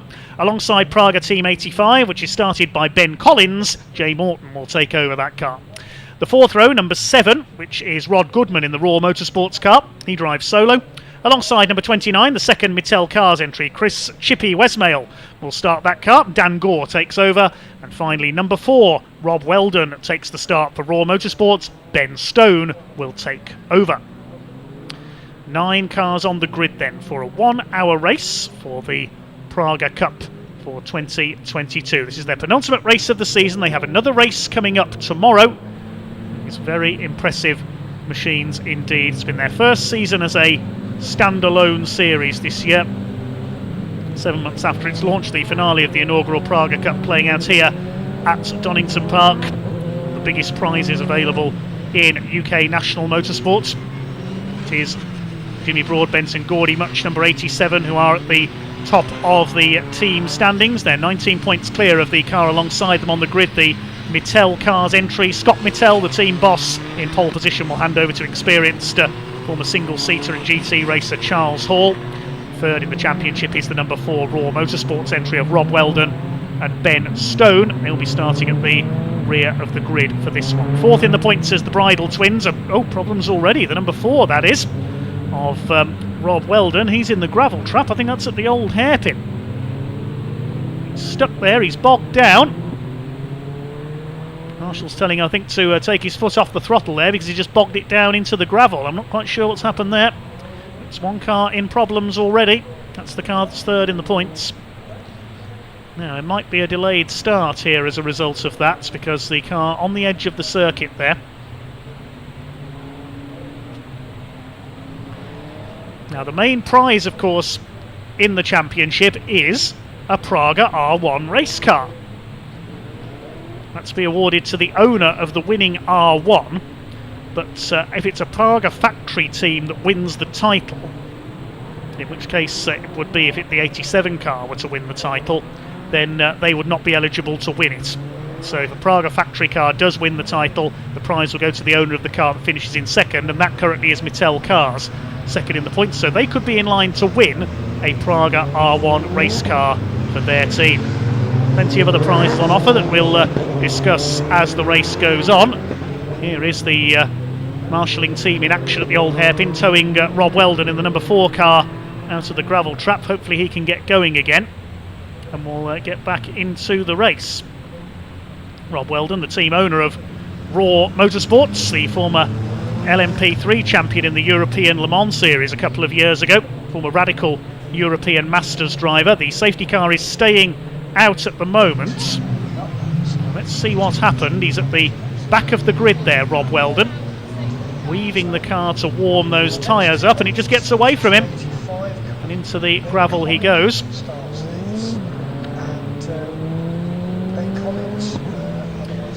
No disappointment early on for Rob Weldon. He's going again. He'll have to catch up to the back of the field. Now, has the race started behind the safety car? Let's take a look at the timing screen. Yes, it has. So they're going to do the first lap behind the safety car. The 1 hour time has started counting down. This gives the number 4 of Weldon the chance to catch up to the back of the field.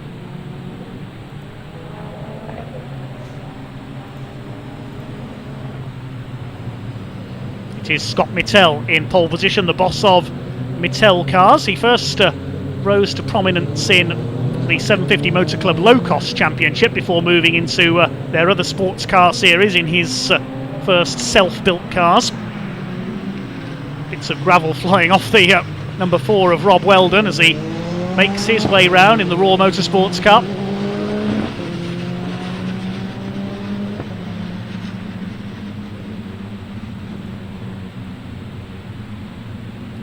Mandatory pit stop of 120 seconds, pit in to pit out for every car in this race. The only exception being the number 11, the University of Wolverhampton racing car of Shane Kelly, because he's driving solo and because of his successes this season. The University of Wolverhampton are race winners this year.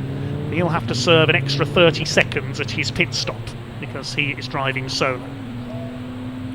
The other soloist, of course, is Rod Goodman in the Raw Motorsport number 31, the ex-Radical racer.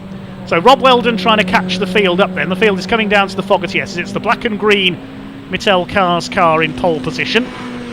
They could be in a position to win that Praga R1 car.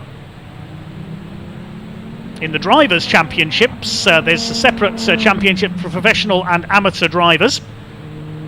Top 3 drivers in each of those receive prizes. The winners get a paid arrive and drive entry for a 24-hour endurance race.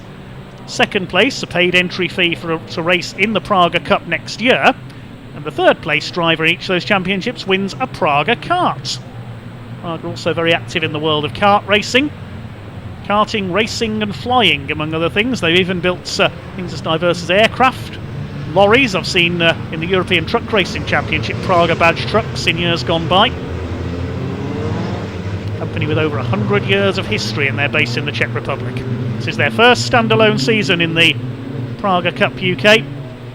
It's their final weekend of the season this weekend. The first lap being run behind the safety car then as a result of the marshals recovering Rob Weldon's car from the gravel at the old hairpin. Now it's going to unleash them.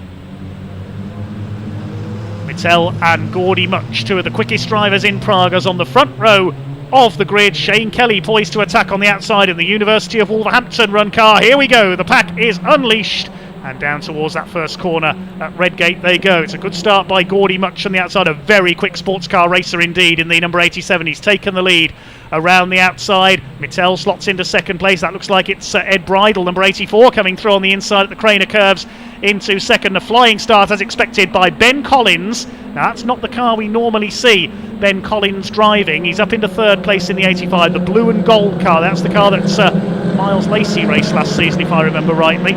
Side by side between Shane Kelly and the number 86 of Alex Fors, the GB3 single-seater racer. They only took the title there a couple of seasons ago.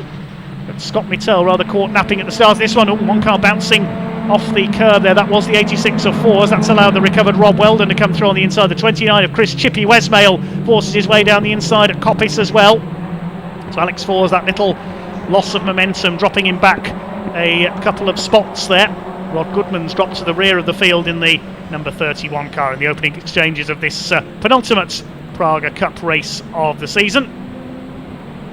Start to sort themselves out around this first lap then. Ben Collins, the former Stig, on top gear. Oh, and the problems there, that's Mittel. Spins around in the 77 car. That's one of the cars that's a contender for the championship, and he's not having the best of starts to this race, sadly. Scott Mittel in the 77. He's spun there going into the Melbourne Loop. I didn't quite see if there was any contact there, but it's Gordy Much who leads the way in the number 87 car as they complete the lap. And they come towards Redgate once again. Gordy Much the clear lead. Ben Collins and Ed Bridle battling it out behind him. It is the 87 of Gordy Much, the former Super 1 karting champion, the former Ginetta GT5 racer. And he's recently made a move into historic racing as well. He won the Spa 6 hours in his class in a Jaguar E-Type this year. He's out in front ahead of Collins, Ed Bridle, and the number 4 car. It says Ben Stone on the timing screen. It's Rob Weldon at the wheel, I can tell you, of the number 4 car in 4th place. Scott Mittel has been recovered with some help from the volunteer marshals, and he's still going. Notification that the safety car is coming out on the timing screen. Can't see anybody else off around the circuit after that first lap. There's the 86 of Alex Fors chasing Chippy Westmail. Yes, the safety car is coming out. So the safety car will pick up the leaders at the end of the main straights. Whether that's because of debris on the track up there. We didn't see if there were any other cars involved with Scott Mittel. Shane Kelly may have been delayed in all of that as well. The former F3 Cup star driving the University of Wolverhampton car. A car run by their motorsport engineering students. Ben Collins and that beautiful blue and gold liveried Praga up there in second place. Normally see the white liveried car driven by the 85 team. Scott Mittel is in the pits to check for damage after that off. Looks like he's being sent back out again after that precautionary inspection by his Mittel Cars team. They're sending the boss back out onto track, and he's going to join, looks like in the middle of the field there, a lap down. No, he's being held at the end of the pit lane, so he's going to join the back of the Crocodile behind Rod Goodman. So all 9 cars are still running. That's the main thing. We've seen the top 2 go through, Much and Collins. Ben Collins has the fastest lap, 1:37.035. It's Gordy Much, the former Ginetta racing star. I'm sure he's going to go on to great things in the world of sports car racing. Collins behind him. Then it is Ed Bridle in 3rd place, the number 84. Began his career in karts at Buckmore Park. Moving on up through the motorsport ladder. 2nd season in the Praga Cup. He works as a driver coach, raced in the Fun Cup Endurance Championship as well, so he knows all about endurance racing, as does his twin brother Chris. It's the 87 Fanatec car of Gordy Much who leads. Collins, Bridle. There's Rob Weldon, Chippy Westmail, Alex Fors, Shane Kelly in the University of Wolverhampton car, Rod Goodman and Mittel a lap down at the back of the field. And he'll want to improve quickly from there to keep up his challenge for the championship, especially with Gordy Much threatening a breakaway on this restart.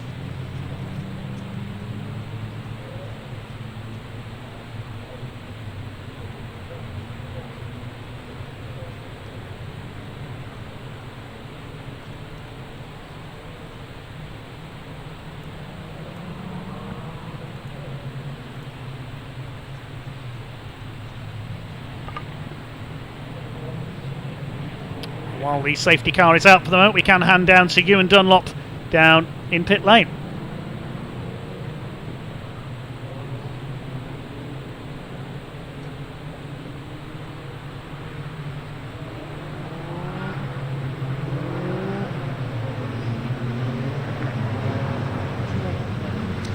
Cheers, Dave, here in the pit lane with Jimmy Broadbent. Jimmy, how did qualifying go first of all?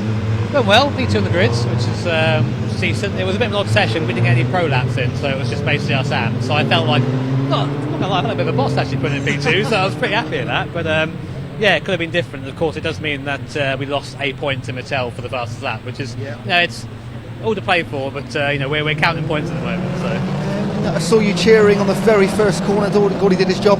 He ran the outside straight away, so good for Gordy. I'm going to be just a cheeky for a second. Yeah, Corey's good. Good for Gordy outside of Mattel and just pulled a bit of a gap. And Mattel's actually had a spin since then. It's now a lap down, so our main rival was a lap behind us, which is good. It's good, but you want it to be competitive as well, don't you? Oh, of course. I mean, we. In an ideal world, we'll win by a tenth of a second in some sort of awesome showdown in the pouring rain. But I'm quite happy with that happening as well. So. It's been an up and down season, but good to see you with a smile on your face. Yeah, hopefully we'll go out on a high. Good luck, mate. Well done. Cheers, thank you. There we go, leaders in the championship thus far. Back to you, Dave. We're back underway, thanks Ewan. The safety car has pulled into the pit lane, and the 84 of Ed Bridle coming under fire from 86 Alex Fors, the man who went from club racing in the likes of the Monoposto Championship up to GB3. He's trying to chase down the 84. Chippy Westmail's got ahead of them in the number 29 car, sharing with Dan Gore, the F1000 graduate, who will take over later on, having moved up from the world of single-seaters. But it's Gordy Much who leads the way, as we have seen a number of times already this season. They lead the championship by 19 points over the 77 Mattel Cars entry. They've got to try and find a way to make up a lap, and these Pragas are very evenly matched cars indeed. The Praga R1s, full carbon monocoque single-seat sports racing cars. They weigh less than 700 kilos, 365 bhp, immense amount of downforce that they produce, up to 3G of lateral force in the turns. These are not easy cars to drive, but their drivers will tell you they are enormous fun. Much leads it then from Ben Collins up there in second place. Jay Morton, the former SAS soldier, will take over from him. They're separated by half a second at the line. Chasing them is the number 4 of Rob Weldon, who was able to recover out of the gravel and has come through into third place with the help of the safety car. Fourth place in the order it is Chippy in number 29 rather, Chippy Westmail. Four's behind him, and Ed Bridle has dropped back slightly after his very fast start into 6th position. Meanwhile, I can tell you Scott Mittel has pulled back into the pit lane, so it looks like he may have damaged the Praga suspension there, the number 77. Yeah, they're looking under the right rear of the car. Shane Kelly is in 7th place. Now we can see him with the headlights on in the background, the University of Wolverhampton run car.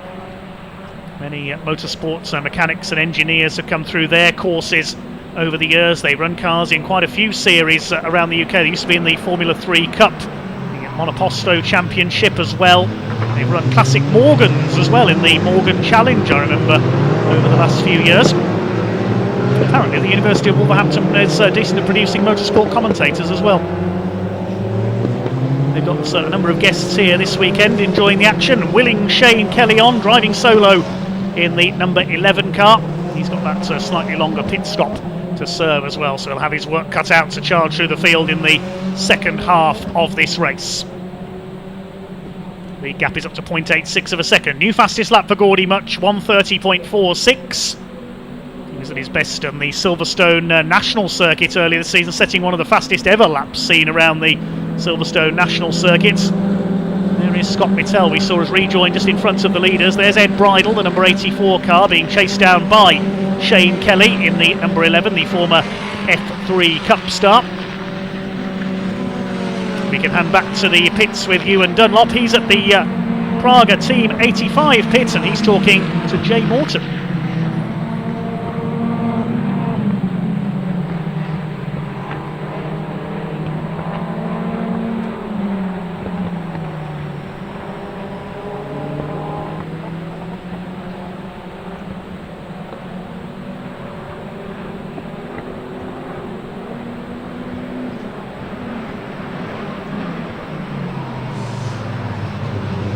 Cheers, Dave, here with partner Ben Collins, Jay Morton. Jay, first of all, how was qualifying for you? Yeah, we had our best qualifying this year, qualifying P5, some strong effort. I did 20 minutes, and Ben didn't even get the car.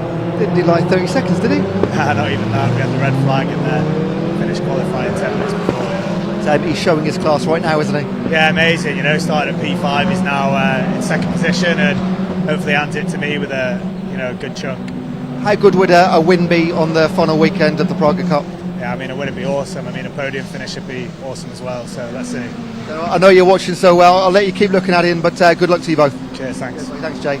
Jay Morton and Ben Collins looking for their best finish of the season here at Donington. Dave, back to you. Yes, thanks very much. And in a slightly unfamiliar car this weekend as well. They're fifth in the championship, Ben Collins and Jay Morton. Had some rapid runs early in the season. I think they've yet to get on the podium this year. Just looking at the driver performance stats for across the course of the season. They've had 1 third place, my apologies, earlier this year. So just the 1 podium this year. There they are in second place behind Gordy Much. Ben Collins, what he wants to do here is get out in front and build up as big a lead as he can to hand over to Jay Morton. They recognise him from the TV series SAS, Who Dares Wins. He is an ex-SAS soldier, returning to motor racing. Pit window is not yet open. There is number 4 of Rob Weldon giving chase to our 2 leaders. Great recovery after he's off at the start of the race. Chippy Westmail in there in 4th. He's 1.8 seconds off the Rob Weldon car. Ben Collins set the fastest lap of the race last time through, 130.192, and he's just done another one, 130.073, but that is eclipsed by Rob Weldon, 129.939, the first lap under 90 seconds in this race. Over the line go the leaders. Chippy Westmail coming under fire now from the number 86 of Alex Fors, sharing with Dominic Paul on his Praga debut this weekend, the former British GT racer. To come down towards the old hairpin once again. The lead battle, 3 of them line astern. There is the 86 of Alex Fors. This with Chris Dittman racing in the GB3 Championship over the last couple of years. Just missed out on the F3 Cup title a couple of years ago as well, before he's moved from club racing into GB3. As we see the top 3 heading into the sunset down the exhibition straight. That setting sun might cause them 1 or 2 visibility problems as the race progresses, I wonder. Chippy Westmail still holding off Fors. Chippy Westmail in the 29 car. That's the second of the Mittel cars entry. Now up holding honour for the team with those problems early on for the team boss Scott Mittel with those couple of incidents. Chippy Westmail, his second season of Praga Cup, finished second in the points with Richard Morris last season, has raced in British GT in the past as well, having come through from club racing. 2 leaders head their way up, 3 leaders head their way up into Goddard's corner once again. Still Gordy Much out front in the 87 car, doing exactly what he needs to do to stay ahead of Scott Mittel in the points. Mittel is still going. He's had already a couple of pit stops. He's 3 laps down at the back of the field. It looks like their chance of victory unfortunately has gone in this one with a bit of damage from that early incident. Westmail still ahead of Ford, still Ed Bridle in 6th position ahead of Shane Kelly, the University of Wolverhampton car. On their local circuit here at Donington, Wolverhampton only less than an hour away to the south. Rod Goodman in 8th place in the number 31, and there is Scott Mittel just ahead of Rod Goodman, but a couple of laps behind. 2 laps down, not 3, my apologies. Leaders up into Coppice once again. Lead gap was 3/4 of a second last time through for Gordy, much ahead of Ben Collins, so he's certainly giving the championship leader a run for his money here. Gordy much leading the Pro Championship, his partner Jimmy Broadbent leading the amateur points. Of course, it's changed around in tomorrow's race. The amateur drivers go first, the pros take over. 87 car with a total of 5 podiums so far this season. The 85 has had 1. Number 4 of Rob Weldon and Ben Stone, they've had 5 podiums so far this season as well, so more consistency from the number 4 so far this season. They're 3rd in the points, but 19 points off the number 77 Mittel car's entry in 2nd place. It's the 84 Idola car, the Bridles, are a further 9 points back in 4th place. Praga Team 85 are 5th in the points. Mittel Cars number 29 6th, and Rod Goodman number 31 in his Raw Motorsports entry completing the top 7 scorers. Ben Collins is certainly putting Gordy Much under pressure here, and Alex Fors is certainly putting Chippy Westmail under pressure for 4th place. Through the old hairpin they go. Group of 3, followed by a pair of cars.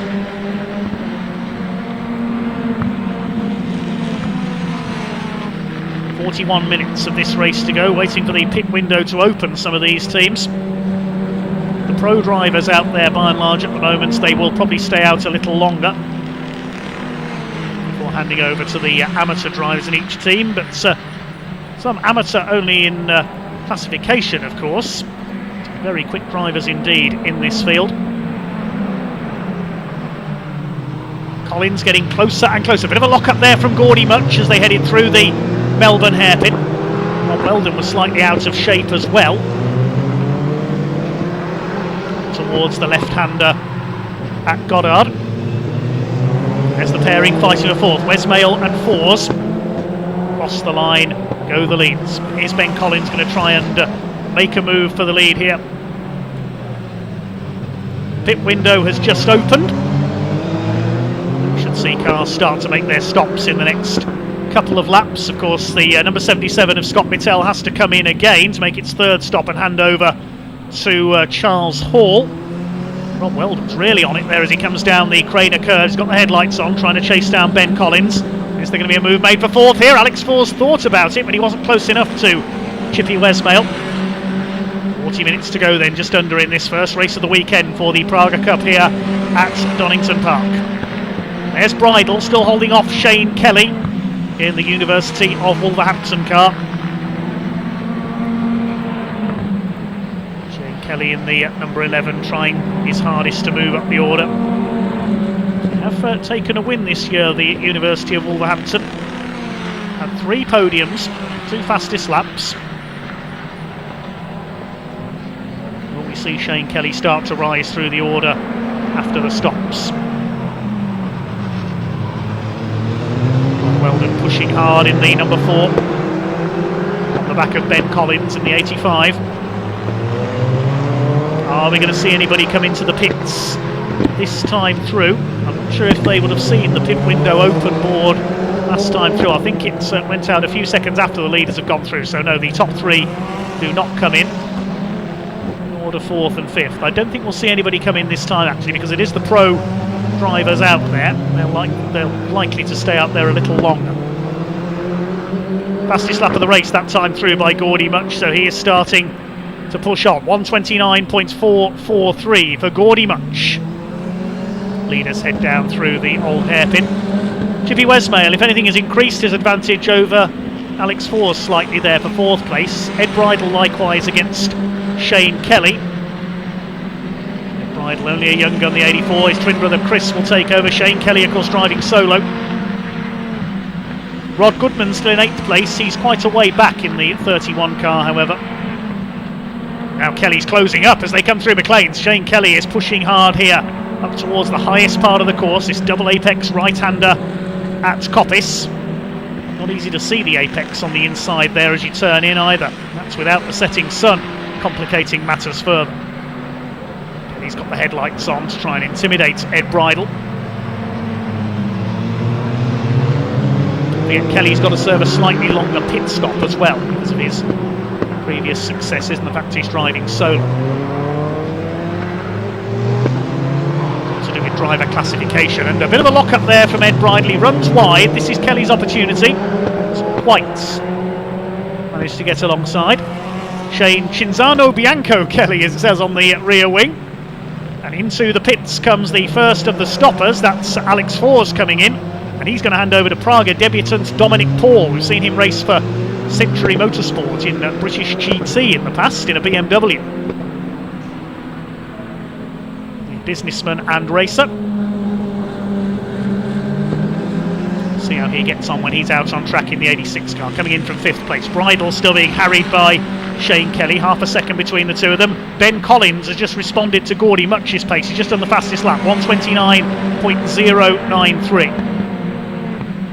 much against Collins for the lead. There is Dominic Paul getting in for his first ever Praga Cup UK race into the 86 Idola Motorsports car. Also in is number 31 of Rod Goodman, the ex-Radical man, from 8th place. The soloist. Here are the leaders. Into the right-hander at the Melbourne Hare. Bit of a lock-up there for Gordy Much.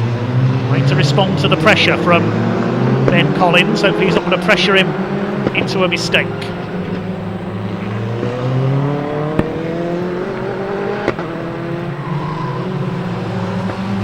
Towards Goddard. Here's Scott Mittell, still going a couple of laps down. Now, what are his lap times like compared to the leaders? Best lap of the race, a 1:31, so he's lapping off a couple of seconds off the pace of the leaders. He'll try and regroup in tomorrow's race. He'll probably come in soon to hand over to Charles Hall, ex-Formula Renault star, among other things. For over 35 minutes of this race still to run. There go the leaders. Still Much, Collins and Weldon.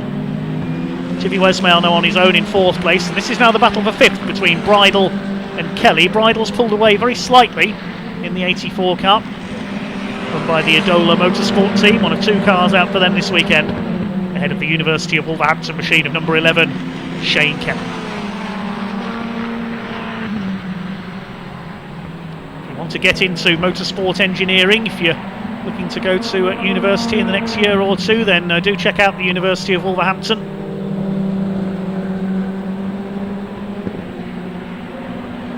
You might be in the team running this Praga R1 in years to come. If you do, who knows? Closing in there, Shane Kelly on the 84 of Bridle. Rod Goodman has rejoined, so has Dominic Paul, number 86. If serves me rightly, Dominic Paul is the UK CEO of Domino's Pizza. Well, they'll be heading to celebrate if they win. There are the leaders. They close right up now. Collins on the back of Gordy Much. Collins has still got the fastest lap of the race. Half a second in it between the 2 leaders. Weldon is just under 2 seconds further back. Absorbing fight between these 3. Beautiful blue and gold livery on the 85 Praga. Sun glinting off the gold there. Looks great, doesn't it?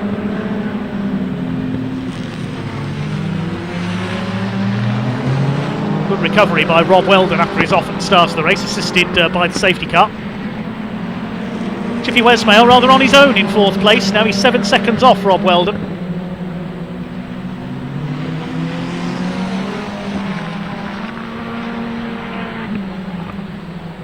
Towards Coppice they go. Puff of smoke there from the inside, locking up a wheel slightly perhaps, or maybe kicking up a bit of dust. Weldon still pushing hard. He's lapping in the 1:29 as well, so he's right on the pace of the leaders. Not quite able to catch them though. Maybe lapping a 1/10 of a second slower or so than the leader. See Rob working away in the on a cramped cockpit of the Praga. Very much in the mould of the Group C racers of old. There's Rod Goodman, number 31. He's down in 8th place. Completed his out lap behind Dominic Paul in the 86. So only 2 cars have so far made their mandatory stops, Goodman and Forres, with Dominic Paul having taken over from Alex Forres in the 86 car. So the top 6 have yet to stop. I thought the pro drivers may stay in longer. New fastest lap of the race meanwhile for this man, Gordy Much in the 87. Increased his advantage just a little over, pressuring Ben Collins. Ben Collins who's raced everything over the years. Seen him in British Formula 3 successfully. He's been in British touring cars briefly with a BMW. He's been to Le Mans many times. Of course, had the honour of performing as the Stig on Top Gear. For a racing driver, it doesn't get much more prestigious than that. It'd be great to have more than one Stig out on the grid. Maybe Perry McCarthy will be willing to race a Praga someday. Still involved in the motorsport world.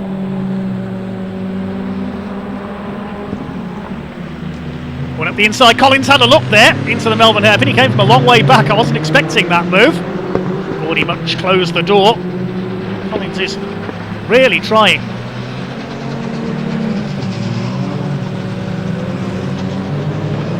Are they going to come into the pits this time? No, they're too busy with this battle at the front of the field. Oh, is that a problem for Rob Weldon? Smoke out of the back of the number 4.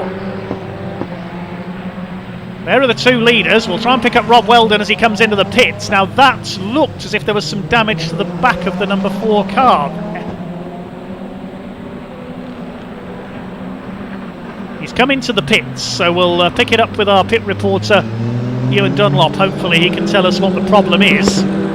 It looked to me as that was a result of, it looks like the back of the car is down there. So whether that's a puncture or collapsed suspension, I'm not sure. In comes the number 4. Yeah, there's damage to the right rear, look. That could be collapsed suspension, and the signal from the mechanic is that that's a retirement. Yeah, he's saying, no, that's too badly damaged. It looks like damage to the rear of the car, so whether it's collapsed suspension or something has broken there, clearly. And Rob Weldon and Ben Stone's car, sadly, is out of the race. I didn't see what's happened there, whether there was... I don't think there was any contact there. There were no other cars near him. And Gordy Much locks up again, the second lap in a row through the Melbourne Loop. He's trying his hardest there, with Ben Collins on his tail. Great dogfight between these two. Collins pushing all the way. They're going to run right to the end of the pit window, I reckon, these two. They've got another 5 minutes or so to make their stops. Over the line, they were separated by 0.8 of a second. Still lapping in the higher 129s now. Collins did a 130.2, so a little slower that time through. Chippy Westmail is now up to 3rd in the 29. 4th is the 84 of Ed Bridle. Shane Kelly has come in to make his stop, the University of Wolverhampton team. Their students will go to work on the car. Kelly, of course, has to serve a slightly longer pit stop because of his grading and the fact that he's driving solo. There's the number 4 car. Yes, damage to the rear suspension by the look of it. Saw smoke there out of the back. We don't know what's wrong at the moment. Hopefully Ewan Dunlop can find out for us, but the car that was running in a safe 3rd place is out of the race. It looks like suspension damage, sadly. Down into the Melbourne Loop. Is the 87 going to lock up this time? No, he keeps it together. Collins still gives chase. Up the hill to Goddard's corner.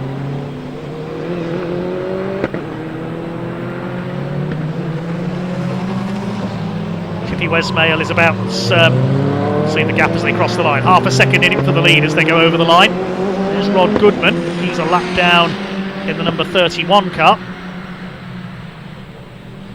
See what the gap is to Chippy Westmail in that 3rd place. The 2 leaders still nose to tail. There's Westmail, and into the pits comes Ed Bridle.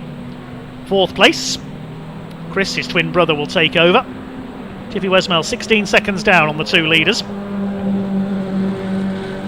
There are a few extra seconds to serve as success penalties in tomorrow's race, of course.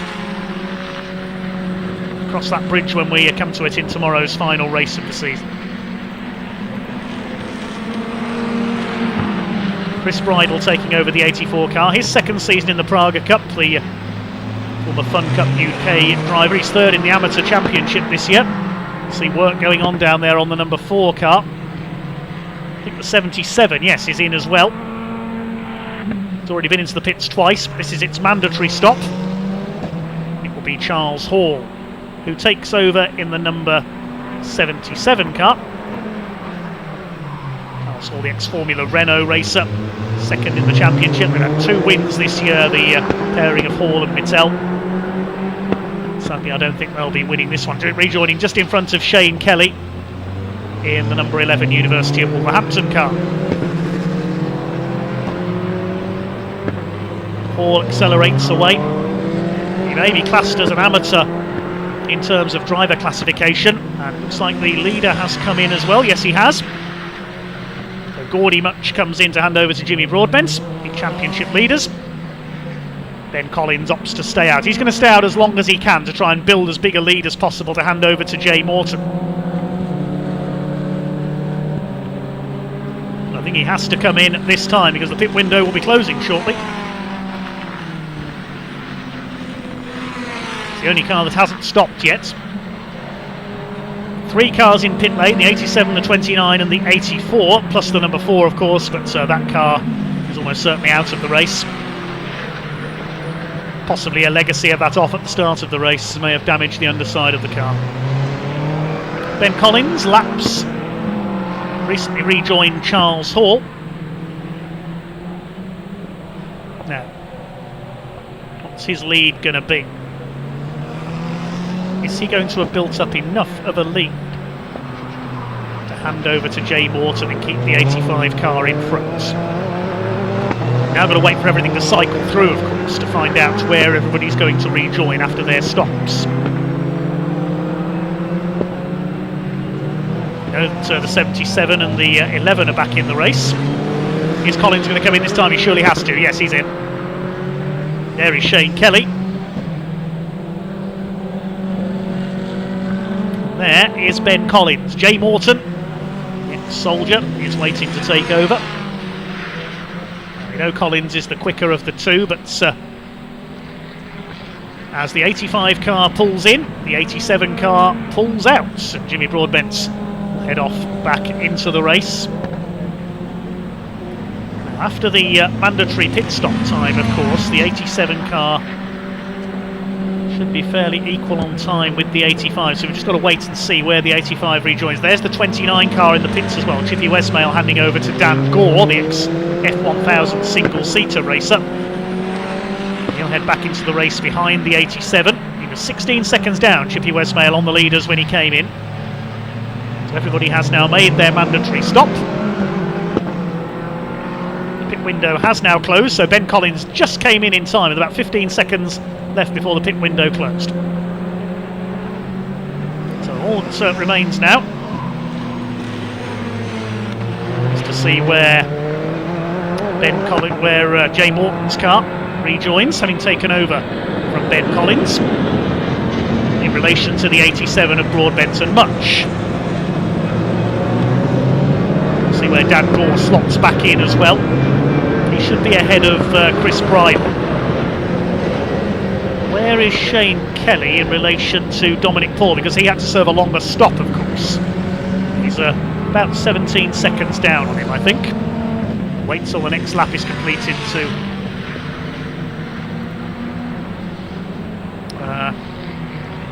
see where everything settles in.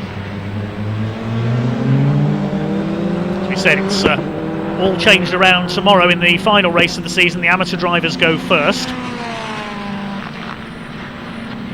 Team prize is that prize of a Praga R1, but meanwhile Jay Morton is leading the pit. Is he going to get out in front of Broadbent? Here we go.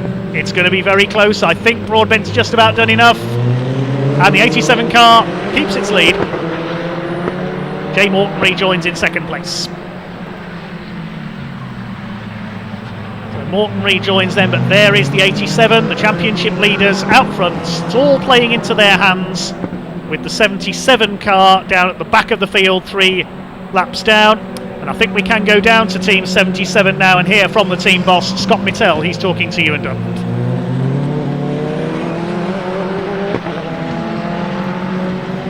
Cheers, Dave, here with Scott Mittell Cars. Great qualifying, not the race you wanted, Scott. No, obviously qualifying, Charles did a great job of qualifying, was on pole. And I wasn't trying to do too much in this race, just sort of stick with the leaders, to be honest. But Rob Weldon decided that he didn't want to drive these cars quickly and just absolutely pushed us off into the head on the first lap. No doubt in your mind that was on purpose, can I say? yeah, no doubt in my mind. No question there in my mind. Hopefully the stewards will see that. I mean, the championship looks possibly out of reach, but anything can happen in Pragas. There is a massive prize up for second place, though, so everything's still to play for, yeah? Yeah, absolutely, everything's still to play for. We'll try and nurse the car home now and get a few points for tomorrow. Thanks for talking to us, best of luck tomorrow. Cheers, thank you. Okay, so we're going to go and have a shot with Rob Weldon, hopefully, see if we can get a bit of a right to reply to that from Scott there, but back to you today for the time being. So some interesting words from Scott Mittell there. over the opening lap incident down at the Melbourne hairpin, but at least Charles Hall is still going out there. He's a couple of laps behind, but doing his best to keep that number 77 car running and try and get some points towards the championship. Don't forget, if a factory Praga team does win the title, they will not receive the team prize of a Praga R1 race car. It will go to the team in second place, which is currently this car, the number 77 Mattel Cars machine. Charles Hall's moving aside to let Rod Goodman through there. He's in 7th place, I think, just putting a lap on Charles Hall. Well, the lead gap is 4.5 seconds between Broadbent and Morton now. Everything else settling down. It is Chris Bridle, number 84, in 3rd position. Dan Gore, number 29, is 4th, 4.5 seconds behind him. Dominic Paul, on his debut in a Praga, is in 5th position, having taken over from Alex Fors in the Idola Motorsport, number 86. Shane Kelly is in 6th position. If it weren't for his extra pit penalty, you were probably right up there with Dominic Paul battling for 5th place. So the University of Wolverhampton man with some work to do to try and close the gap. Rod Goodman is in 7th. Charles Hall is in 8th place, and of course the number 4 car of Weldon and Stone sadly looks to be out of the race. I'll wait for everything to start to close up again now, as Charles Hall makes his way down through the Craner curves, the former Formula Renault star among others. Here is our race leader, the number 87, with 20 minutes of the race to go. A great season for the Fanatec Praga team, their 2nd year in the championship. 5 podiums so far this season. Looking to preserve their championship lead. They're looking for their 4th win of the season. Keeping that championship lead over Mittel and Hall in 2nd place. The gap was some 19 points as they came into this weekend. Similar gap back to the number 4 in 3rd place, but with misfortune befalling their championship rivals, it's all played into the hands of the 87 team. Can they hang on for another victory here? 4.5 seconds clear of Jay Morton in 2nd place in the Praga team 85, looking for their best ever results. Now let's see if Chris Bridle in the 84 can start to catch them. He's nearly 14 seconds down at the completion of the previous lap. They're all lapping in the 129s. The 87 and the 85 in the 133s, sorry. It's the best lap column I was reading from the pros. The 2 leaders lapping almost identically in the 133s. Bridle lapped in a low 132 last time through. So the amateur pace about 3 or 4 seconds a lap off the pro drivers here at Donington. We can head down into the pit lane very shortly to hear from the leading team. Ewan Dunlop is down there talking to the man who's just finished his stint, Gordy Munch. Cheers, Davey, with Gordy. What a great first corner. Yeah, absolutely. I mean, I saw that Scott wasn't putting too much heat into the tyres, and I said to Gav, my engineer, over the radio, it was like, look, I'm going to have a lot more temp than what he does. I think I can make it around the outside. And it came to it. He was a bit slow off the line. I think he might have I'm not too sure what happened there, but I got the jump on him. And then we went into turn 1 side by side. I pinched him to the inside, I swooped out wide just to get a much better run around the outside in my warmer tyres, and it worked perfectly. How much fun is it racing the Stig? It's good fun, yeah. He made it easy. He made it not easy for me at all. We had a bit of a developing issue there with the steering. Like as the stint went on, the wheel became more like that and like that one there, and I ended the stint like so. It was definitely tricky. Will that be the same for Jimmy? Yeah, I mean, I gave him the very, very strict instruction of no curbs in this stint. So it was an issue that was like, it seemed to, level out, but hopefully it won't cause us any bother for the end of the race. I think for now we just keep it clean. As far as I understand, I think in this position we would be winning the championship. So you better stay off the curbs in that case. If we've learned anything this year, it's anything can happen in Praga. But you've got 17 minutes left. I'll go and let you watch and enjoy it. Thank you. Cheers. I'm going to try and find Ben Collins for you, Dave, but for the moment, back to you. Well, Thank you very much indeed, Ewan. Hearing from Gordy much there, and you could hear he was saying that he's been giving his partner instructions on what to do with the car, how to play the game in this stint, and that's how Pro-Am pairings will work. The pro driver will give tips and coaching to the amateur driver as they learn to race. They'll certainly learn quickly in this Praga Cup this year. The 87 of Broadbent and Much leads the way, but the gap has come down, if anything, very slightly. Jay Morton has taken a few tenths of a second out of Jimmy Broadbent over the last couple of laps. So Jay Morton in the 85 car, settling in very well indeed here. He's clearly being coached well by his partner Ben Collins. Meanwhile, the battle is on for 4th place, because Dan Gore has been caught by Dominic Paul in the 86 car, the businessman and ex-British GT racer. Dominic is having a good go here as they come up into Coppice Corner. Nose to tail heading down towards the chicane, but as we just heard, Ewan Dunlop has now gone to Praga Team 85 and he's got hold of Ben Collins.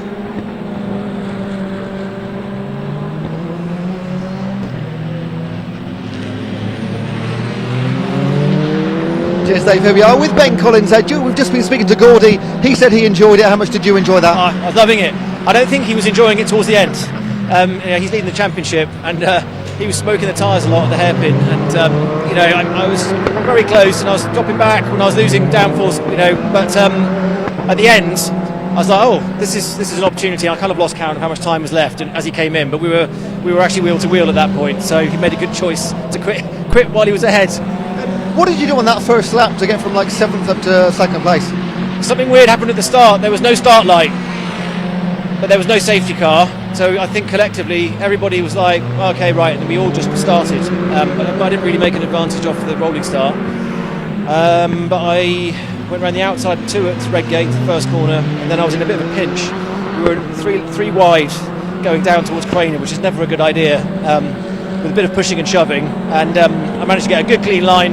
I went around the outside of someone at Craner, and then I was in 3rd, and then got up to 2nd at the Melbourne hairpin, and then chased Gordy. Had a lot of fun doing it. So I just want to thank the boys. The Praga, it's my first full season with them. Absolutely loved it. It's our last weekend, and a new car. Championships out of reach, but how important would be a podium be today? For us, it means so much. We've had one, and we were leading a race, and we had a little moment. Jay pitted by mistake, thought black flag was for him. And we could have won that, which would have been lovely. And so we have had a podium, but to finish the year with that strong showing, Jay is doing the best he's driven all year. He's qualified the car on the 3rd row. He is currently within a couple of seconds of the race leader, championship leader Jimmy Broadbent. So he's really, his performance is there. So who knows what we can do. I think there's about 15 minutes left. I'll let you go and watch and enjoy it. Thanks very much. Thank you. Right, Dave, back to you. Well, Ben Collins there saying that his partner Jay Morton is driving the best he has all season, and he certainly is. He's just taken half a second out of the race leader on that last lap. The gap is down to 3.5 seconds. We've got a race on our hands here with 13 minutes of this race still to go. Can Jay Morton catch the 87 Fanatec car of Broadbent and Much? Chris Bridle is still in 3rd. Oh, Dan Gore is back into the pit lane. I can tell you the 29 car is in for a second stop. Is that a problem for the car of Gore and Chippy Westmail? We will wait and see if what Ewan can find out. It's pulled in at the end of the pit lanes. That might be a penalty for Dan Gore. Yes, it's going back out again, so we didn't get notification on the timing screen, so it looks like they've got a stop-go penalty. The 29 car, presumably that's for spending too little time in the pits. They may have made a short pit stop there, but that's going to drop Dan Gore down the order. Dominic Paul's already gone through. Shane Kelly has gone through into 5th position. Where is Rod Goodman? There he is in the background. So Dan Gore is down into 6th place with a stop-go penalty for the number 29. It's sadly all going rather wrong for Mittel cars in this race. The 77 car is currently a couple of laps down. The lead gap has come down again. Jay Morton gains another 0.4 of a second on the 87 of Broadbent. Jay Morton is going for his maiden win here. Well, they wanted to get their best ever results. They're certainly on for that up there in 2nd place, Collins and Morton. Could they win this? Meanwhile, here's the 86 car of Dominic Paul being chased down by Shane Kelly. As 1.7 seconds between the two. Kelly lapping nearly 2 seconds a lap quicker last time through in the number 11, driving for the University of Wolverhampton team. There's Dan Gore back out just in front of our race leader after that penalty. Broadbent's got his headlights on, Jay Morton hasn't. He's just quietly creeping up in the slightly gathering gloom here at Donington Park. Like Tazio Nuvolari did to his rivals in the Mille Miglia road race in Italy one year. In the half darkness, he was following them with his lights off and they didn't know he was there. Maybe Jay Morton employing SAS tactics here at the wheel of the 85. Runs wide onto the curb there, coming out of the Melbourne Loop with just under 11 minutes of this race to go. There's back marker traffic ahead. Dan Gore and Charles Hall moves aside there. He's a couple of laps down on Dan Gore. The leaders coming up behind them. Here's this battle between Dominic Paul and the 11 of Shane Kelly, who's right with him now, covering after that extra time at the pit stop. There's the leader down the Craner curves. What's the gap this time? 1.73 seconds is now the gap.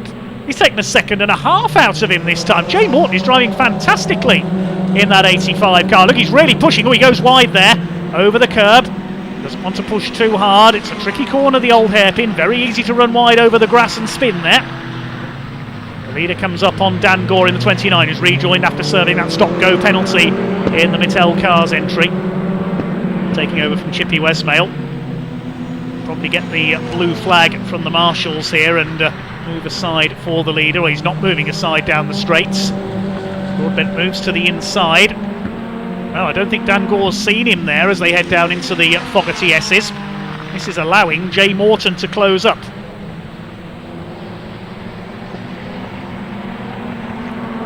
The leader heads down into the Melbourne Loop. He'll get past the back marker there, but look at this. The 85 of Morton is there. You'll be able to see him in his mirrors as they chase their way out of the Melbourne Loop. The gap might come down again. Meanwhile, we're going to head quickly back into the pits with Ewan Dunlop. He's with the number 84 team, the Bridles.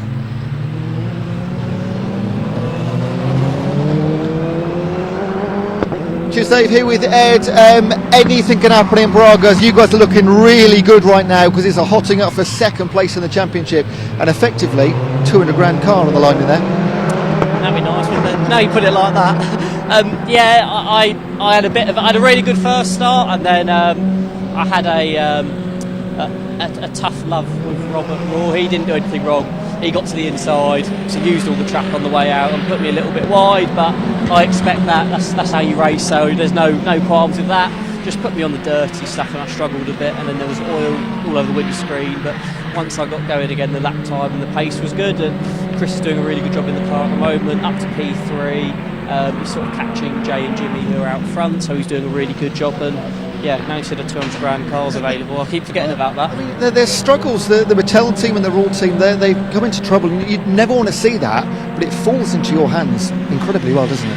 Yeah, I said in an interview with Praga earlier, actually, I said, at the end day, I just want a clean fight to the end, and you don't want to see anyone have any bad luck. But to be honest, the first 4 rounds of the year for us, we have plenty of bad luck. It swings and roundabouts, and luckily we're on the right roundabout, I think. Tomorrow in the wet could be pretty exciting, couldn't it? Yeah, let's see. The weather's looking really bad, so hopefully it's not bad enough to stop us, but we like the wet weather conditions, so I'll be all for it. Ed, I'll let you go and watch Chris, mate. Well done. Thank you very much, appreciate it, thank you. So there we go, that is us up to speed at the moment. Dave, back to you. This is getting exciting. Well, it was getting a bit frustrating there for Jay Morton because he was unable to get past for around half a lap there, Dan Gore's car, and Dan Gore coming back into the pit, so maybe he had a problem that he was preoccupied with there and didn't see Jay Morton behind him, but the gap has now gone back out to 4 seconds again, where it was about 4 or 5 laps ago. So Jay Morton is going to have to do it all again to try and catch the race leader back up, but this is still the best we've seen Jay Morton drive this season in that 85 car. He's driven superbly, having taken over from Ben Collins. He struggled a bit at the start of the 2022 Praga Cup season, but he's pushing hard here in that beautiful blue and gold number 85. Maybe the change of car has had an effect. They normally see them in the predominantly white number 85 car. Shane Kelly has pulled back into the pits as well in the number 11, so Gore has come in, Kelly has come in. We haven't had notification of any penalties for those cars. We did see Gore take a stop go, earlier on, but he's back in again. But I think it looked like he had a problem. And yeah, Shane Kelly's at his pit box as well. I think those two cars have got problems. The University of Wolverhampton mechanics looking under the back of the car. Now, 6.5 minutes just under of this race to go.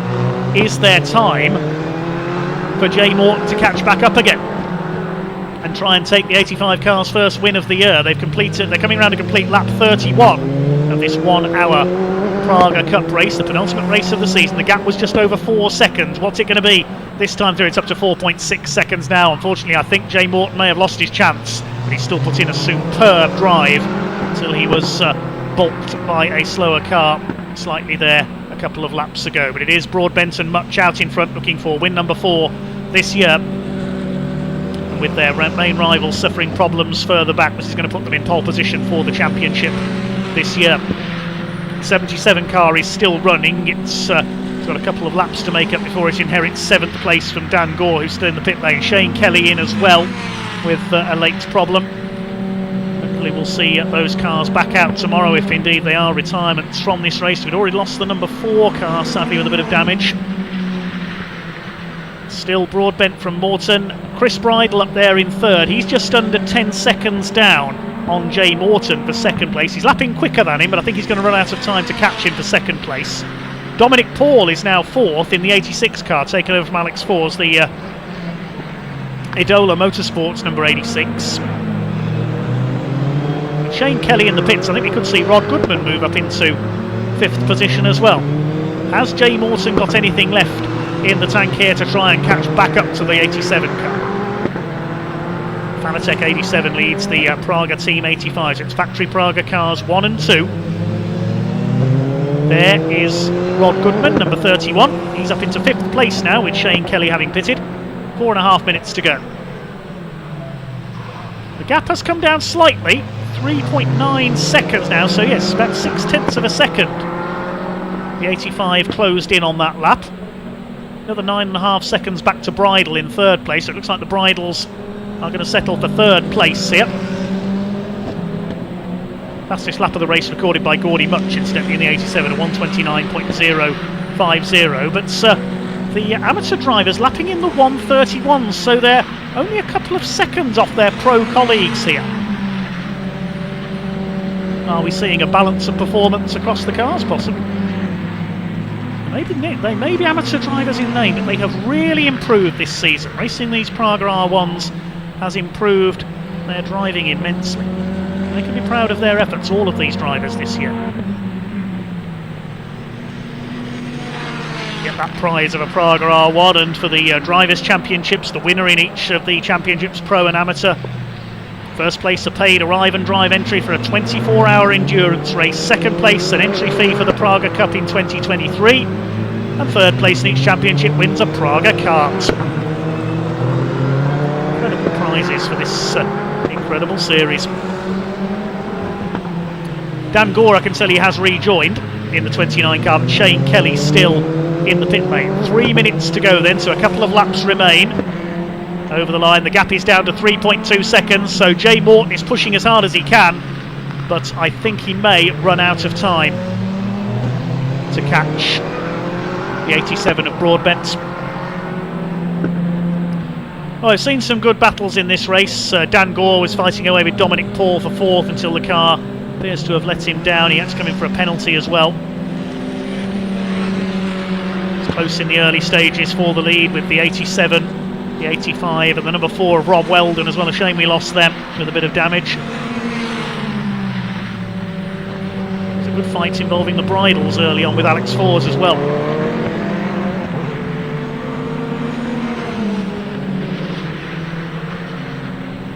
Coming round to start what I think will be their last lap this time, just over 2 minutes on the clock. Jay Morton, he hasn't given up, look. Well, SAS, who dares wins. Jay Morton certainly dares here to try his hardest to catch the 87 car out in front. Can he do it? 3.2 seconds was the gap last time through. A lock up there from Broadbent. You can see the 85 behind him.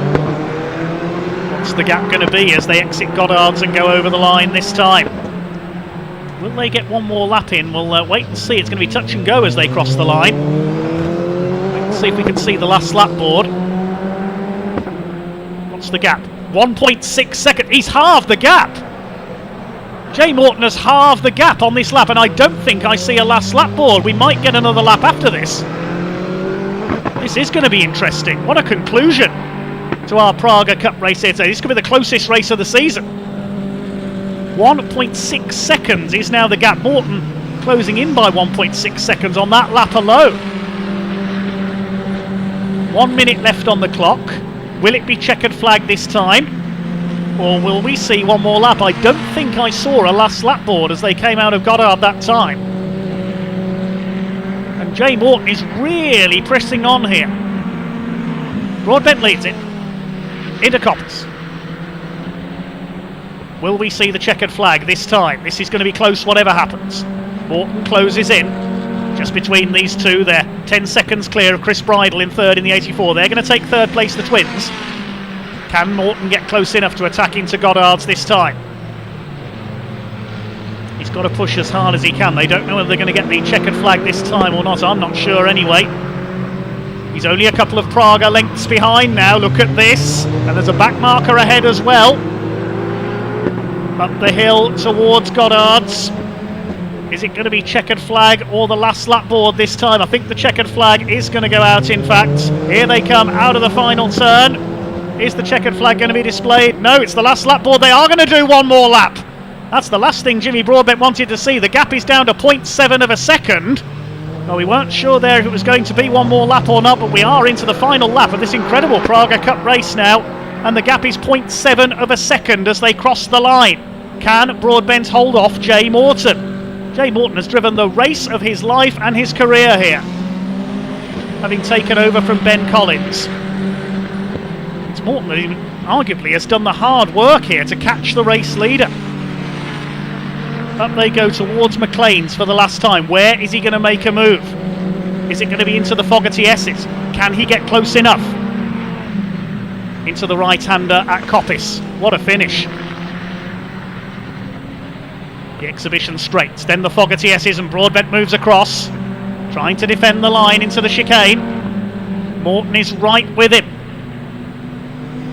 The 87 and the 85, the two Praga factory entries, through the Fogarty S's for the last time, down towards the right-hander at the Melbourne Loop. Broadbent's gone wide. Morton has a look and he won't get close enough there. He's got to turn it back. Has he lost his chance? Yeah, he's run wide on the exit. I think that may have cost him his chance. I don't think he's going to get close enough into the final corner at Goddard's.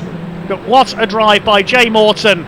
Can he get through at Goddard's? We're going to see them as they come out of the final corner. He can't quite get close enough. Jimmy Broadbent and Gordy Much take their fourth win of the season, but all credit to Jay Morton. What a fantastic drive for second place. Less than a second behind at the flag. That is his best ever drive alongside Ben Collins for second place. They get their best ever finish as a reward. Third place goes to Ed and Chris Bridle in the number 84. Fourth place will be the number 86, waiting for Dominic Paul on his debut to come through. He takes fourth in the car shared with Alex Fors. Well done, Dominic Paul. Charles Hall in the car started by Scott Mittell has already taken the flag in sixth place, a few laps down after their problems early on. And the other finisher will be Rod Goodman, our soloist, in fifth position in the Raw Motorsport number 31 car. What a stirring race from the Praga Cup. Well, with the problems for Scott Mittell and Charles Hall there, and also for the number 4 car of Rob Weldon and Ben Stone, who failed to finish. I would say that has certainly put, subject to confirmation, Jimmy Broadbent and Gordy Much in pole position to secure the championship. We don't know for certain as yet. We'll wait for the officials to do their mathematics. Full credit to both of those drivers in the closing stages, and well done Jay Morton. He has come on leaps and bounds with the coaching from Ben Collins this season. And a stunning second place. Look at that, less than a second in it at the flag, and that's after he had to fight back after being balked by another car briefly, which dropped him 4 seconds back. Third place goes to the Bridle Twins. Fourth place to the Edola Motorsport number 86 of Alex Fors and Dominic Paul. Fifth is Rod Goodman. Sixth place, some 4 laps down, is Charles Hall and Scott Mittel. Sadly, we lost Shane Kelly into the pits late on. Dan Gore and Chippy Westmail hitting problems late on as well. They retired, and we also lost with damage Rob Weldon and Ben Stones, number 4 Raw Motorsport car. But full credits to everyone in that Praga Cup race. Certainly one of the closest races we've ever seen from the championship, and for me one of the best races that championship has held. Well done Jay Morton and Ben Collins, well done to the Bridle Twins, well done to Broadbent and Much for taking the win, and I would surmise that that might just be enough to clinch the championship, but we will confirm that ahead of tomorrow's race once the mathematics has been done. We've still got one race to go in the sunset here at Donington today. It's a mixture of cars from the Classic Touring Car Racing Club, including the Super Touring cars. Do not miss that, so that's coming up shortly, but I'm going to let my voice recover after that fantastic hour of racing, and we'll hand down to Ewan shortly to greet the drivers.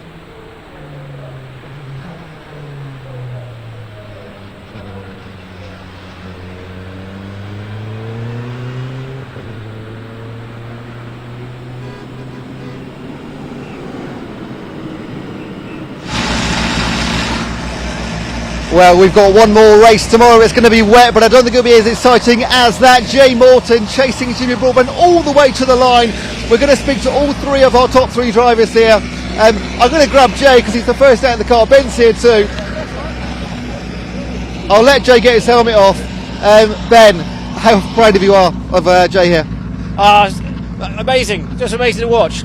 It was great watching the race and those back markers, but he was closing in on Jimmy, and Jimmy leading, obviously with the pressure of winning the championship, but closed the gap down to 0.7. We thought it was going to be a drag race to the line, but no, he did brilliant job. So pleased for Jay because he's second year of racing and got fantastic form. He's now put us on the front row for tomorrow's race, so we've never started that far up.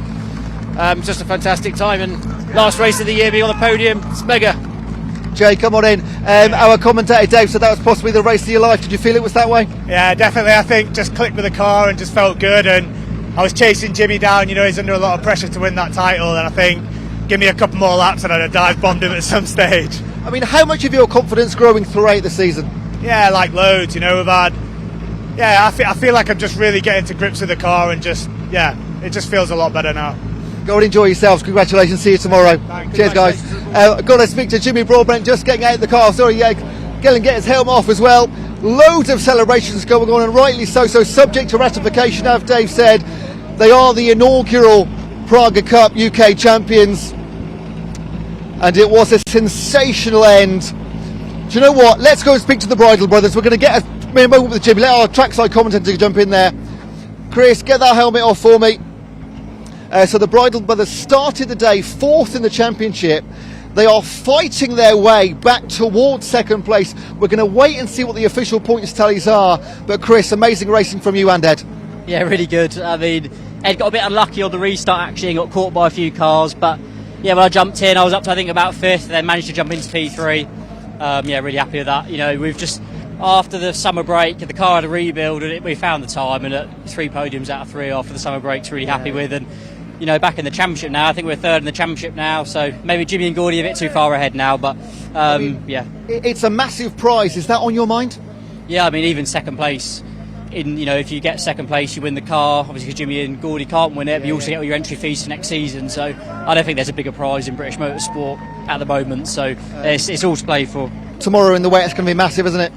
Yeah, I mean, to be honest with you, the weather that's coming in, we'll see if we race, but let's see what happens. I think all to play for tomorrow, and it'll be about finishing, keeping it on the black stuff if it's going to be as wet as it say it's going to be. So yeah, we'll see. Another podium, well done. Go and enjoy yourself. Cheers, thank you very much. Right, let's go and get Jimmy now.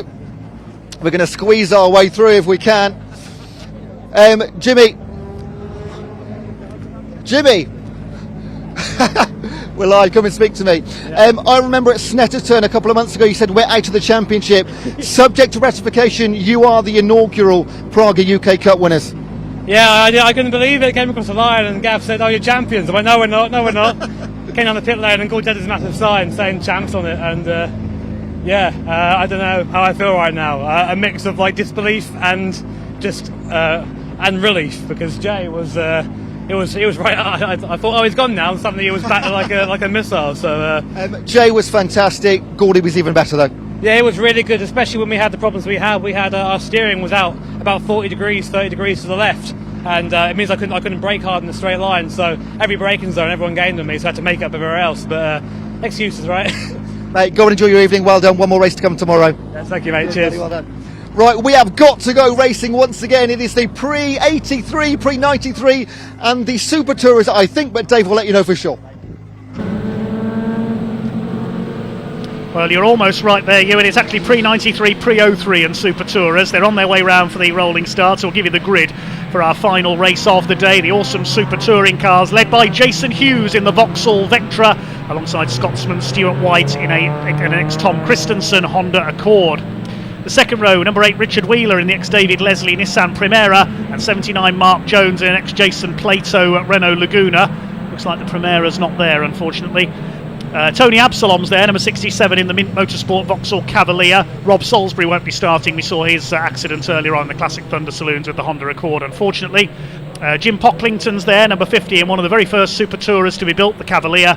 And we don't have Anthony Reid, unfortunately, the other Primera. So the Primeras are missing. Then we've got a mixed grid of pre-93 and 03 touring cars, led by Gary Preble. Welcome back to the reigning pre-03 champion in his Honda Civic, alongside James Everard in the number 4 BMW M3. Two more BMWs, 51 Mike Dugdale and number 90 Ian Bauer are next. Then we've got Ross Craig in his Honda Civic for the pre-03s, number 169, 33 Andy Cripps, champion-elect in the pre-93s in his BMW. Ken Lark, number 21, good to have him here with his famous VW Corrado, and 96 Matthew Howarth with a Vauxhall Astra. Behind them, 45 Rob Crizell, BMW, got his first ever win last time out at Snetterton, and 116 James Alford in his Honda Civic.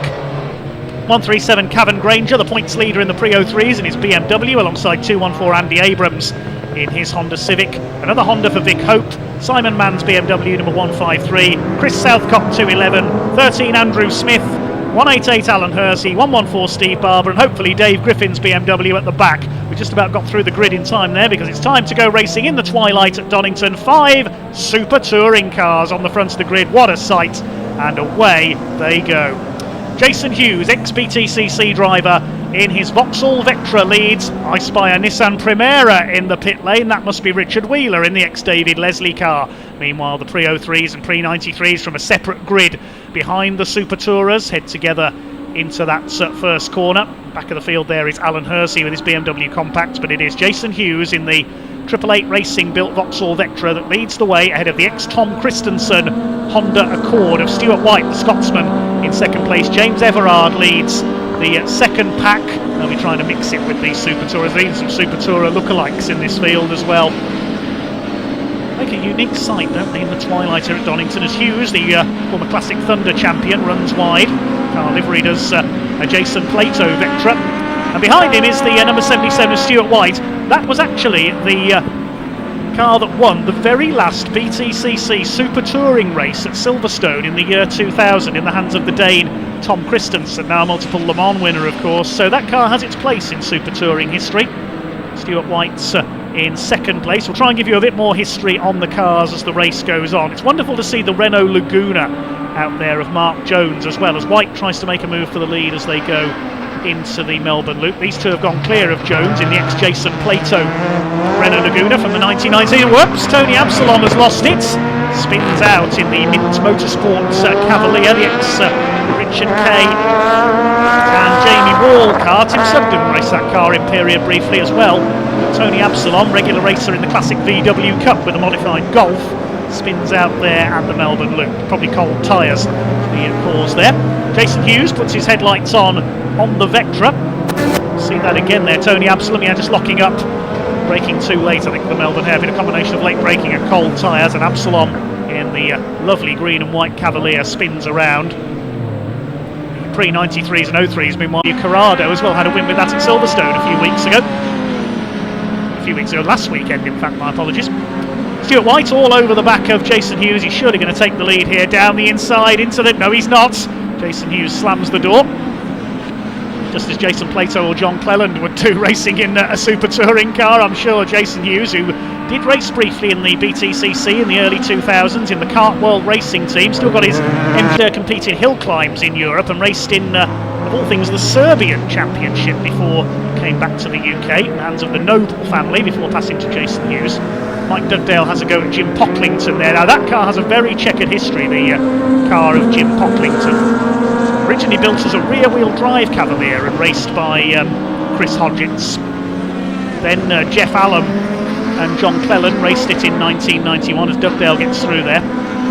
Ian Ashley then raced it in Demon Tweaks livery in the 1993 BTCC as a privateer. Then it went to Andy Clarkin, who raced it in Formula Saloons and Thunder Saloons. And then Jim Pocklington has owned it ever since. I said I was going to get very nerdy during this race with the Super Tourers out there.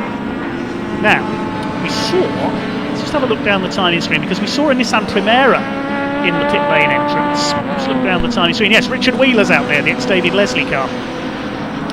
Unfortunately, we've lost Andy Cripps, the number 33 car, who's one of the contenders for the pre-93 title this weekend. He's out of the race in the pit lane.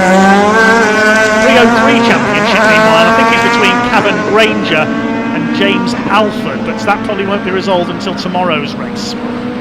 10 minutes of the race still to go. Here come your leaders. Still Jason Hughes, the former Classic Thunder champion in the Vectra, holding off Stuart White. Over the line they go, nose to tail. Jason Plato against Tom Christensen, this would have been in period. Jason Plato in third place as well in the Renault Laguna from the 99 season, the Nescafe liveried car. That car, after its racing career, was kept in storage by Williams Touring Car Engineering. It was kept in their collection until it was auctioned off. That car raced down in Serbia as well.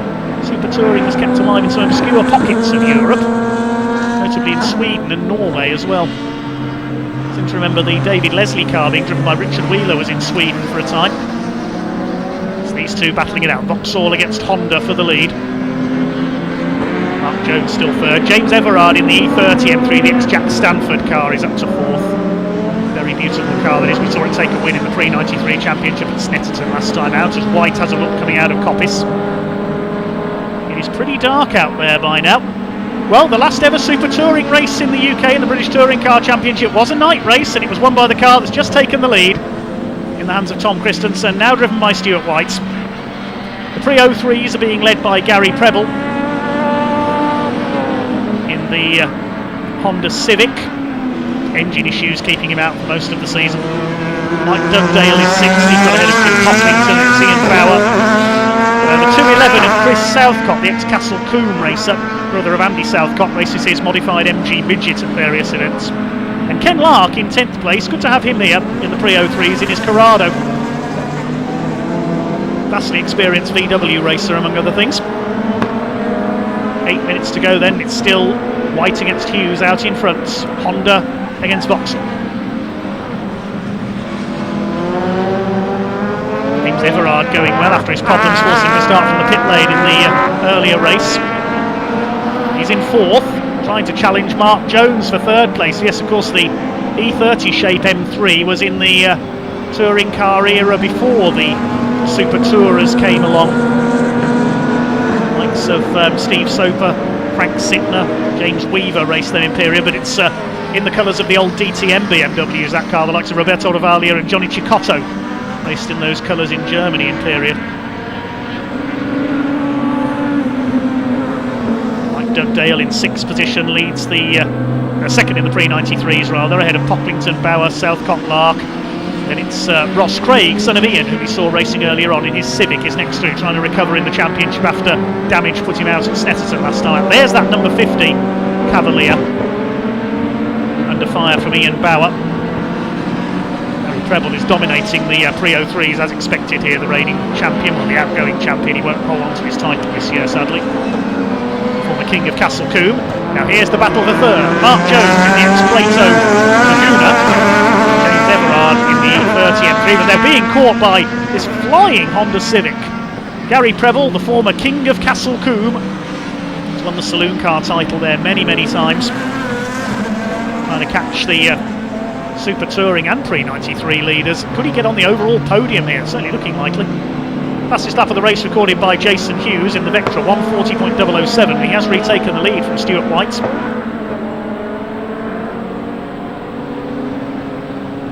Many fans here just happy to see these Super Touring cars back in action. There's Andy Cripps, the points leader in the Pre-93 Championship, out of the race. Oh, I think we may have lost Stuart White, because there's Hughes. No, he hasn't transponded. There's White. His transponders stopped working. He's still leading the race. Sorry for the confusion there. We come back to the lead battle. It is still the Accord leading. His timing transponders stopped working. That point showed he hadn't come through that time. Sorry about that. Way ahead of the rest. 20 seconds up the road. Ian Bauer coming under fire from Chris Southcott in that Honda Civic. That's got a high ride height on that car. Seems to be working for him though. Second of the Pre-03s. Third of them is Ken Lark in the Corrado.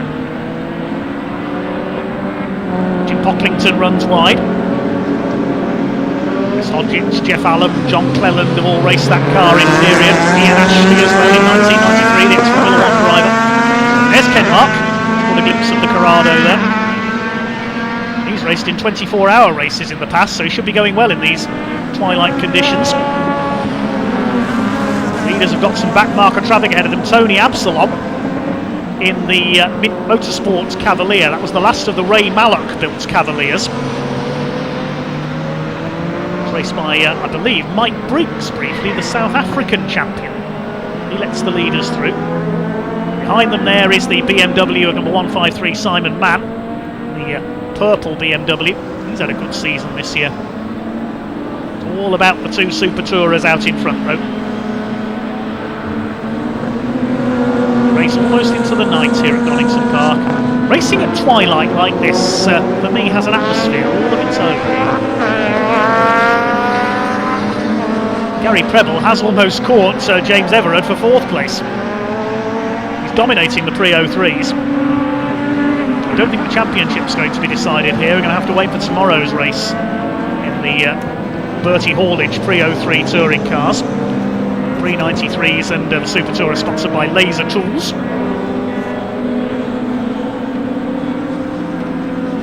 There are points on these Super Touring races. Highest scorer so far is Anthony Reid, the ex-BTCC race winner. His touring cars all over the world, sadly not out this weekend in the Nissan Primera. Great shame that we lost Rob Salisbury earlier as well in that start line crash in the Classic Thunder race in the Accord. CV up there as well. Yeah, the Pre-03 points led by, Pre-93 points rather led by Andy Cripps. Mike Dugdale could still catch him with a couple of class wins. It's just between those two for the points championship here. 3 minutes of this race to go. In the Pre-03s, it's Cavan Granger who's just been lapped there by the race leaders, who leads on 100 points. James Alford in Class C is 5 points behind him, but Alford only second in class here, behind Ross Craig. Craig is some 25 points down on him. So James Alford really needed to win the class here to stay in contention for the title. It's looking good for Cavan Granger. Though he may get reduced points. I'm just looking how many entries there are in Granger's class, and he is second in that class behind Ken Lark. So he's not leading his class either. It's going to be close in the Pre-03s. Super Tourist Stuart White continues to increase his lead over Jason Hughes. You can see the brake discs glowing on the Vectra. Rounds, I think, to start their last lap this time. This is reminiscent of the old night races at Silverstone and Snetterton in the late 90s.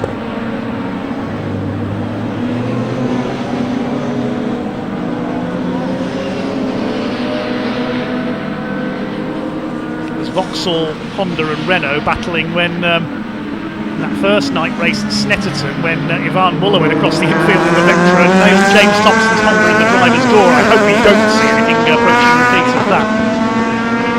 It's a goal, as Charlie Cox famously said.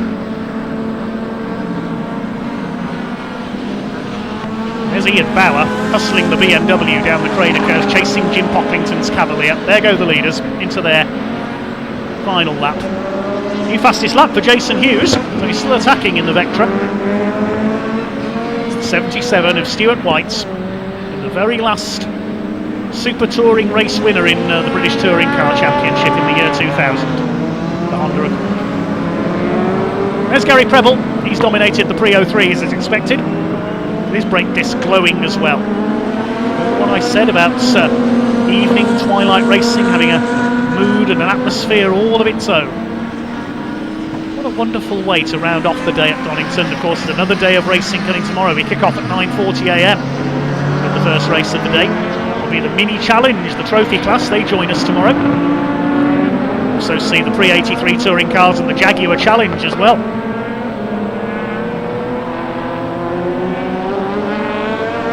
The back markers ahead, including the Vauxhall Astra there. It's Matthew Howarth's car. The pre-03s, pre-93s rather.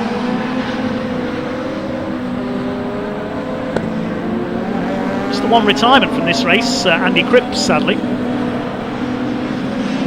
James Alford, the contenders for the pre-03 title. Leaders together. Jason Hughes going to make a move on this last corner to try and snatch the win from Stuart White. Man from Alloa in Scotland. There's James Everard in the pre-93 leading BMW. But out of the final corner, Hughes at the inside. He's got him! He's got him! The leader, Stuart White, delayed by back markers, and Jason Hughes snatches the win. Oh, fantastic from Jason Hughes. He timed that perfectly. And he snatches the win from Stuart White by 0.6 of a second. White must have been delayed by those two back markers. He met them in the worst possible place going into Goddard's. And it's a victory for Jason Hughes in the Super Tourers. Mark Jones, I think, will take third. The pre-93s are going to be won by James Everard and the pre-03s by Gary Preble.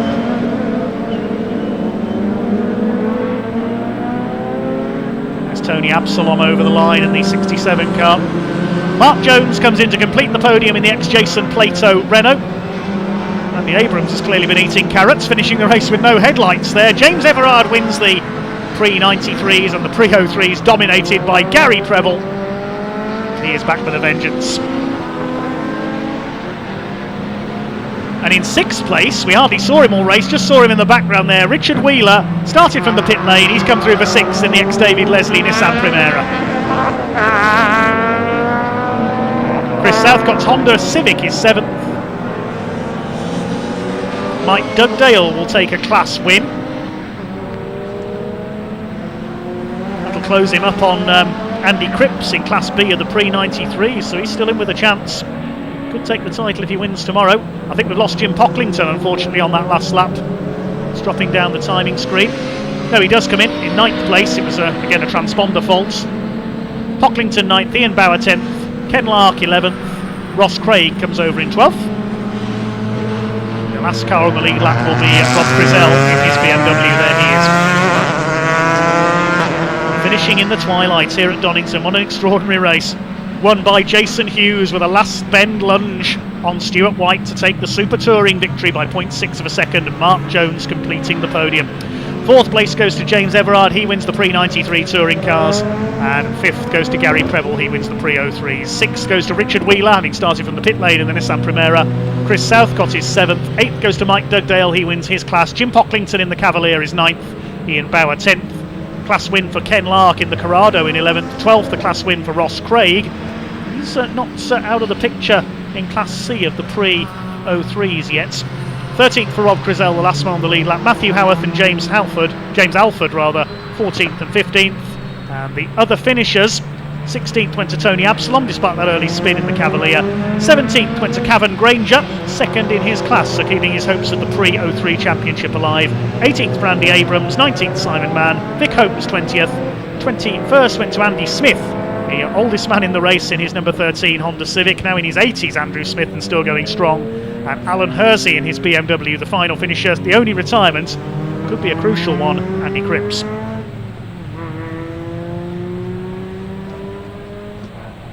Hopefully there's still light enough down in Park Ferme to talk to some of our winners with Ewan Dunlop.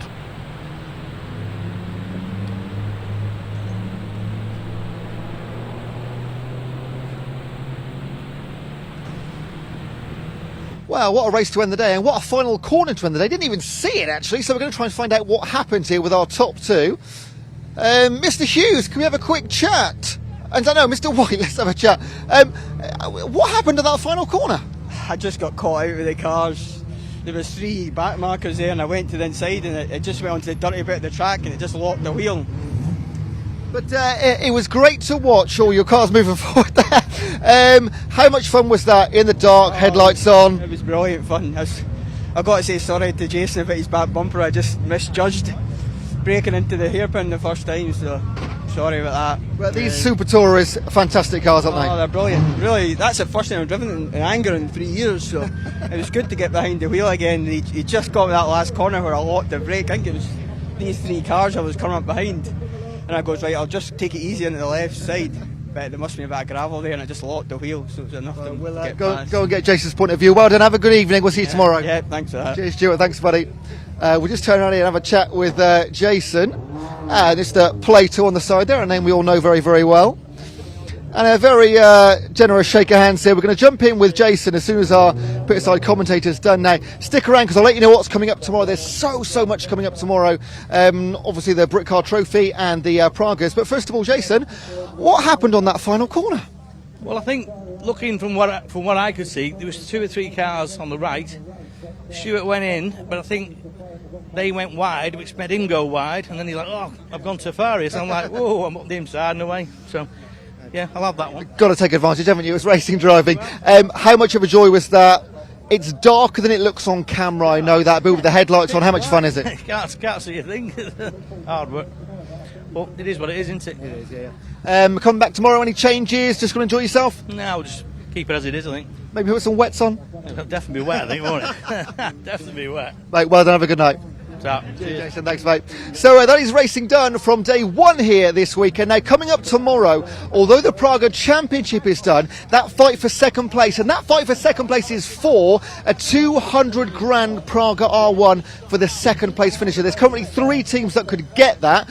Also got 2 races in the Brit Car Trophy, the Quaife Mini Trophy Challenge is with us, and a few more races in the Classic Touring Cars too. So plenty more coming up, so do stick with us tomorrow, but enjoy the rest of your Saturday, and we'll see you tomorrow.